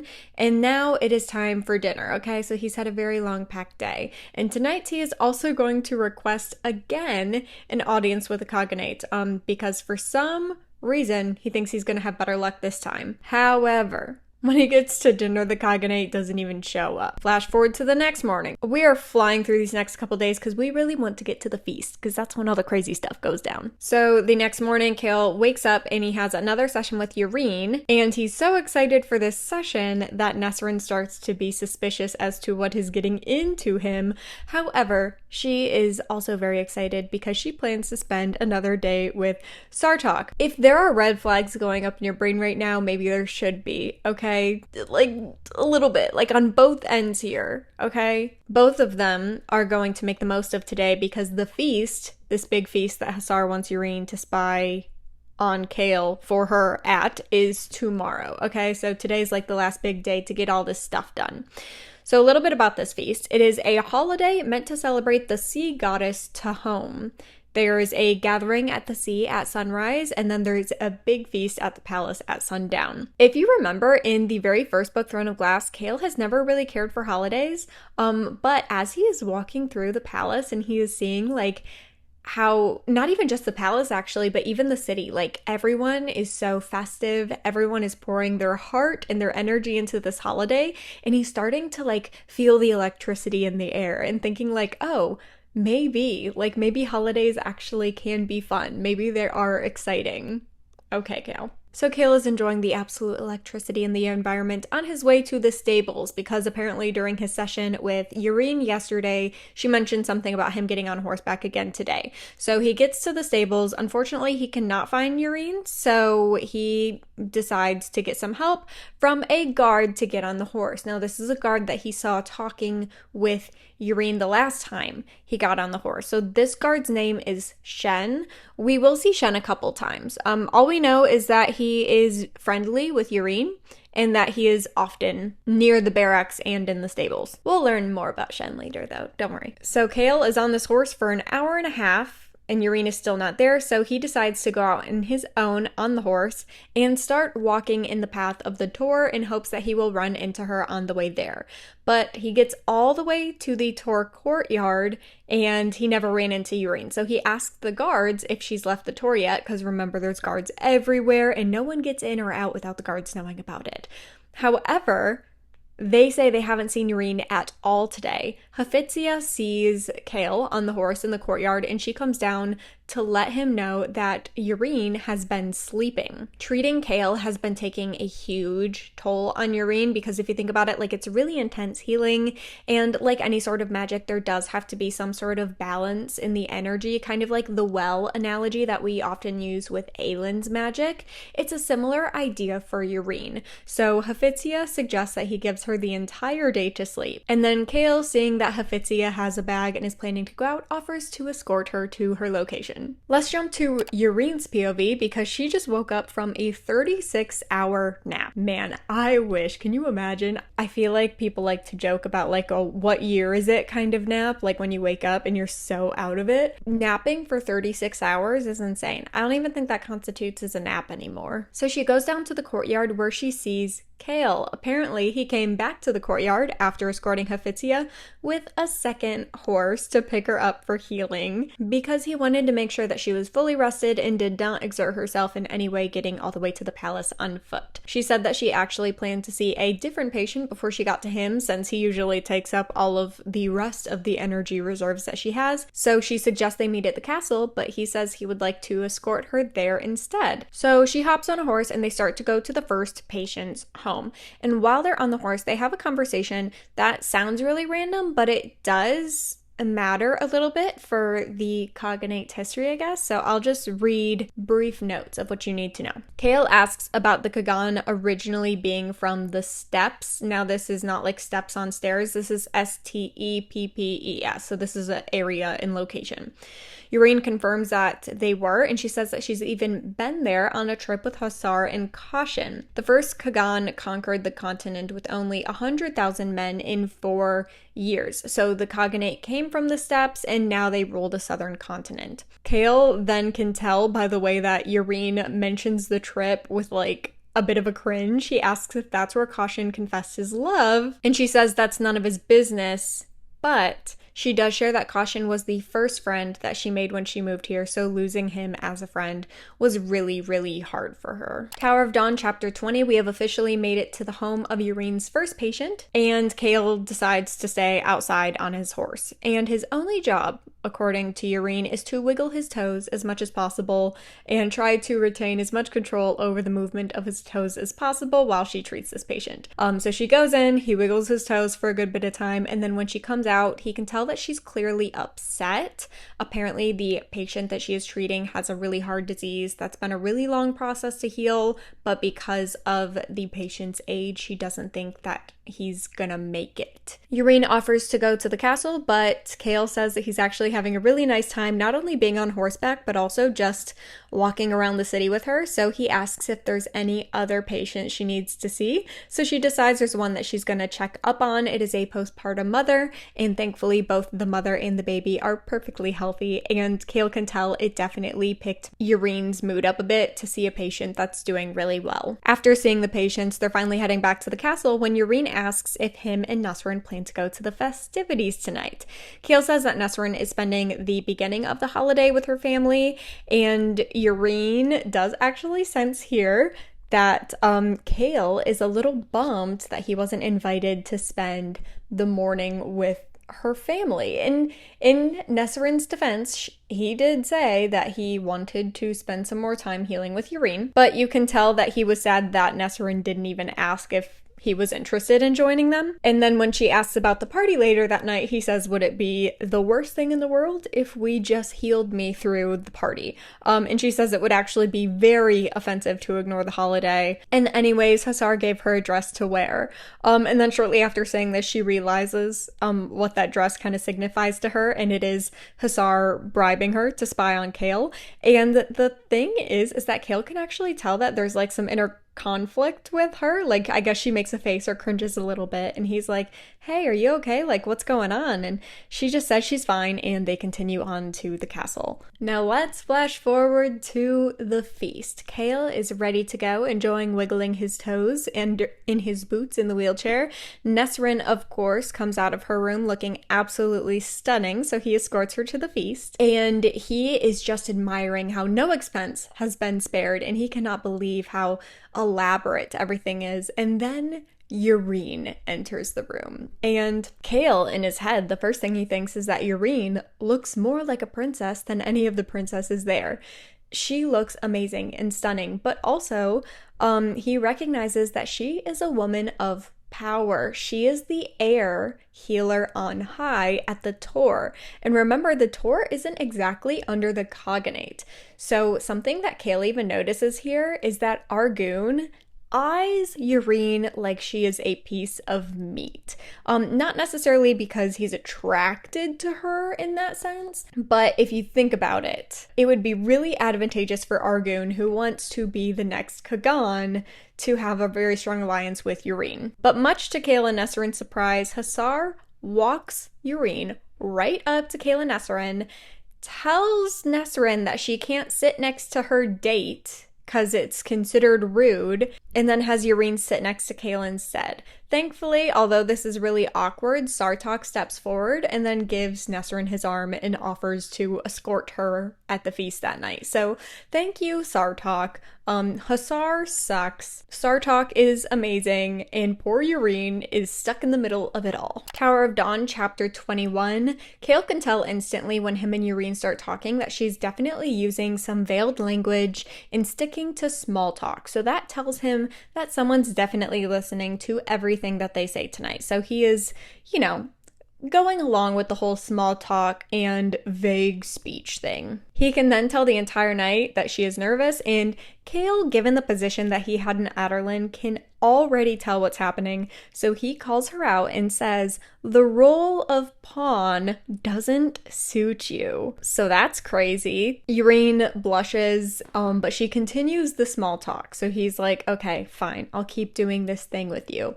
Towards the end of the feast, the Kagan goes up and leaves, and then apparently this is when the heirs start running the show because things start getting a little party-like. Now, man, I do not want to get demonetized, so I will do my best to describe this, but basically the entertainment comes out for the night, and it is a bunch of dancers in their birthday suits painted in gold from head to toe. Because I'll remind you that although in Adderlin people are covered from neck to ankle, like they dress very much like period piece England type dress, okay? But here it's like, first of all, it's hot, so they're definitely a lot less conservative in how they dress, but nudity has never been an issue in the southern continent. They're all very open about that kind of stuff. So it's funny because Kale is like instantly mortified and he's like, what in the world is happening? But everyone else is like, this is totally normal. Yrene, however, having not been from the southern continent, she's only lived here for 2 years, she totally understands why he's uncomfortable. To make things even worse, the room starts to fill with smoke. And this is not smoke from a fire, okay? This is smoke that is giving off a substance that alters your mind, okay? Like, man, I really don't want to get demonetized, guys. This is really hard. But let's just say inhaling this stuff is definitely going to make you start seeing colors, hearing sounds, maybe feel a little buzz, start speaking your mind. Okay, so this is the kind of smoke that's in the air. Because of that, Duva, the pregnant heir, she ends up getting up to leave, rightly so.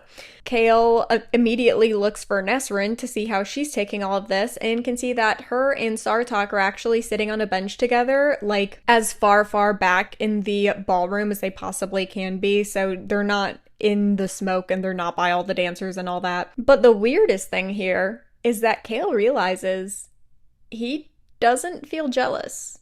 Interesting. Because they're definitely, like, over there in the corner having the time of their life. And he kind of, like, waits for that twinge of jealousy to come, and it never does. But he is snapped back into reality when Yrene decides to confess, because she can see that Hussar and all the other heirs are definitely very busy with the entertainment going on. So she shares about Hussar's threat and the information she needs. So she just asks Kale to give her any location. Kale says he really doesn't know where Aelin is. It's not even a, I wouldn't tell you if I knew. He's like, I genuinely have no clue where she is. However, if I'm going to give you a random location so that you're no longer under this threat, I'm going to give you the name of a place that I know Aelin would never go to. He remembers the story of what Selena and Sam did in Skulls Bay and how she was banished from the island by Rolf himself. So he tells Yrene, tell her that Aelin is in Skulls Bay.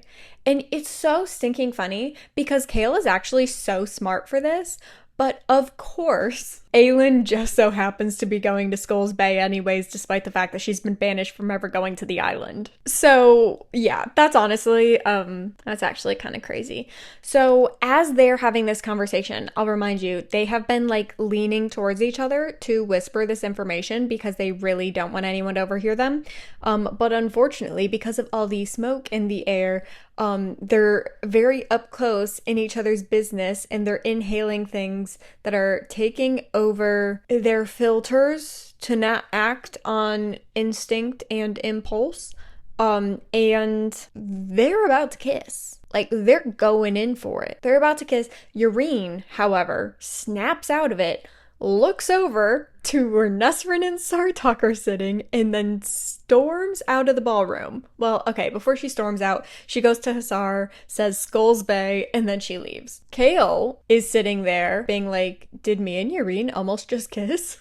He watches her go to Hussar and tell her Skulls Bay and leave, and then he looks across the ballroom where Caution is sitting across the ballroom, Man, if looks could kill, Caution is staring Kale down like he has seen his last days. At the end of the feast, however, when Kale is taking Nesrin back to their rooms, he's wondering if Nesrin actually saw and what her thoughts are about it. Nesrin just tells him that Sartok is going back to his camp where all the Rock Riders are, and she wants to go with him.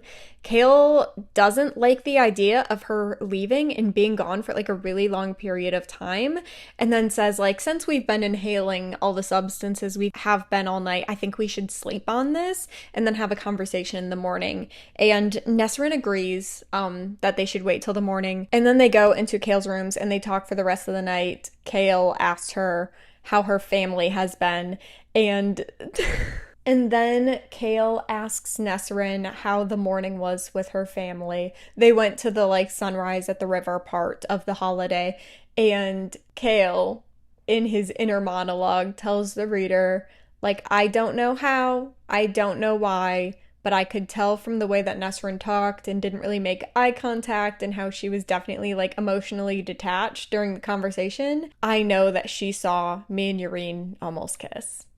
Crazy stuff. Okay, we are going to jump to Empire of Storms chapter 24, but first I'm going to take a big sip of tea. So we're going to be in Aylin's POV, and thank goodness, because I feel like we haven't heard from her, Lysandra, and Adian in a very, very long time. So they have actually boarded a ship because they have paid for passage on its way to Lurbia, and if you look on the map, the journey that they have to take through the Great Sea to Skulls Bay is like twice the distance that Dorian and Rowan had to travel. And after hearing Erewhon's threat to Rowan, Dorian's safety, we're in a bit of a time crunch, okay? So we are just trying to get there as fast as humanly possible. And while we're just on the ship waiting to get to our next destination, Adian and Aylin have another heart-to-heart. And as you can probably remember from Queen of Shadows, they had a lot of conversations about how they really need to grow through and heal from all of the guilt that they've been giving themselves for years since the invasion of Outerlyn, because Adian still blames himself because he was her sworn sword, he was supposed to protect her, and he wasn't even there. So Adian spills a lot of the reasons why he still feels guilty again, and we know all of these obviously from Queen of Shadows when he listed them off there, but then Aylin says an interesting thing, and I guess this is just to kind of make Adian feel better, to be like, yeah, I've got my own stuff too, trust me, I can totally relate. She says she actually totally understands why Darrow doesn't want her to be queen. However, she's still gonna fight to become queen. She's just going to understand that Darrow is scared of her becoming queen. Like, she understands why, but she is going to prove to him that she is the best queen that Terrasen could have. And the next step to proving to Darrow that she is the rightful queen is to start in Skulls Bay. Then after Skulls Bay and catching up with Rowan and Dorian, they're gonna continue on to the Stone Marshes to find this lock. And then finally, Aylin gives us a little bit more as to why she wants to see Rolf. Good thing Skulls Bay was on their way to the Stone Marshes of Eelway, and good thing that its ruler possessed a magical map inked on his hands, a map that revealed enemies, storms, and hidden treasure.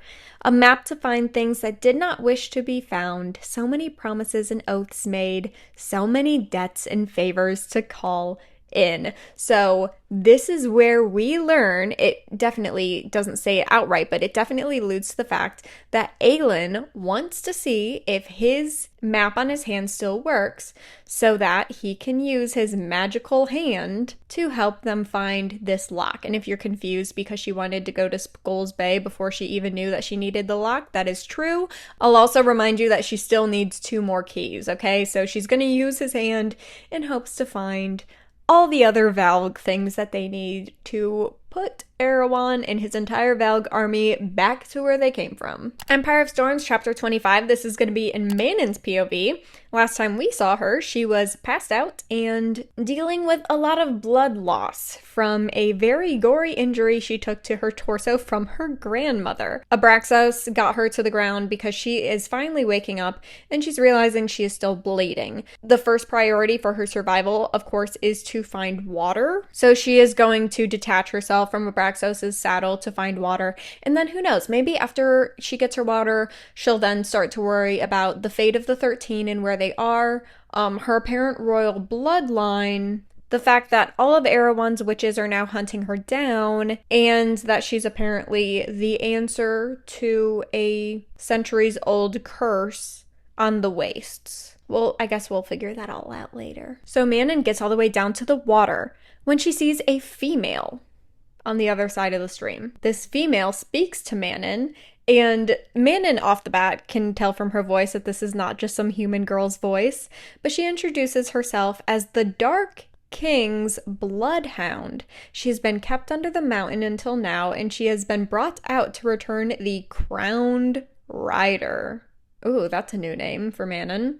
But then this woman, female thing on the other side of the stream, it completely transforms and shifts into something else entirely. It was just an illusion. She is not a female. She is a creature. And okay, I could not, for the life of me, find any art whatsoever of this creature. So I have the quote describing her directly from the book. So close your eyes with me and use your imagination, okay? The creature that stood before her had been birthed in the darkness, so white she had doubt it had ever felt the kiss of the sun until now. And the mind that had invented it, the imagination of someone born in another world, one where nightmares prowled in the dark, cold earth. The body and face were vaguely human, but bloodhound. Yes, that was fitting. The nostrils were enormous, the eyes were so large and lidless that she wondered if Erewhon himself had spread her eyelids apart. In her mouth, the teeth were black stumps, the tongue thick and red for tasting the air, and spreading from its white body, wings. So this disgusting thing lurches, okay? Lunges across the stream at Manon. But somehow, despite the fact that she's practically cut open in the middle, she makes it all the way back to Abraxos and they fly away right in time. But this thing chasing after them, remember, it has wings, so it starts to fly as well behind them. But Abraxos has a poison tail, and so he whips it with his poison tail, and they start to fly away when Manon passes out yet again. Tower of John. I'm so tired. Tower of Dawn, chapter 22. We're gonna be in Yreen's POV because she is debating whether or not she should even see Kale this morning because she is so mortified about the fact that she almost kissed him last night. And she just tells herself, like, the substances that were in the air were no excuse. Like, that was so unprofessional of me that I don't even know if I can face him today to go heal him. Then she does mention that she's been to many of these celebrations before where this particular substance was put into the air, and she says it has never been stronger than it was that night. Interesting. Why would someone want the substance that was in the air that kind of fogs your brain a little bit? Why would someone want that so strong? Interesting. I think she decides, however, because she's professional, she's gonna go to the appointment anyways. Now, whether this is true or due to her paranoia, Yreen is convinced that everyone in the castle is staring at her and judging her. So she just plans to keep things as brief and professional as possible. So she walks as fast as she can to Kale's rooms, bursts right in to see him and Nesrin sleeping in the bed together. So now she's even more mortified than she was before and starting to wonder if maybe she was misreading some things the night before. So she starts to turn around and leave when she makes eye contact with Kale, who I guess is wide awake. So she says she'll wait outside. So he quickly gets dressed and meets her out there and apologizes and says it was really unprofessional for them to be in that scenario because they agreed to meet at this time, so he should have been ready. And she offers to leave, but Kale says he doesn't want to risk losing any progress, so he's like, no, please, let's do this. Nesrin then pops her head out from Kale's rooms and says that she has a lot of stuff to do, so she heads off to her room. Yreen is awkwardly standing there like, okay, like she's so uncomfortable. Like, can you imagine? She's dying inside right now. And then Kale and her go into his rooms when Kale feels the need, Okay, think about the implications of this. Okay, read in between the lines with me here. Kale feels the need to let Yuri know that absolutely nothing happened. He reassures her that after the feast, they just started talking and she was telling him about her family, exactly where we left Kale off just a chapter or two ago. And they ended up talking in his rooms and then they just fell asleep. And so I just think it's really interesting that it is so important to him that Yuri knows that. But then his eyes are drawn to something sticking out of her bag. It is a scroll. And he, off the bat, asks her where she got it. And she just says that it's a scroll that she was given when she was doing research, but she doesn't know how to read any of the symbols. And he's like, those aren't just any symbols. Those are called word marks. I told you guys to pay attention. I told you. When have you heard of odd symbols before? Word mark. But you knew that, didn't you? You're so smart. I knew it. So then she decides to pull out that other book, The Song of Beginnings, and show him all the illustrations that she saw in there. And then he tells her, he's very serious. He's like, I need you to hide these books and hide these scrolls immediately. No one can know that you have these. Like, this is the stuff that could potentially change the tide of the war. So they start hiding them under things, in between furniture, and then hides the word mark scroll in one of Kale's boots that he isn't wearing. She asks if he can read them because then they wouldn't need to hide them. They can just get the information for them first.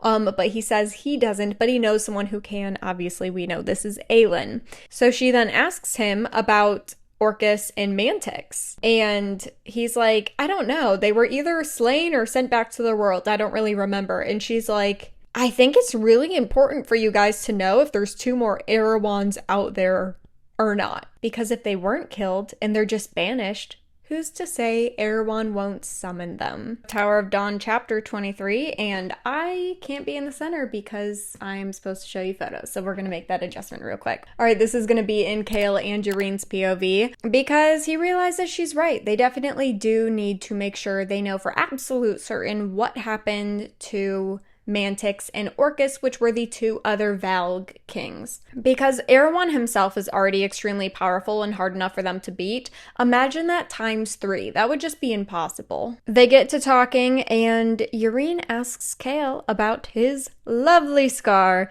that he has, and this is actually the scar that Selena gave to him the night that Nehemia was found dead, and he doesn't tell her that. All he says is that he deserved it. She then asks him about the second scar that he has on his temple. He says that his father gave it to him. Now listen, that is a lot to unpack about Kale, but of course Yurine can tell that Kale is not willing to open up about anything, so she is going to continue their healing journey.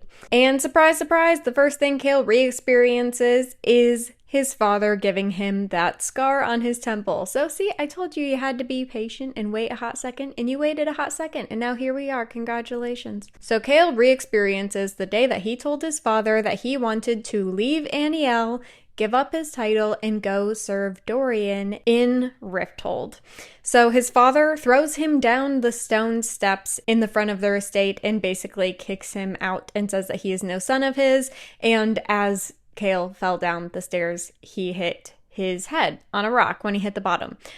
He remembers his mother crying from the doorstep. I will remind you that he has not heard from his mother since this day. As she's being dragged back into the house, he sees his younger brother, Taryn, terrified. Now, we actually haven't talked about Taryn at all. I think we briefly heard that Kale had a younger brother in like Crown of Midnight or Throne of Glass, but this is the first time that we really get to hear about him. Not only is Taryn terrified because he just witnessed his brother get thrown down the stairs by his father, but Taryn also now is the heir to Aniel, and he was not really supposed to be the heir to Aniel, but Taryn is also escorted back into the estate. Kale was actually assisted by 2 guards who took pity on him when they witnessed this, and Kale later learned that those guards were let go immediately and even tried to Despite the fact that he was at Rifthold serving Dorian, he did try to like send messengers to find the 2 guards that helped him and then give them gold because they were let go in the middle of the winter and they had families and he knew they would not be able to survive unemployed in the winter in Aniel, although his messengers were never able to find those guards. Then, because remember, he's going to re-experience a lot of traumatic things during these healing sessions, he then relives Nehemiah's death again and the guilt he feels again. He then starts to feel darkness strangling him and decides he doesn't want to fight it anymore. He lets it strangle him and it transports him to Morath and it shows him all of the horrors that lie below the rocks there. Then the horrors below the glass castle. It shows all of his men that he had trained being tortured by none other than Dorian. Now remember, when we read all of those Valg-infested Dorian chapters in Queen of Shadows, Dorian was being forced to torture people. And those were Chaol's men. And Chaol even has this moment where he always wondered, and part of him always knew that it was Dorian who was the one who had to execute and torture his men, but visually witnessing it is another thing entirely. Chaol then has this feeling like darkness is lurking behind him and about to pounce on him when everything vanishes. Turns out he is now in a field near Oakwald Forest where he sees a cottage, a well, and a garden. And in the garden he sees a woman and a young girl. This young girl is Yrene at the age of 11 with her mother.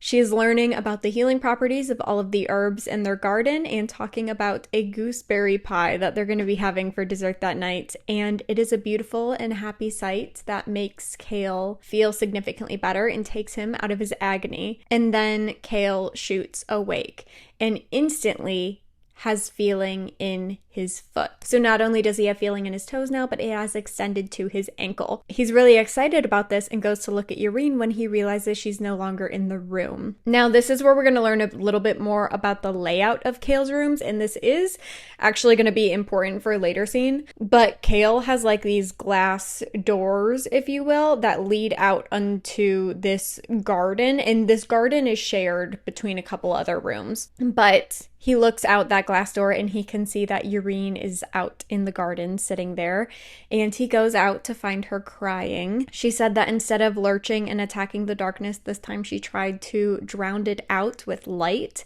with the lightest and happiest memory that she had.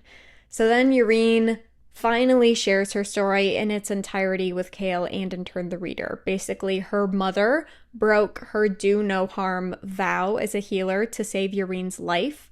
She killed the guard that came after them so that Yrene could run away. And then her mother in turn was killed for it. Yrene was then able to run away and work at a farm that her cousin, who lived kind of far off, owned. And then she eventually made her way to Inish, where she worked at the White Pig Inn as a barmaid.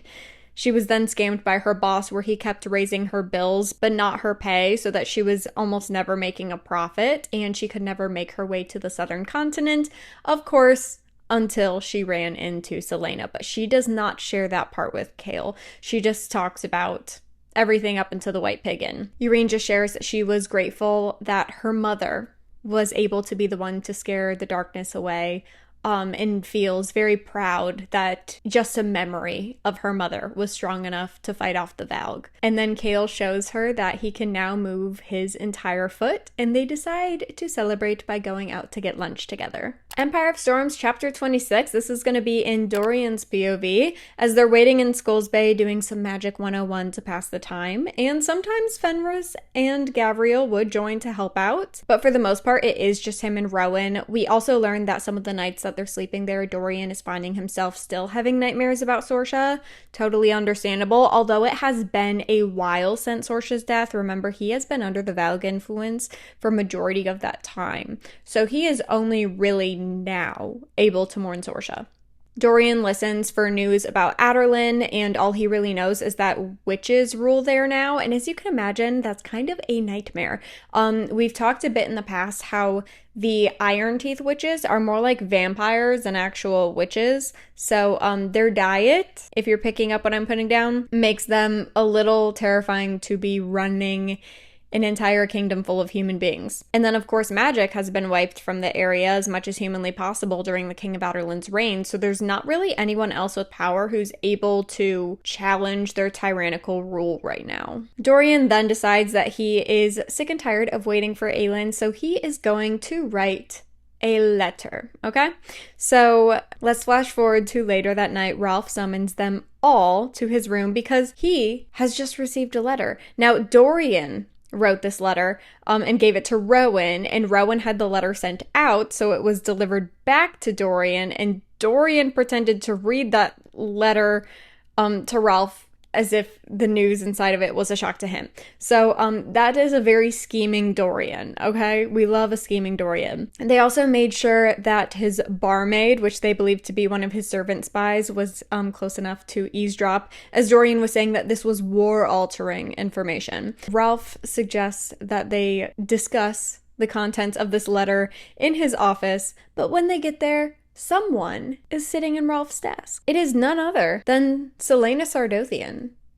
Not Aelin Ashriver Galathinius, but Celaena Sardothian. Now, before we witness one of the most iconic scenes from Empire of Storms, we're actually going to jump back to Tower of Dawn. So sorry. Chapter 24, this is going to be in Nesrin's POV, because unfortunately, she knows. She is very, very aware. She knows that Chaol feels guilty, and she knows that it's because he also feels something for Yrene. She is coming back to the castle after being in the city, and who else does she run into other than Sartok? And he is with his Ruck, Kadara, of course. Who else would he be with? They start talking, and they basically just share that they're both exhausted from how much time they're spending with their families. Nesrin shares that she loves her family, however, so all the exhaustion is worth it. And Sartok basically implies that he couldn't actually share that sentiment. It's definitely implied multiple times that he enjoys his ruck riding family at his camp far more than his Cognate family. And I mean, I don't necessarily blame him if you think about it. Like, can you really trust the family members who most likely will have you killed the second they gain any sort of power, and out of self-preservation they will do anything to make sure they're the one who ends up with power instead of you? I don't blame him. But speaking of his Ruck family at the camp, he tells her that he is on his way to go see them to ask the Hearth Mother more about these Valg creatures, and he would love for her to come with him. However, he is going to be gone for minimum 3 weeks. Nesrin says she can't leave without talking to Chaol, even though she tried to talk with him about this last night, but rightfully so. They were under the influence of some substances, so he said they would talk about it in the morning, but then Yrene showed up and they slept in. It was like this whole thing. So they actually still haven't talked about it, but Sartok says like he's about to leave. Like he's leaving in less than an hour, so Nesrin decides she will go, and Chaol will have to just understand. However, she will write him a note before they leave. And so Nesrin writes her note, and then her and Sartok take off. Empire of Storms chapter 27. Let's jump back to the fact that Celaena Sardothian is sitting in Rolf's chair. Rolf made it very clear to Celaena that if she ever came back to Skulls Bay, he would make sure that she did not leave the island alive. So he's like, Miss Ma'am, what are you doing here? And especially, what are you doing in my office, sitting in my chair at my desk? And also, funny side note, we're actually getting this entire chapter in Dorian's POV, which just makes it a little bit more funnier because he now knows Aelin and Celaena. And he has this like whole thing where he's like, it's so weird to see Aelin as Celaena again because yeah, this is the person who I met back in the first book of the series. This is her again. And I think that's also a cool thing because it goes to show how much she has grown since the first book, but that's besides the point. Celaena is her cocky old assassin of Rifthold self again. Celaena then introduces herself to Rowan, saying she hasn't had the pleasure, and starts making some advancements, but he informs her that he is in fact taken. I love this. I love it. Okay, moving on. Rolf then asks Dorian to deal with his champion, so I guess he's up to date enough to know that Celaena Sardothian was the champion of the king of the Glass Castle, but I guess he has not been informed of anything since then. So Dorian just says, you will find, Rolf, that one does not deal with Celaena Sardothian. one survives her. That's actually, I love it. Celaena then says she is here because she wants to feel out which way the war is going and wants to hear Rolf's plans before she makes a decision. Rolf makes some sort of sassy comment about the ships and slaves that she cost him, so why would he help her? And she just says like, oh, by the way, before I came here, I wanted to see if you kept your end of the bargain, and you did. So I'm very happy to hear that. Basically, if you don't remember, in Assassin's Blade, she makes a deal with Rolf where he will never own another slave again or sell another slave again. So this is her realizing that he kept that promise, surprisingly. Rolf then turns to Rowan and says that he will aid Queen Aelin Galathynius in her war if he kills Celaena. And then Celaena says, allow me to introduce you, Captain Rolf, to the incomparable, the beautiful, and the absolutely and all-round flawless Queen of Terrasen. And in walks Aelin Galathynius. Okay, Rolf has not seen Aelin. He does not know these are the same person. And if you're confused, Aelin and Celaena are now in the same room. No, Celaena and Aelin are not evil twins. This is actually Lysandra as a shapeshifter. Rolf, of course, goes through some crazy existential crisis, and still struggles to believe that Celaena is actually the Queen, Aelin, but Dorian does confirm it. So Aelin just says, let's discuss this little business of you refusing to aid my cause. That's just so iconic. That is honestly, like, when I think of iconic things that Celaena/Aelin has done throughout this entire series, this does come to the top of my mind. Empire of Storms chapter 28, on their way to Rolf's big table, because let's admit it, this office is now full of a lot of people. This is Gavriel, Fenris, Rowan, Dorian, Lysandra, and Aelin/Celaena now. So they all go to that big, large table to talk when Rowan gives her the quick update on why the cadre is helping them and what they know about Maeve's armada. So as they get settled, Rolf says, a queen who plays with fire is not a solid ally, but Aelin reminds him that he's not exactly a reliable ally either, but she does have the gold that he wants. So it's like, do you want the gold or not? Aelin and Dorian both come together to give him a deal that if he aids them, he'll become the Pirate King and they will recognize Skulls Bay as his personal kingdom. Rolf then says he wants a marriage alliance with Aelin, but she very quickly informs him that that is clearly not going to happen. It's also not outright stated, but it seems like this is just kind of Rolf gauging like how serious she is about needing his help, and then also to kind of see if she gets a reaction out of him. She also did kind of sell herself out by flirting with Rowan in front of him, so that's also kind of on her that he picked up very quickly that she has a soft spot for Rowan. She then asks him about his tattoo, to which he responds she has 2 days to leave the island. Aelin decides in this moment she's gonna let Rolf feels like he won and agrees that they'll be gone in 2 days. Aelin's first thought is that she is going to go to where Aedion is currently staked out so that she can tell him about how things went, when she is stopped by Gavriel, because Gavriel wants to meet his son.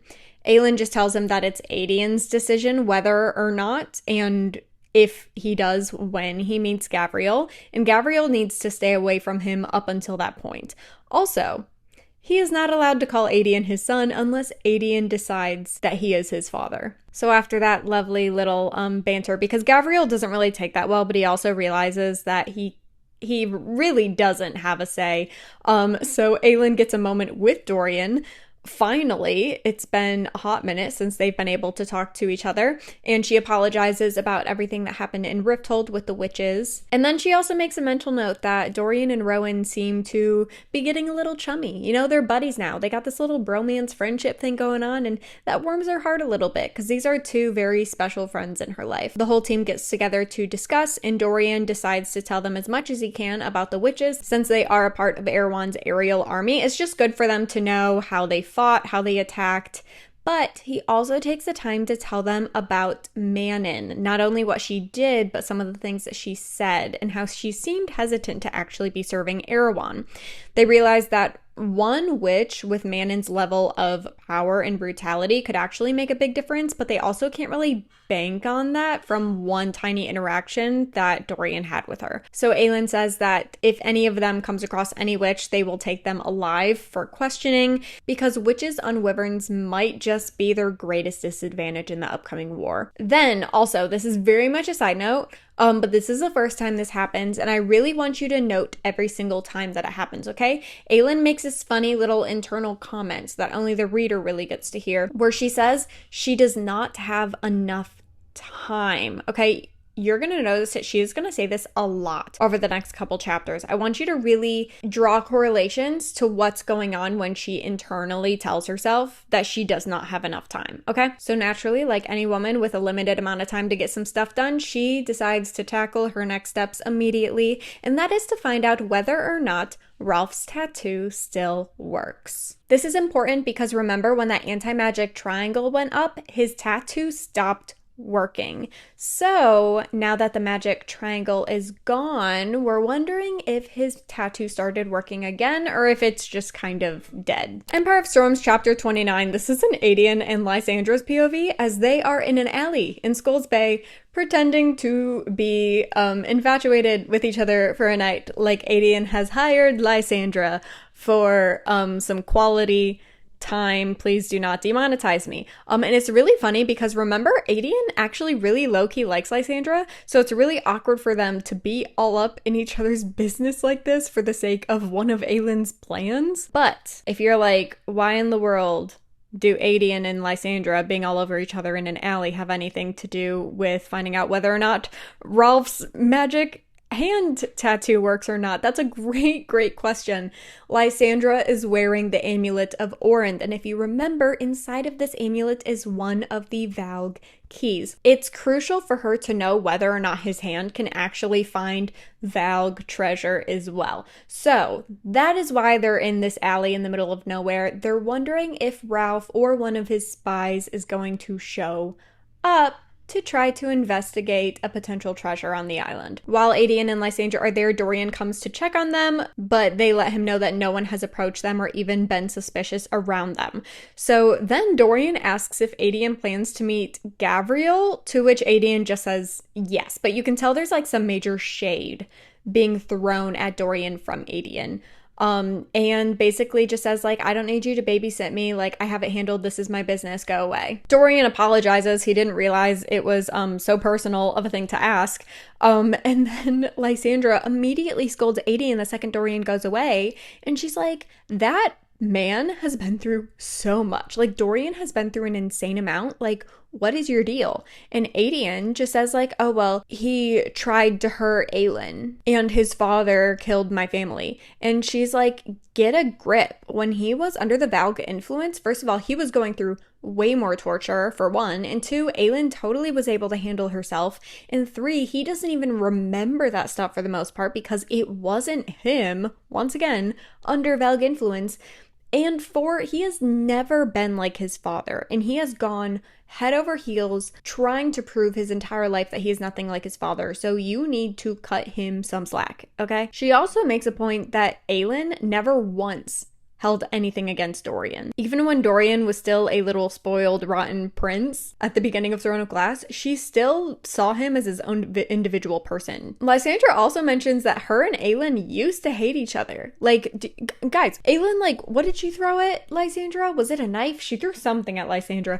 They hated each other's guts, okay? They couldn't stand each other, and now they're best friends, and honestly, some of the most iconic friendships in all of the Massiverse books combined, Aelin and Lysandra are at the top. And if there's one thing about Lysandra, she will always put Aedion in his place, and he's like, you know what, you're right, I'm sorry. And then he tells her that he is going to meet his dad, but he would really like if she came along with him, to which, of course, she agrees if that will make him more comfortable. But then they're quickly interrupted when they see someone has turned to look into the alley as if they're looking for something, and it just happens to be Rolf's barmaid from his Sea Dragon Tavern. So it looks like Rolf's tattoo does in fact still work. Power of Dawn chapter 25. This is going to be in Yrene and Kale's POV as they're on their way to the tour library. So they find Nusha, the librarian, and they ask her where she found the scroll with the symbols on it and the word marks.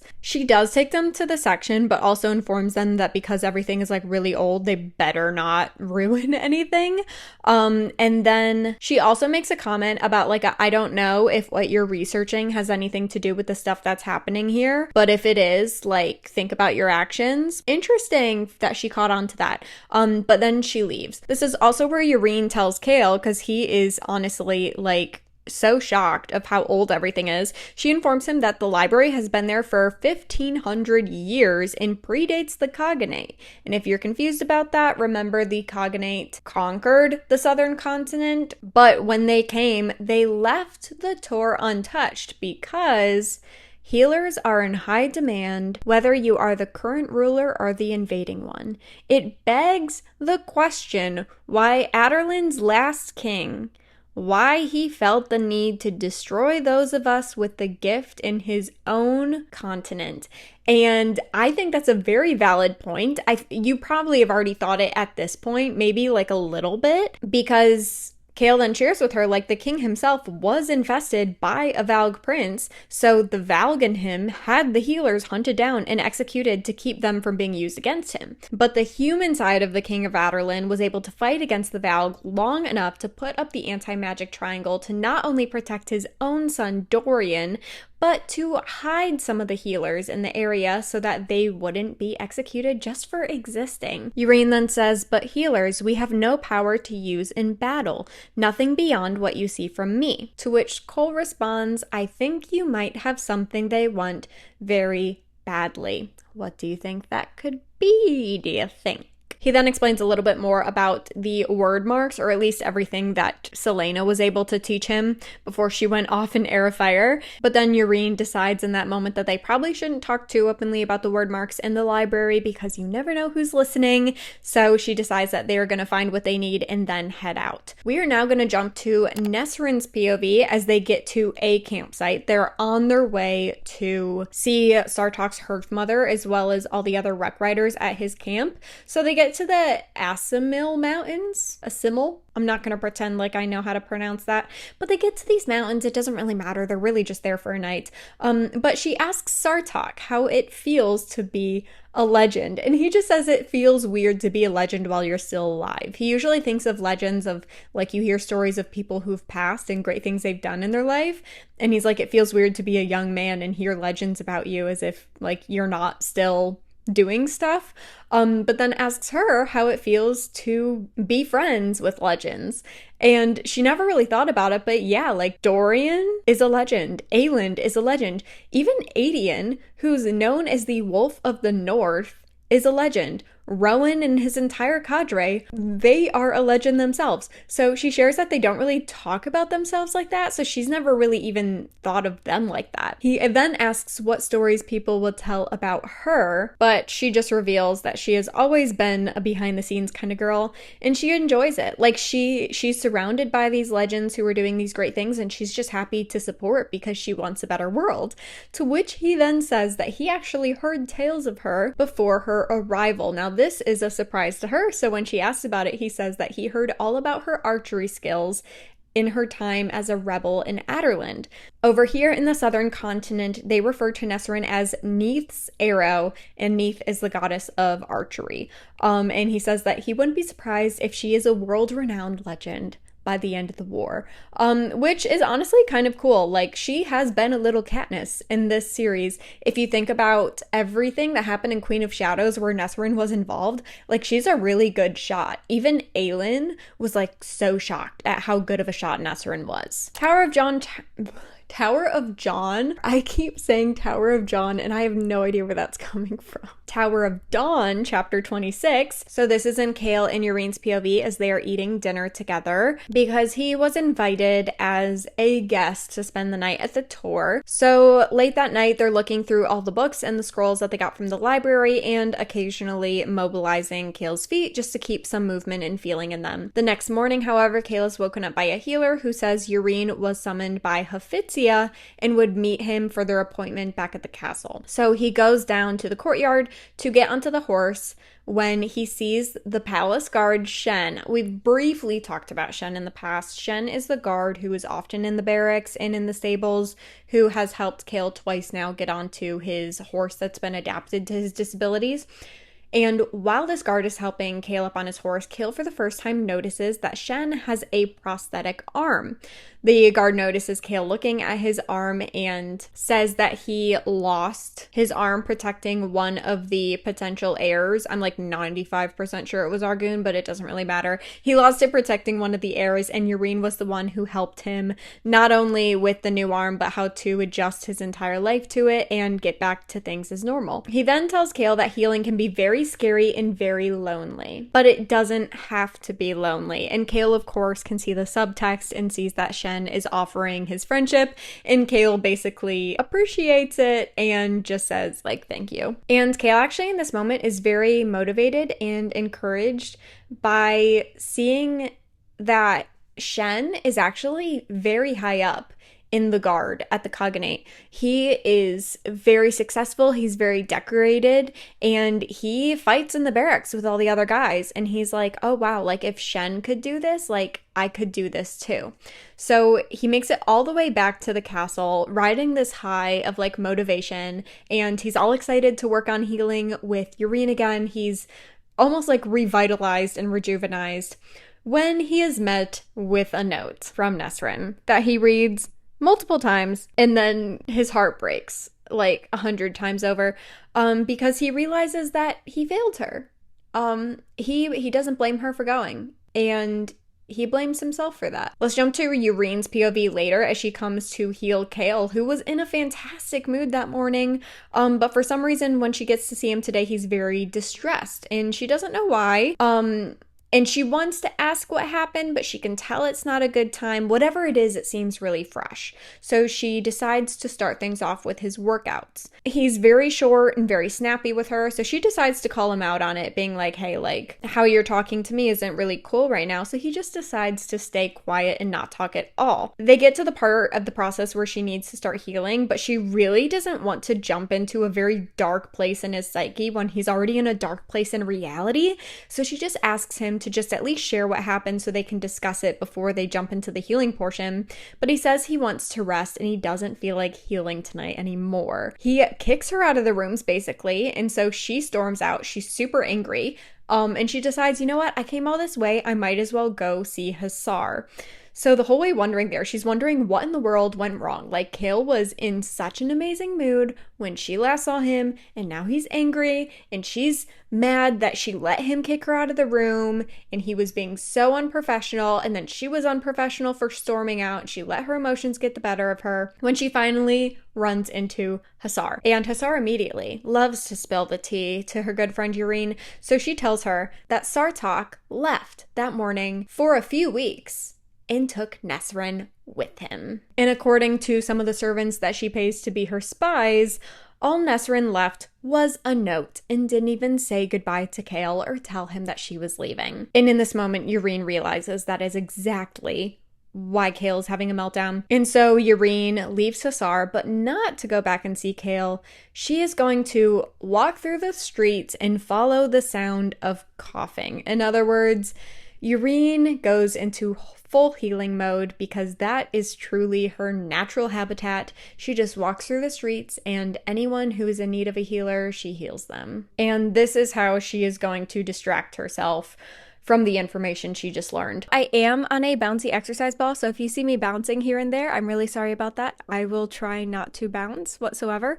But, you know, it might happen if I get really excited because some crazy stuff happens in these upcoming chapters. All right, so let's start with Tower of Dawn, chapter 27. This is going to be in Yrene's POV after healing 6 people. Remember, things got a little awkward and uncomfortable with her and Kale, so she decided to go on a big old healing binge, if you will, after she found out that he was angry and treating her the way he was because he just found out that Nesrin had left with only leaving a tiny note. So she heals until sunset when she decides to come back to the castle because she decides that she's going to confront Kale. So Kale does not know that she knows why he was being rude, and she has kind of come to terms with the fact that he's allowed to be upset, but he's not allowed to disrespect me like that. So she is going to confront him on it. But as she's walking through the halls at night, she hears footsteps behind her. She realizes it's probably just a servant. She picks up her pace and starts going to Kale's room when she realizes the footsteps behind her are also picking up pace. She turns a corner and she can see Kale's door in the distance, and she just decides to be better safe than sorry and break out into a full sprint for Kale's rooms. But unfortunately for her, the footsteps that she hears behind her have also now broken out into a sprint. So she decides she is not going to look back and see what's chasing her. She is just going to make it her life's mission to get to Kale's door and get to safety. She does beat whatever or whoever is following her to Kale's rooms. She immediately goes in and slams the door, and she locks the door right before a body slams into it on the other side. Kale is obviously very startled and confused as to why Yrene just ran into his room in an absolute frenzy, and why now it seems like there's someone trying to break into his room on the other side of the door. But he doesn't ask questions. He immediately starts instructing Yrene to push his chest and some other heavy furniture in front of the door. Mind you, he would love to help her, but paralyzed from the waist down kind of makes that hard, so he's instructing her the best way to barricade the room. We have briefly discussed the layout of Kale's room, and remember there's like this glass door that leads to this garden, and it's not like a private garden to Kale. It's private for like multiple rooms, but you can access the garden from a couple different areas, and there's really only just a glass door there, so not very secure. So he's also then instructing Yrene on how to properly cover up that glass door so no one can get in through the gardens either. After all of the doors are secured, Kale hands Yrene daggers, and he coaches her on how to stay calm and just stay ready. But he also says that if the thing gets into the room, he will fight it, and he just wants her to run. The daggers are really just for her protection, because also remember, she took a do no harm vow, and so she actually cannot injure or unalive another human being because it goes against the vow that she took to Silba as a healer. Mind you, this entire time, the thing has been beating on the door, the front door, not the glass door, and it's beating on this door so hard that the wood is now splinting and there's a giant crack in the door. And then through the crack of the door, they hear a non-human voice. Lovely.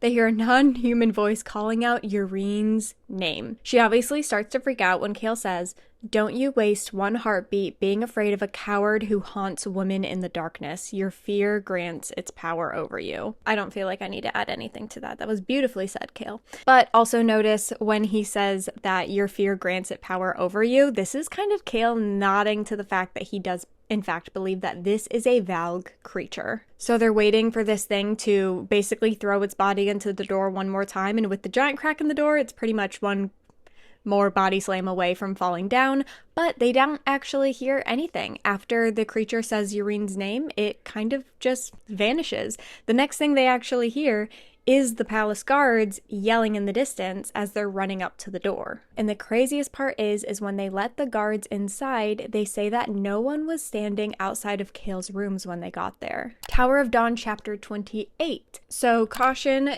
came with the guards to Kale's rooms, and he is helping Yrene push all the furniture back in its place as Kale is explaining to the guards and Caution what exactly happened, and Yrene is sharing the bit where only she was there as well. Caution immediately orders multiple guards to be sanctioned around Kale's rooms, and he also says that he would like to personally escort Yrene back to the tour tonight. However, she says that she would rather stay with Kale. That's crazy. I know Caution did not like that. Caution definitely did not like that. So Kale tells Yrene that she can sleep in Nesrin's room if she wants, since it's just one room over, but she says that she would prefer really to just stay in his room. She can just sleep on the floor or the couch, but she just doesn't want to be alone right now, which is so valid. Of course, however, he is a gentleman and he will not let her sleep on the floor or couch, so I guess they will just have to share the bed. So unfortunate, truly. However, they're both still kind of like in a tizzy of everything that happened, and they can't sleep, so they pretty much just stay up really late into the night talking. While they're talking, Yrene reveals that she would not have ran if that thing had gotten in the room, even if Kale was distracting it. She would not have run because she does not want someone that she cares for to be killed again, which is very tender and very sweet. She's just a really tender, sweet-hearted human being. That's really what Yrene is, so it makes perfect sense. She then decides to take this opportunity to, in a more loving way. I mean, when she was originally coming to the room, she was going to tell him this in an angerful way, in an angry way, but decides that she's just going to say, like, hey, I heard that Nesrin went off with Sartok and only left you a note, and I'm really sorry that happened. I'm sure that must not be easy for you. And Kale tells her what that little note said. I know you've been dying to know what the note said. It said, I hold you to no promises, and I will hold none of my own. That's crazy. I mean, here's the thing. When she agreed to come with him to Antica, he promised her the adventure of a lifetime. However, he's pretty much been stuck up in his room working on healing, or he's been going to visit Yrene to get his healing done. And pretty much his focus has just been on healing and getting help for the kingdom, which are definitely like the priorities he should have had, but he has not taken the time to see her family or get to know her family. He has not taken the time to explore or do anything with her or celebrate any of the holidays with her, really. So, like, it makes sense. I think it was just like they both had to accept a very painful truth. And Nesrin just happened to be the one who had to relay that truth in a very not easy to accept way, unfortunately. Kale just tells Yrene, I promised her an adventure. She deserves to go on one. And eventually, after that conversation, they get quiet and they both fall asleep. As for the next morning, Kale decides to go to the barracks and finds the guard Shen with the prosthetic arm. So remember, Shen is the guard that Yrene healed, and seeing Shen really inspired Kale to see like what he could be despite his newfound disability. So Shen shows Kale to this kind of like a fitness gym area in the barracks, and for the first time Kale asks to work out in the space and maybe learn some stuff from Shen. So Shen is happy to train Kale, and they end up being workout buddies together, and I just think that's really sweet. And something that Kale really needed right now is like a friend who understood him. Like, obviously Nesrin is his friend, but we can tell here and there she has said some insensitive things because she just doesn't understand. She doesn't have a disability. She's not had a disability, and it doesn't seem like she's really been close friends with anyone who has had a disability. So it makes sense that she doesn't really know how to talk to Kale or be there for him in the way that he really needs, especially because he's not doing a great job communicating it. But I think it's going to be really, really beneficial for Kale to have a friend who just gets him like that. So they do their fun workouts together. Shen shows him how to do some workouts in the chair, kind of like what Yrene taught him, but maybe some more fun and advanced ones. And then also Shen spars with him, trying to get Kale used to sword fighting while in the wheelchair. Then he goes back to his rooms for Yrene to work on healing him for 6 straight hours, and so this pattern continued for the next 3 days. I think that is a lovely spot to leave Tower of Dawn just for one chapter. We're going to jump over to Empire of Storms chapter 30, and we're going to catch up with Alide and Lorcan. They are working with the performing troupe. I will remind you, just in case you forgot, they're a part of the circus now. Empire of Storms is really dark in a lot of ways, and this is just kind of like a funny side plot to kind of lighten the mood a bit of the book, but it honestly just feels a little hysterical talking about it. But anyways, let's catch up with Alide and Lorcan as they are working with their circus troupe. So luckily, they have a women's wagon and a men's wagon for sleeping quarters because Alide does not want to share a tent with Lorcan. He still kind of freaks her out. Remember, he was hunting her for a period of time, and he still never really told her why. So she's like, I don't really want to share a tent with this man. So thankfully, because of all the bad weather, instead of setting up tents, they've just been sleeping in the 2 wagons and have had a women's wagon and a men's wagon. So they have been so far spared. However, throughout the day while they're working, Lorcan has been asking more and more about the experiments that were taking place in the dungeons at Morath, but she doesn't really want to tell him everything in case he leaves when he knows everything he feels like he needs to know, because she still kind of needs his help. He reminds her that their bargain was he would get her to the bridge if she answered his questions about Morath, but Alide tricky girl. She reminds him that she never actually specified when she would answer his questions. And Lorcan does not like that, so he just keeps asking questions until she answers some. He actually asks a question about why Elide wants to find Queen Aelin so bad.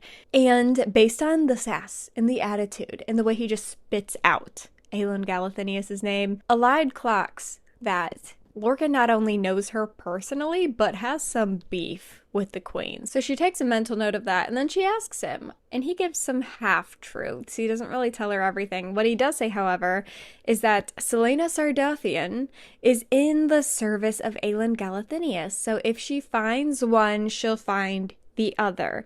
I'm annoyed that Lorcan just hasn't straight up told her that they're literally the same person. However, it is kind of funny that she is searching for both of these people. It is nice of him, though, to at least not make her try to prioritize who she's searching for. And now she can just be like, oh yeah, just find one and you'll find them both. So like, he doesn't do her a disservice, but honestly, someone put this girl out of her misery and just tell her the truth, like the full truth. So they were off a bit from the rest of the troop when they were asking each other questions and stuff, and they decide to head back to the camp. But they have decided that the ground is dry enough now that they don't need to sleep in wagons, and they're going to set up tents. So, unfortunately for Elide and Lorcan, they are now going to have to share a tent tonight, so they're not very excited about that. Lorcan goes to sleep on the floor and offers Elide the actual roll, and she, of course, doesn't fight him on it. She's like, okay, fine, I'll take the bed. But that night, Lorcan, out of curiosity, because he can't sleep, and apparently neither can she, he asks her what happened to her ankle. And she immediately gets really cagey and doesn't share anything. Of course, we know this is because she has a lot of trauma around what she experienced, not only in her childhood, but at Morath. But she doesn't tell him anything. She's not ready to have that conversation with someone that she barely knows and doesn't really trust. So he just decides he's going to get up and take a bath since he can't sleep. However, when he is outside of the tent, he can hear with his Fey hearing that she lifted up her bedroll to hide something under the bed. So he knows that she has something that she is hiding. So Lorcan decides he is upset. He doesn't want to be sharing a tent with this girl, but then on top of that, she's hiding things from him. She played him with their bargain. And on top of that, he just doesn't want to be in the circus, and he definitely doesn't want to pretend to be this human girl's husband. So he is outside of the tent sulking. And he just starts to mentally spiral to us as the readers. And what's really stinking funny here is we find out that he's really spiraling about Rowan. So it turns out the real reason that he truly hates Aelin Ash River Galathynius with every fiber of his being is because in his mind, she stole Rowan from him. Rowan being his truest friend. Rowan being the only other Fae that he felt like ever truly could challenge his ability. Like, Rowan was maybe not as strong as Lorcan, but Rowan gave Lorcan a challenge. And although it seems like they fight all the time, like, you never would have guessed that they were best friends. Lorcan's not really a normal guy. He's kind of angry, sulky, tough, woe is me kind of Fae warrior guy. So it kind of makes sense that he has just bullied and hated on someone that he's considered his best friend. I wonder if Rowan knows that, though. That's the thing. Lorcan comes back, then Elide goes to take a bath, and then when she comes back, I guess she had a moment where she really thought like it wouldn't hurt to tell Lorcan a little bit about her ankle, so she tells him the truth. She says that her uncle is the head commander at Morath. She basically just lets him know that if Lorcan gets too close to her, or if her Uncle Vernon thinks Lorcan is close to her, he will take him alive and make him one of his fancy experiments. And then, of course, Elide shares with Lorcan the experiment he wanted to try on her right before Manon rescued her, and how Manon rescuing her and them running into a different experiment, aka Kaltane, is what led to the explosion. Lorcan, after taking a minute to soak all this in, because it was definitely not what he was expecting, asks her if she would like him to kill her uncle. Elide just asks if there would be a cost. Lorcan doesn't really answer, he just follows up and asks if her uncle is also responsible for what happened to her ankle,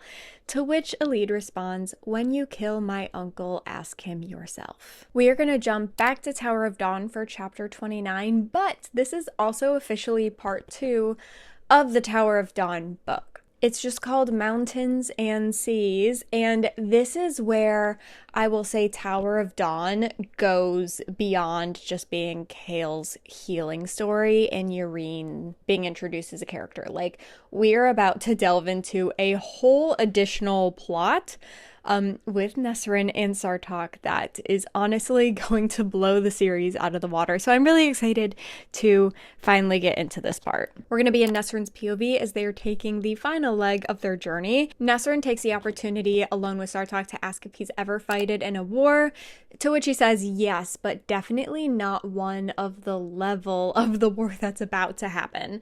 He then asks about Aderlin, and the topic quickly shifts to rumors he heard of racism and hatred towards the immigrants there, and he's asking about her experience having been the child of immigrants. Nesrin just confirms that she was definitely a target of hatred during her time there, and Sartok doesn't push the topic, but he just lets her know that he understands. They chit-chat a little bit more about some other stuff, but eventually they do arrive, and he warns her that he's just the captain here, so no Your Highness and no other royal titles while he's there. She's surprised, and definitely like, you know, like if you're calling someone Your Highness and you see them as like the prince of a country that like your family's from, it's gonna be hard to just speak to him casually, like, you know, like another peer, but you know, he's asked her to do it and he said it would make him more comfortable, so that's exactly what she's going to attempt to do. So they are landing at the camp and she's honestly just shocked at how big it is, and not only that it's as large as it is, but that it's only one of many clans. So you can imagine how helpful it would be to have all of these clans helping out in the war.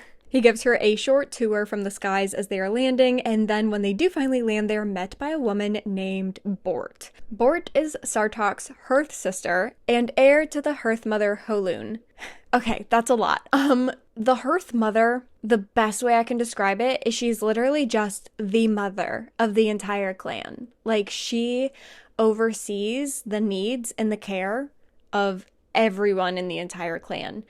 So the Hearth sister is just the heir to the Hearth mother, so that if Holun ever passed, then Bort would then become the Hearth mother. It's pretty simple. She's just, you know, she's the big dog. She calls all the shots, and she's obviously very well loved and respected by Sartok and the rest of the clan. Bort's first question is whether Nesrin is an emissary or a bride, which, let's just say that gets both of them blushing a lot, but Sartok just scolds her. Nesrin's really just shocked of the way that Bort so casually, like, teases Sartok, but then she realizes technically Bort kind of outranks Sartok in the clan.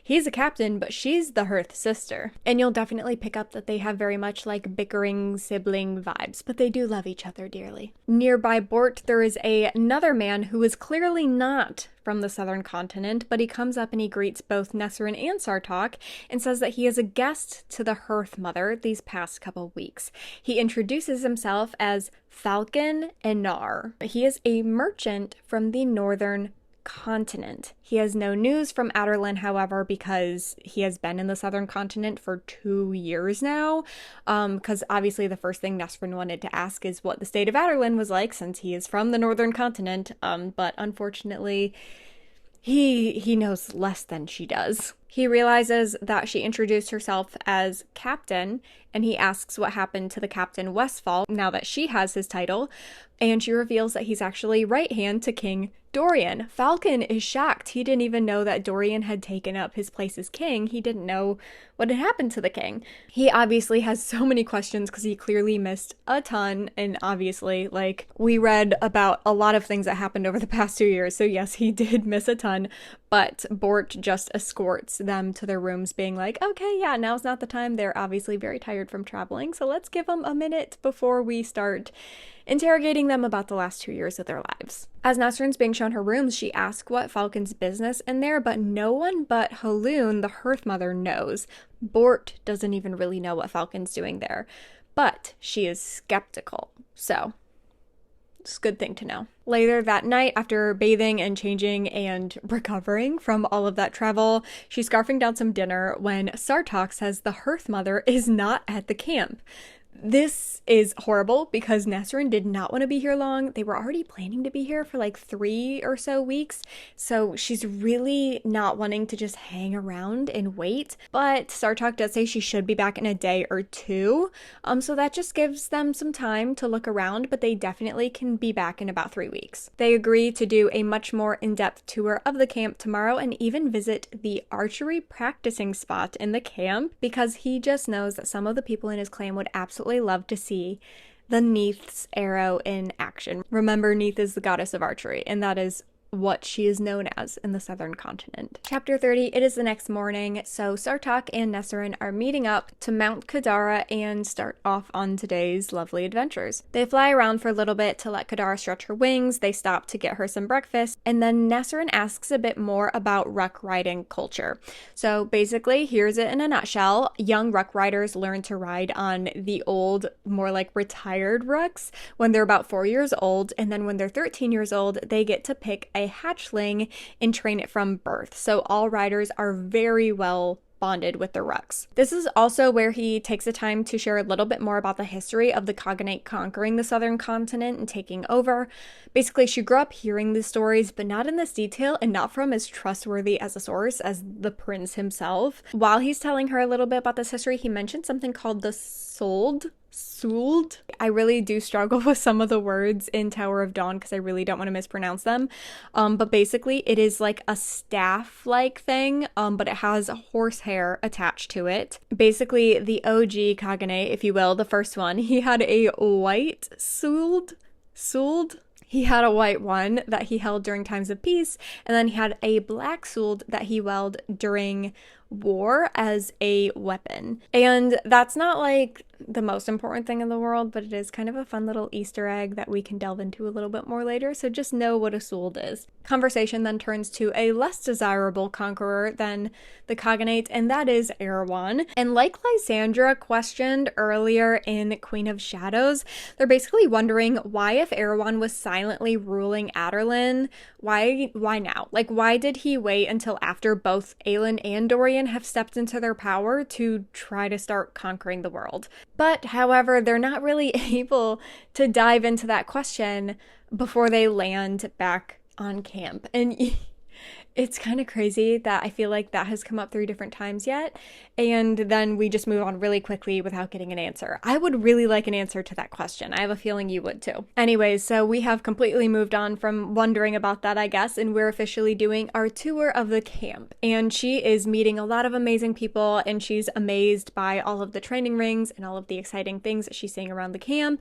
And obviously all of this is happening up in the mountains, and she's really just shocked about how amazing the view is. She's really just loving her time here at the camp. As she's looking off in the distance, she can see a large lake, but past this lake, she can see a mountain that looks devoid of life and unlike the rest of the view. Sartok says that that specific peak is called Arundan, and it's where they bury the rucks and their riders who have passed. Nesrin then asks him a very risky question.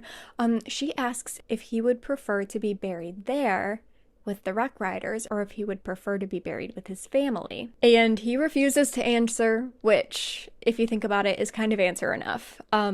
There's only one answer to that question that would be not wise for him to give. So that says a lot, I think, about Sartok and how he feels about potentially becoming an heir. They then move on to where people practice their archery. So they're in the specific archer training area of the camp. I don't know if there's like a better name for that, but Bort shows Nesrin where they keep all the bows and arrows, and of course Neith's arrow goes crazy on all of the targets and kind of assembles a bit of a crowd. Bort even herself comes up to Nesrin and she's like, I need you to teach me how to shoot like that because my archery skills are lacking compared to yours.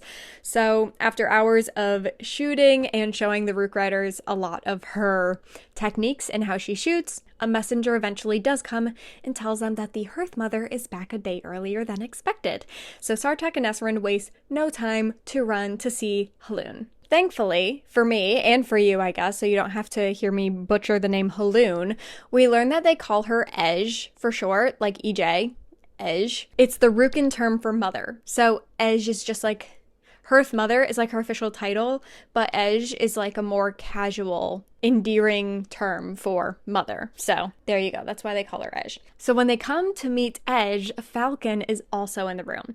She says, "An ancient malice is stirring in these mountains. It's why I've been gone these past days, to seek it out." So basically, we learned that something or someone has been attacking Rook nests and killing baby Rooks in their eggs. Ej reveals that they've been attacked by Karankui, which is basically the translation for Stygian spiders. Tower of Dawn chapter 31. Do you guys remember the Stygian spiders? Okay, they're these big, giant black spiders that are horrifying. They're the size of horses. They can talk. That is where Manon got the silk, the spider silk that she needed to help Abraxos fly, okay? I hope you remember. If you do not remember that from Heir of Fire, I'm going to need you to remember that scene because it's going to be really important in this chapter, okay? We're going to refer back to it a couple times. Okay, I need to stop bouncing on the exercise ball because I'm excited. So Nesrin asks Ej if she's absolutely sure because after all, Stygian spiders are supposed to be very rare. However, Falcon pulls spider silk out of his pocket. 100 yards of it, actually. Okay, now let's remember what happened in Heir of Fire. Manon came there right after someone else who had made quite the deal. A merchant, actually, like Falcon, from the northern continent, like Falcon, who wanted 100 yards of spider silk, like Falcon. Are you guys picking up what I'm putting down? The same merchant who traded 20 years off his life for 100 yards of spider silk. So Falcon, this man who is here, this is the exact person that the Stygian spider told Manon about. So although Falcon looks 47, we learn in this moment that Falcon is actually 27. So the Karankui, aka what the people of the southern continent call Stygian spiders, they are a less civilized version of their northern sisters. Okay, so remember how disgusting and brutal and terrifying they were in Heir of Fire? Now imagine 100 times worse, and that is the Karankui. Ej says, "I do not believe it a mere coincidence that the Karankui have again begun preying upon the world at the same time a merchant seeks out their eyrie for answers regarding their northern kin." Basically an accusation towards Falcon, but he says he regrets giving up his youth and he just wanted to ask for it back. I don't think that's gonna go well for him, but he learned also that he could have the years back if he slayed the spider that he made the deal with. So although he's not a warrior, he was hoping to come here and find someone at the clan who would be willing to hunt down the Stygian spider, or the Karankui, that he made the deal with and kill them so that he can be young again. Ej reveals that Rux and Karankui have actually waged war against each other in the past, which is why Ej really does not want this news to get out. So it is going to stay within this group in the room. However, Sartok and Nesrin are about to talk with Ej about some way deeper stuff that goes further than just this Karankui. So Falcon is dismissed from the room. So now it is just Ej and Nesrin and Sartok. So Ej turns to Nesrin and says, "It is starting anew, isn't it? The one who sleeps has awoken."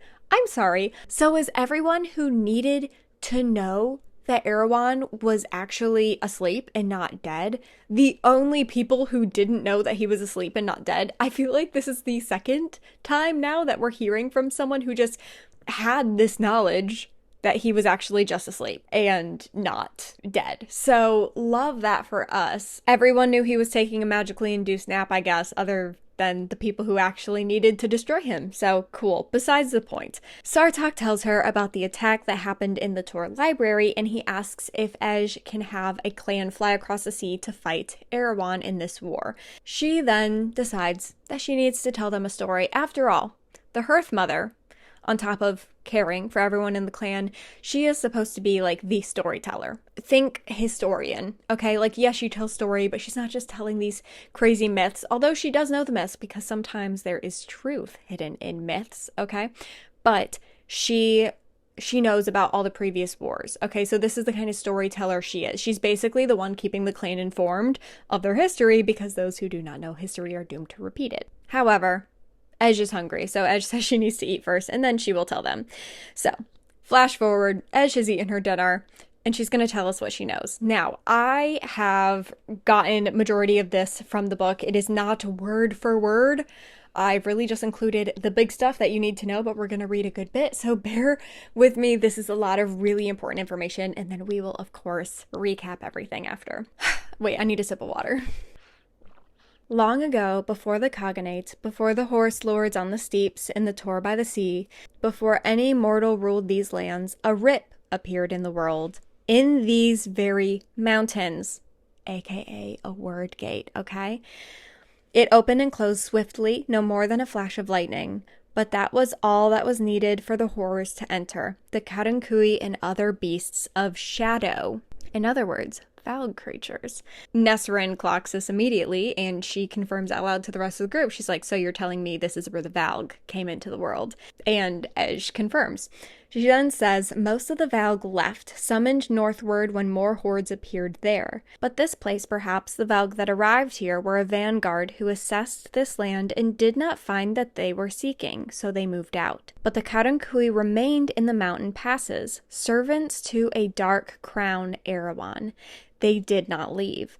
The spiders learned the tongues of men as they ate the fools stupid enough to venture into their barren realm. Some who made it out claimed they remained because the fells reminded them of their own blasted worlds. Others said the spiders lingered to guard the way back to wait for that door to open again to go home. Interesting. War waged in the east in the ancient Fey realms, 3 demon kings against a Fey queen and her armies. Interesting. Demons that passed through a door between worlds to conquer our own. And yet, even when the Valg were banished to their realm, even when the final remaining demon king slithered into the dark places of the world to hide, the Fey came here to the mountains.